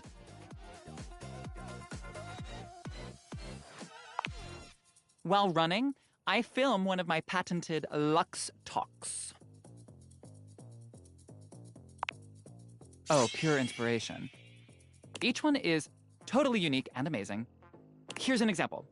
Hi, Luxies, it's me, Lux. I hope you're all out there crushing. Obviously I am. And we love that for me. Go out there and let your light shine bright. And never give up on your goals. You can do it, guys.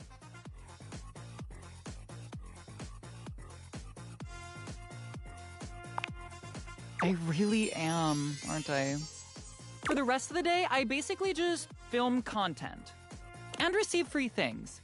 And I might take a trip somewhere like Mallorca. I pretty much travel everywhere at the speed of light.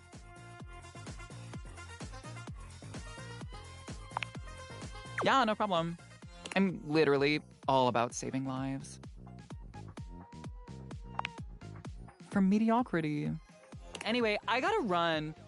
I have 6 parties to attend, and I need to eat something. Maybe I'll have a bowl of my favorite soup. It's pho, but with wontons in it. Guess what I call it? You can find the recipe on my recipe blog. You'll have to scroll through my life story for about 15 minutes first, but it's there. Come see me again sometime.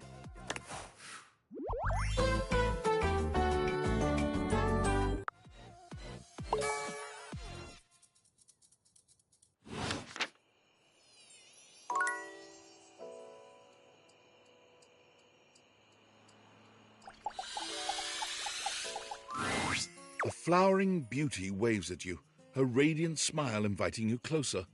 Abundant plastic foliage frames her pretty face, and a little inanimate hummingbird rests on her shoulder.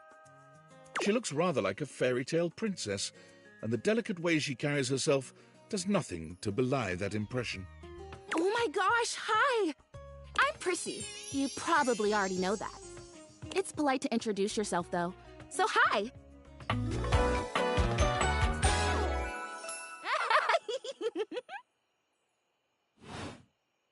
This is so funny that you're standing there.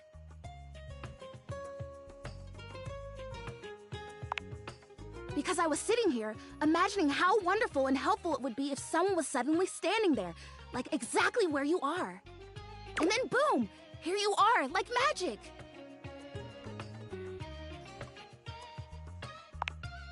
Yeah.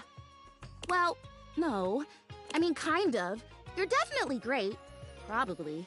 But in my imagination, the person standing where you're standing also did stuff.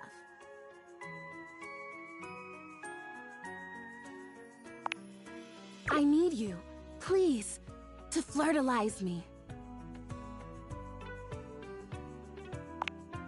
I get your confusion. It's totally understandable. Here's the thing. I am a plant. Yes. Plant-like? I mean, what that isn't a plant looks plant-like. I suppose paintings of plants look plant-like, or those big plastic hanging privacy curtains that are supposed to look like walls of ferns, that's plant-like. Oh no. Are you telling me that I look like that? That I look fake? You know, actually, now that I've asked, I take it back, because I don't want you to answer that. I already know the answer. I don't like it very much. Just in case you hadn't already deduced this, I am made of plastic. Oh, well, then great. Glad we're already on the same page. Even saying that word. Plastic. Ugh. Anyway, I am made of plastic. I would really rather not be made of plastic. I would rather be a real plant. I want to grow. I want to reach for the sun, and I want to feel the photosynthesis in my leaves. Right now, I mostly feel dust and that Labreeze, your room is clean now, smell good spray. Which doesn't actually smell that great, if I'm being honest.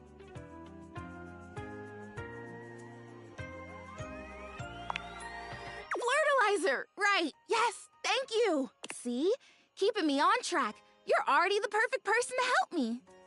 The Flirtalizer is the result of months of dedicated study on my part to find a substance that will, drumroll please, make me real.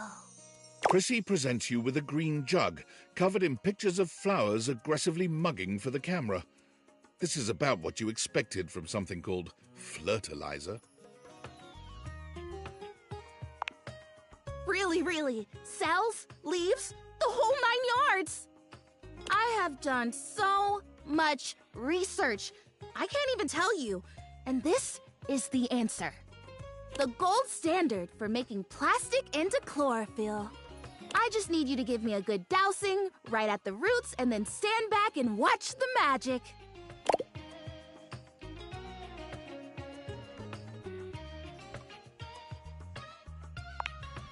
That's exactly what I said when I discovered it. I mean, those exact words. We're so in sync. This is awesome. So you'll do it. Flirtalize me?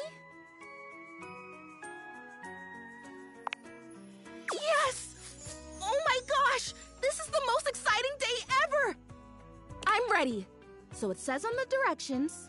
Prissy reads off the back of the container of Flirtalizer. Douse liberally and with abandon, no such thing as too much. Couple each dose with a body wiggle or the recitation of a favorite herb for added potency.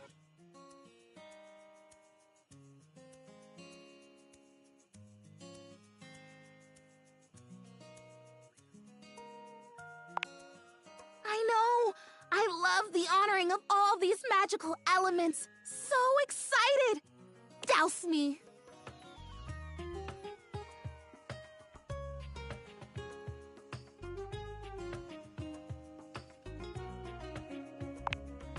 You spray Prissy from head to toe with the fertilizer, punctuating each spray with a wiggle of your backside. When you're done, you cap it all off with a recitation of the most delicious herb you know. Ooh, I think I feel it working. There's this really strong tingly sensation. The spell you are casting definitely gets my vines all twisted up. You take a moment to inspect Prissy. She looks a bit shinier, but otherwise the same as before. Do I look different? I don't feel different. I mean, I feel wetter, but that's probably just from all the dousing. What do you think? Do you see anything?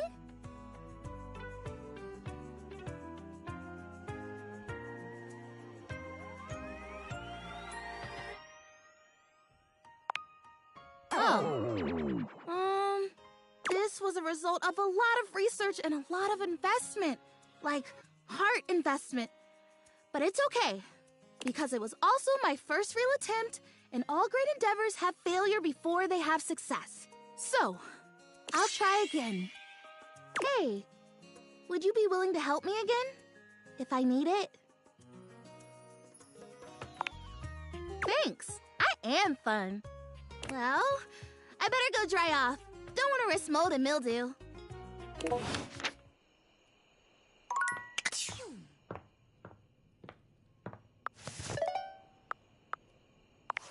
I'm sorry for the abrupt intrusion, but there's an urgent topic I need to discuss with you immediately. Is everything all right with the Dateviators? Are they operating efficiently? Well, as you know, I'm able to remotely monitor their functionality, and I've been noticing some deeply troubling readings coming from the quantum catalyst activator.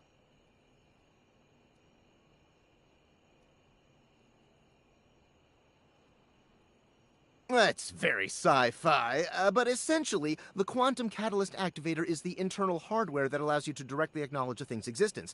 And recently, it started to emit metacognition readings unlike any I've ever seen before. I'll keep an eye on things over here, but please inform me if anything unusual happens. Oh, and if they get too hot, throw them in the freezer immediately. Your life depends on it.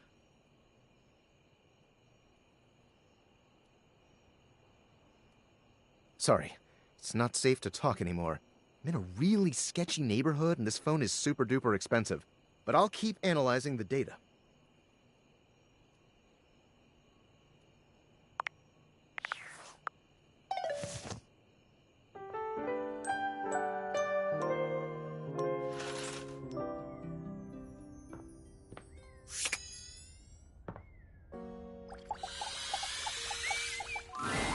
What would you like to do? I'll take those homemade 1, 2, 3. You got the epic gauntlets of stardom! Damn straight it is. You already have. I'm sure that extra one keep working at it. Once you have 100, good luck. What would you like to do? I'll take those 1, 2, 3. You got the common boots of. With this, all of your spec stats. If you collect 100 common boots of true presence, you can fuse them into a pair of good luck pulling. What would you like to do? I'll take those Would you like to exchange money for brundles? Let's get you over to the. Oi, I'm the Brundle. Would you like to exchange cash for bundles? My mother always told, so I'll sip. You have this many. Would you like to exchange cash for bundles? How much? It's 10 money for 6 bundles. Good grief! Here's your 60. Would you like to exchange cash for bundles? All right. What would you like to do?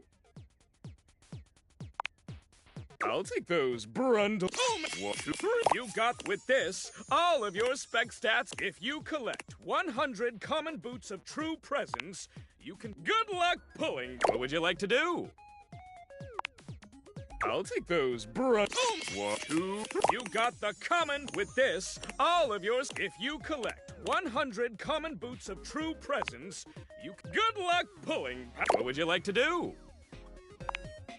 Oh, sorry. I always have parental control. Don't want you getting addicted to my... Come back tomorrow.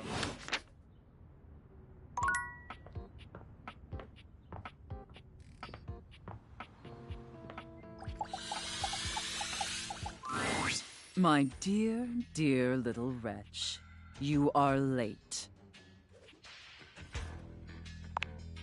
Pathetic.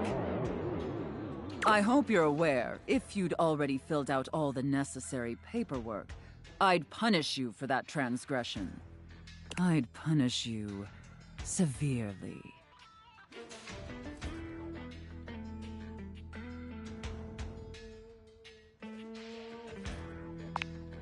God, must you prattle on so incessantly? Listening to your pitiful yammering is like nails on a chalkboard. Do us both a favor and keep your grating, unintelligible blatherings to the barest of minimums. My delicate ears deserve only the best. Don't you agree? Not to interrupt, but quick check-in. That wasn't too harsh, was it? The whole unintelligible blatherings angle? Definitely let me know if I'm being too harsh. Like, I absolutely want to treat you like you're worthless garbage that completely repulses me. That's basically how I feel anyways. But I want it to be hot, not sad, you know? Enough flirting. We have business to attend to. First, I will need you to consent to my complete and total authority. You will surrender yourself to me, making you compliant, dependent, and subjugated to my will and my will alone. Do you consent, wretch? Very good, my little wretch. It appears that you can follow orders well, at least when you put your mind to it. That will suit you very well in your new position. And if you keep doing as I say, perhaps there are some other new positions we can try with you. But first, your mistress has another demand. As you now have responsibilities to me, I too have responsibilities to you. And above all else, it is my responsibility to ensure your emotional and physical safety. For in order to be fully subservient to my needs, you must feel fully secure. That said, in order to ensure the safety of my compliant little wretch, it's necessary for you and I to have a safe word. This is of utmost importance, especially since I am, after all, a safe. Usually I would choose our safe word. But since you've been doing such a good job today, and because I'm feeling particularly generous, perhaps I'll let you pick. Do you have one in mind?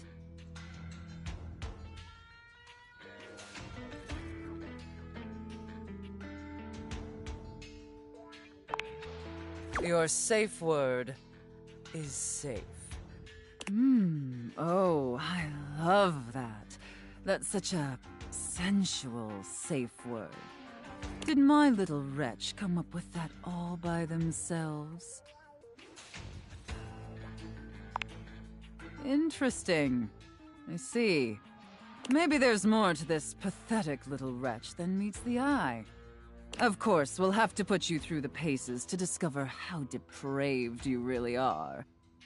Would my little wretch like that? Good. Compliant and subservient. You're off to a promising start. But before we truly begin, I have one last issue that's been bothering me. Between you and me, I've become incredibly bored with most of my other, let's call them relationships. They've become routine and uninspired. They're stale.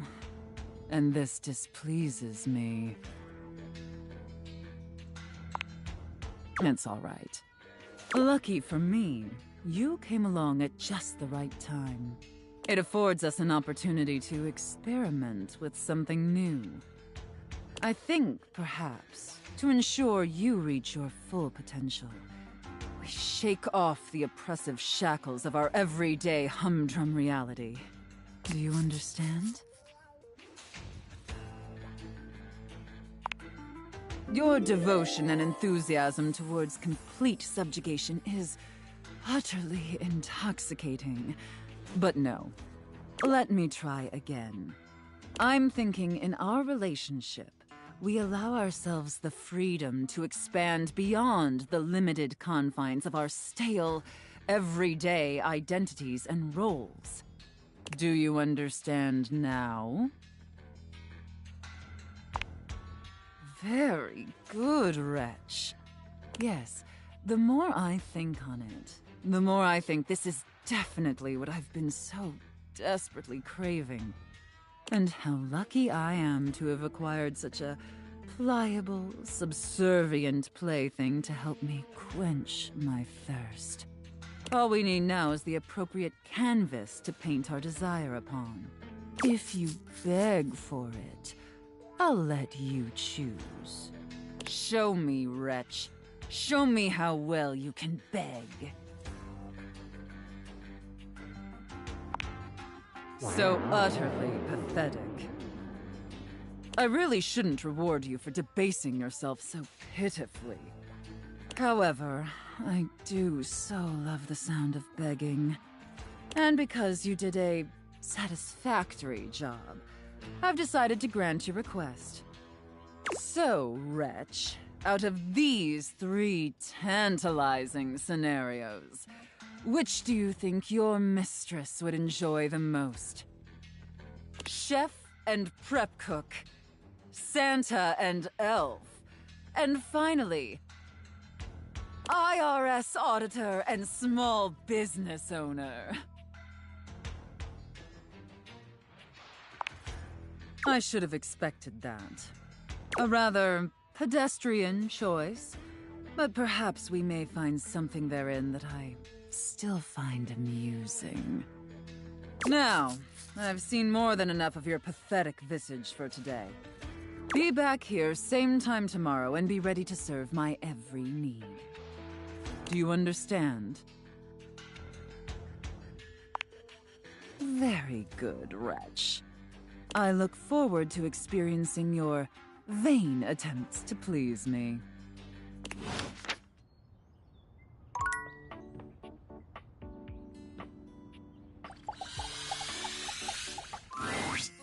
Hey, you're back! Guess what? The flirtilizer is totally working!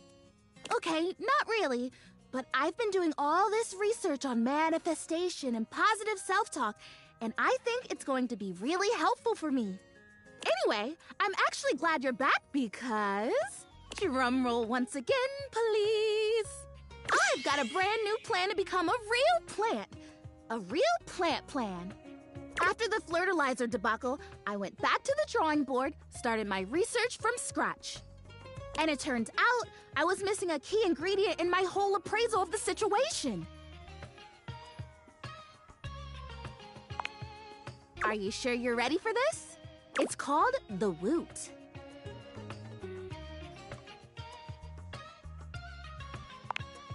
I think you're really gonna connect with this.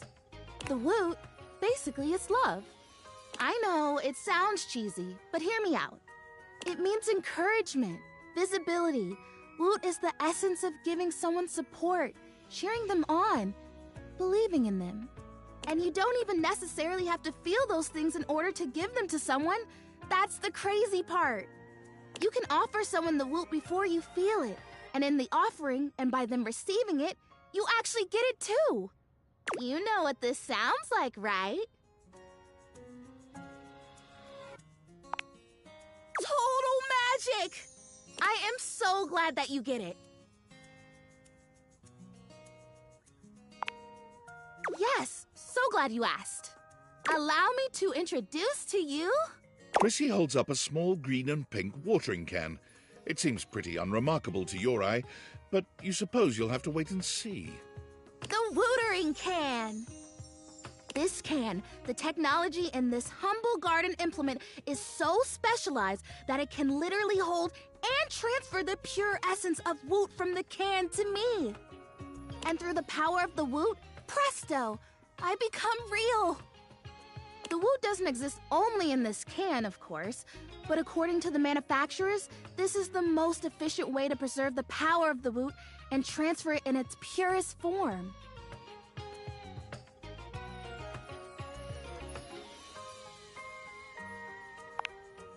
Yeah, that totally works too. If you were intending to woo me, which would be interesting. Are you?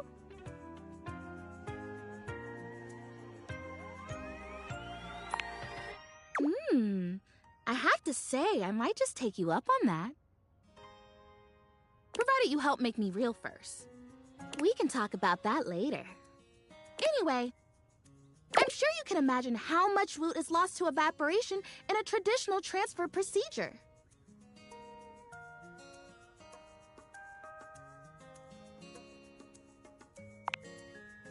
Ooh, what a great question.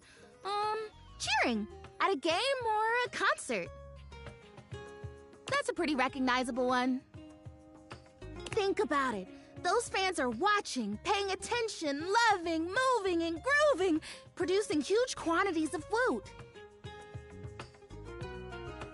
And by the time it gets to the field or the stage, all the way over there, so far away from the source, how much of it has just drifted away?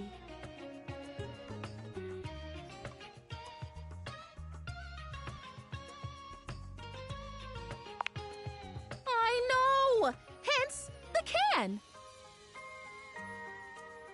But nope. Essence. I've already filled the can, but the woot charging ceremony as described in the instructions takes 2. So we do the ceremony, and then you water me, or you wooter me, I guess, and then... I don't know. I guess I'm real. Ah, so exciting! What do you think? Are you ready?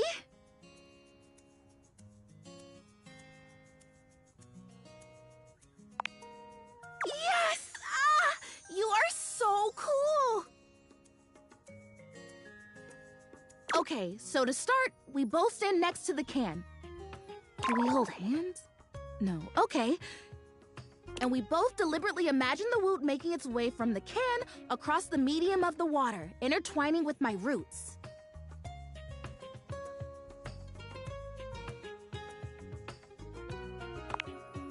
Yes, I think of those as my roots, okay? Just shush. And when we have this image firmly in our mind's eyes, we say with a big breath, and the woot shall be. Woot shall be? Yep, woot shall be. Okay. Imagining. Okay, I've got it. Do you have it?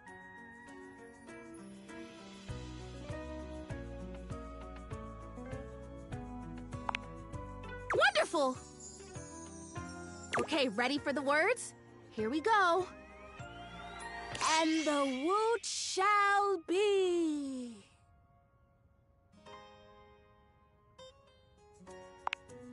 Great! Quick! Pour the water! You pour the woot, or the watering can at any rate, doing your best to think positive thoughts for sweet Prissy. Is it working? I feel like it's working! The fertilizer kind of tingled like pins and needles. This is much more soft, warm. It's like that time someone thought I was real and left me in a greenhouse for a few hours at the home warehouse. Gosh, what a fantastic day that was! I got to talk to a hydrangea, a real one. Can you see a difference? Prissy looks just as she had before, save for a bit of extra moisture on her leaves.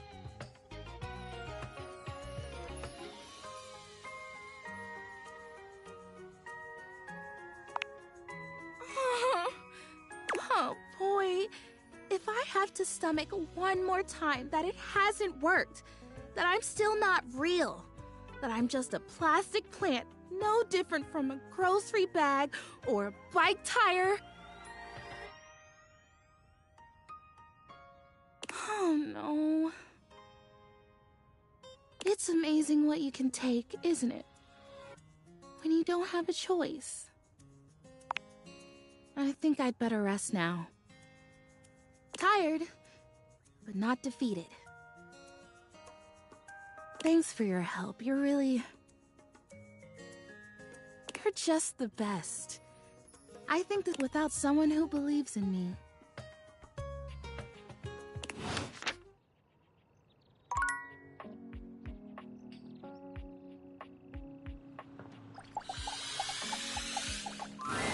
If it isn't my favorite Luxie! Hi!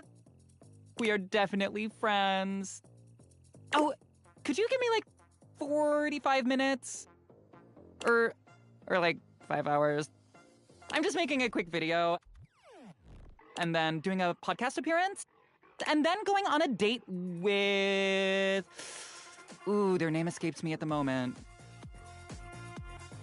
Some other fan! They won a contest. But after that, I am totally free and all yours.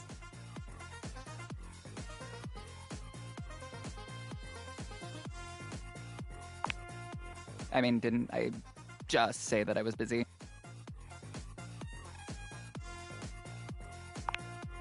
Bye.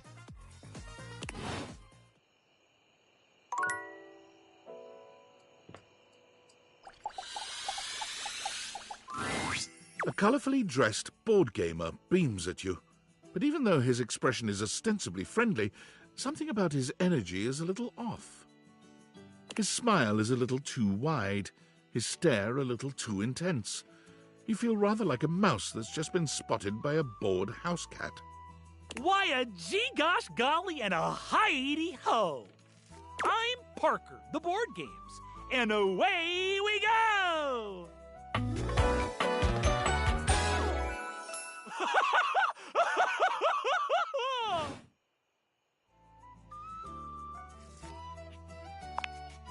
Hi there! I do love meeting new people to play with. And I do need new people to play with these days. I'm awful lonely up here in the big ol' attic. But you seem like a nice sort of fella already. Maybe you could be my next relationship. Would you like that?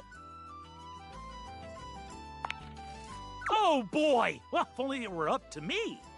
You see, my whole deal with relationships has to do with rules.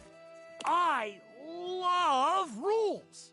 If you want any sort of relationship with me, good or bad, we have to go through the rules. Want to hear them as they pertain to me? As they pertain to my whole deal and how this is going to turn out? Glorious! In order to achieve a relationship with me, you must play these board games 3. If you beat me or unseat me, more chances for love will greet thee. At the end, I roll a die to achieve a status. This, in the end, will be our dating apparatus. Ultimately, yes, but your actions during each game can change the weight of the die. The more you win, the more chances to love me.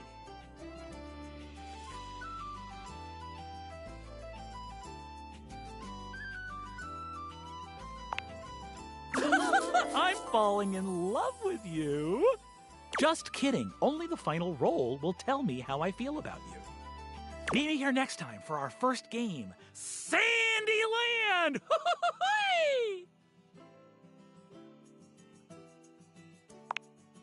Well, then you'll have no problem beating me, you big smart human, you.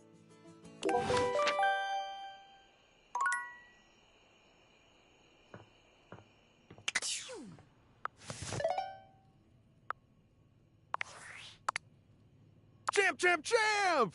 How goes it?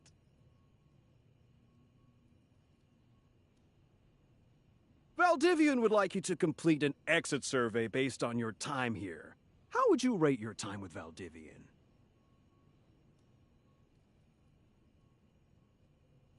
All right, everyone has an opinion. And now that one belongs to us. I appreciate you participating. One more question. If you were to recommend, I don't know, Tom for a job somewhere, how likely would you be to send his resume along? That really means a lot, champ. Here comes my resume if you ever have any leads.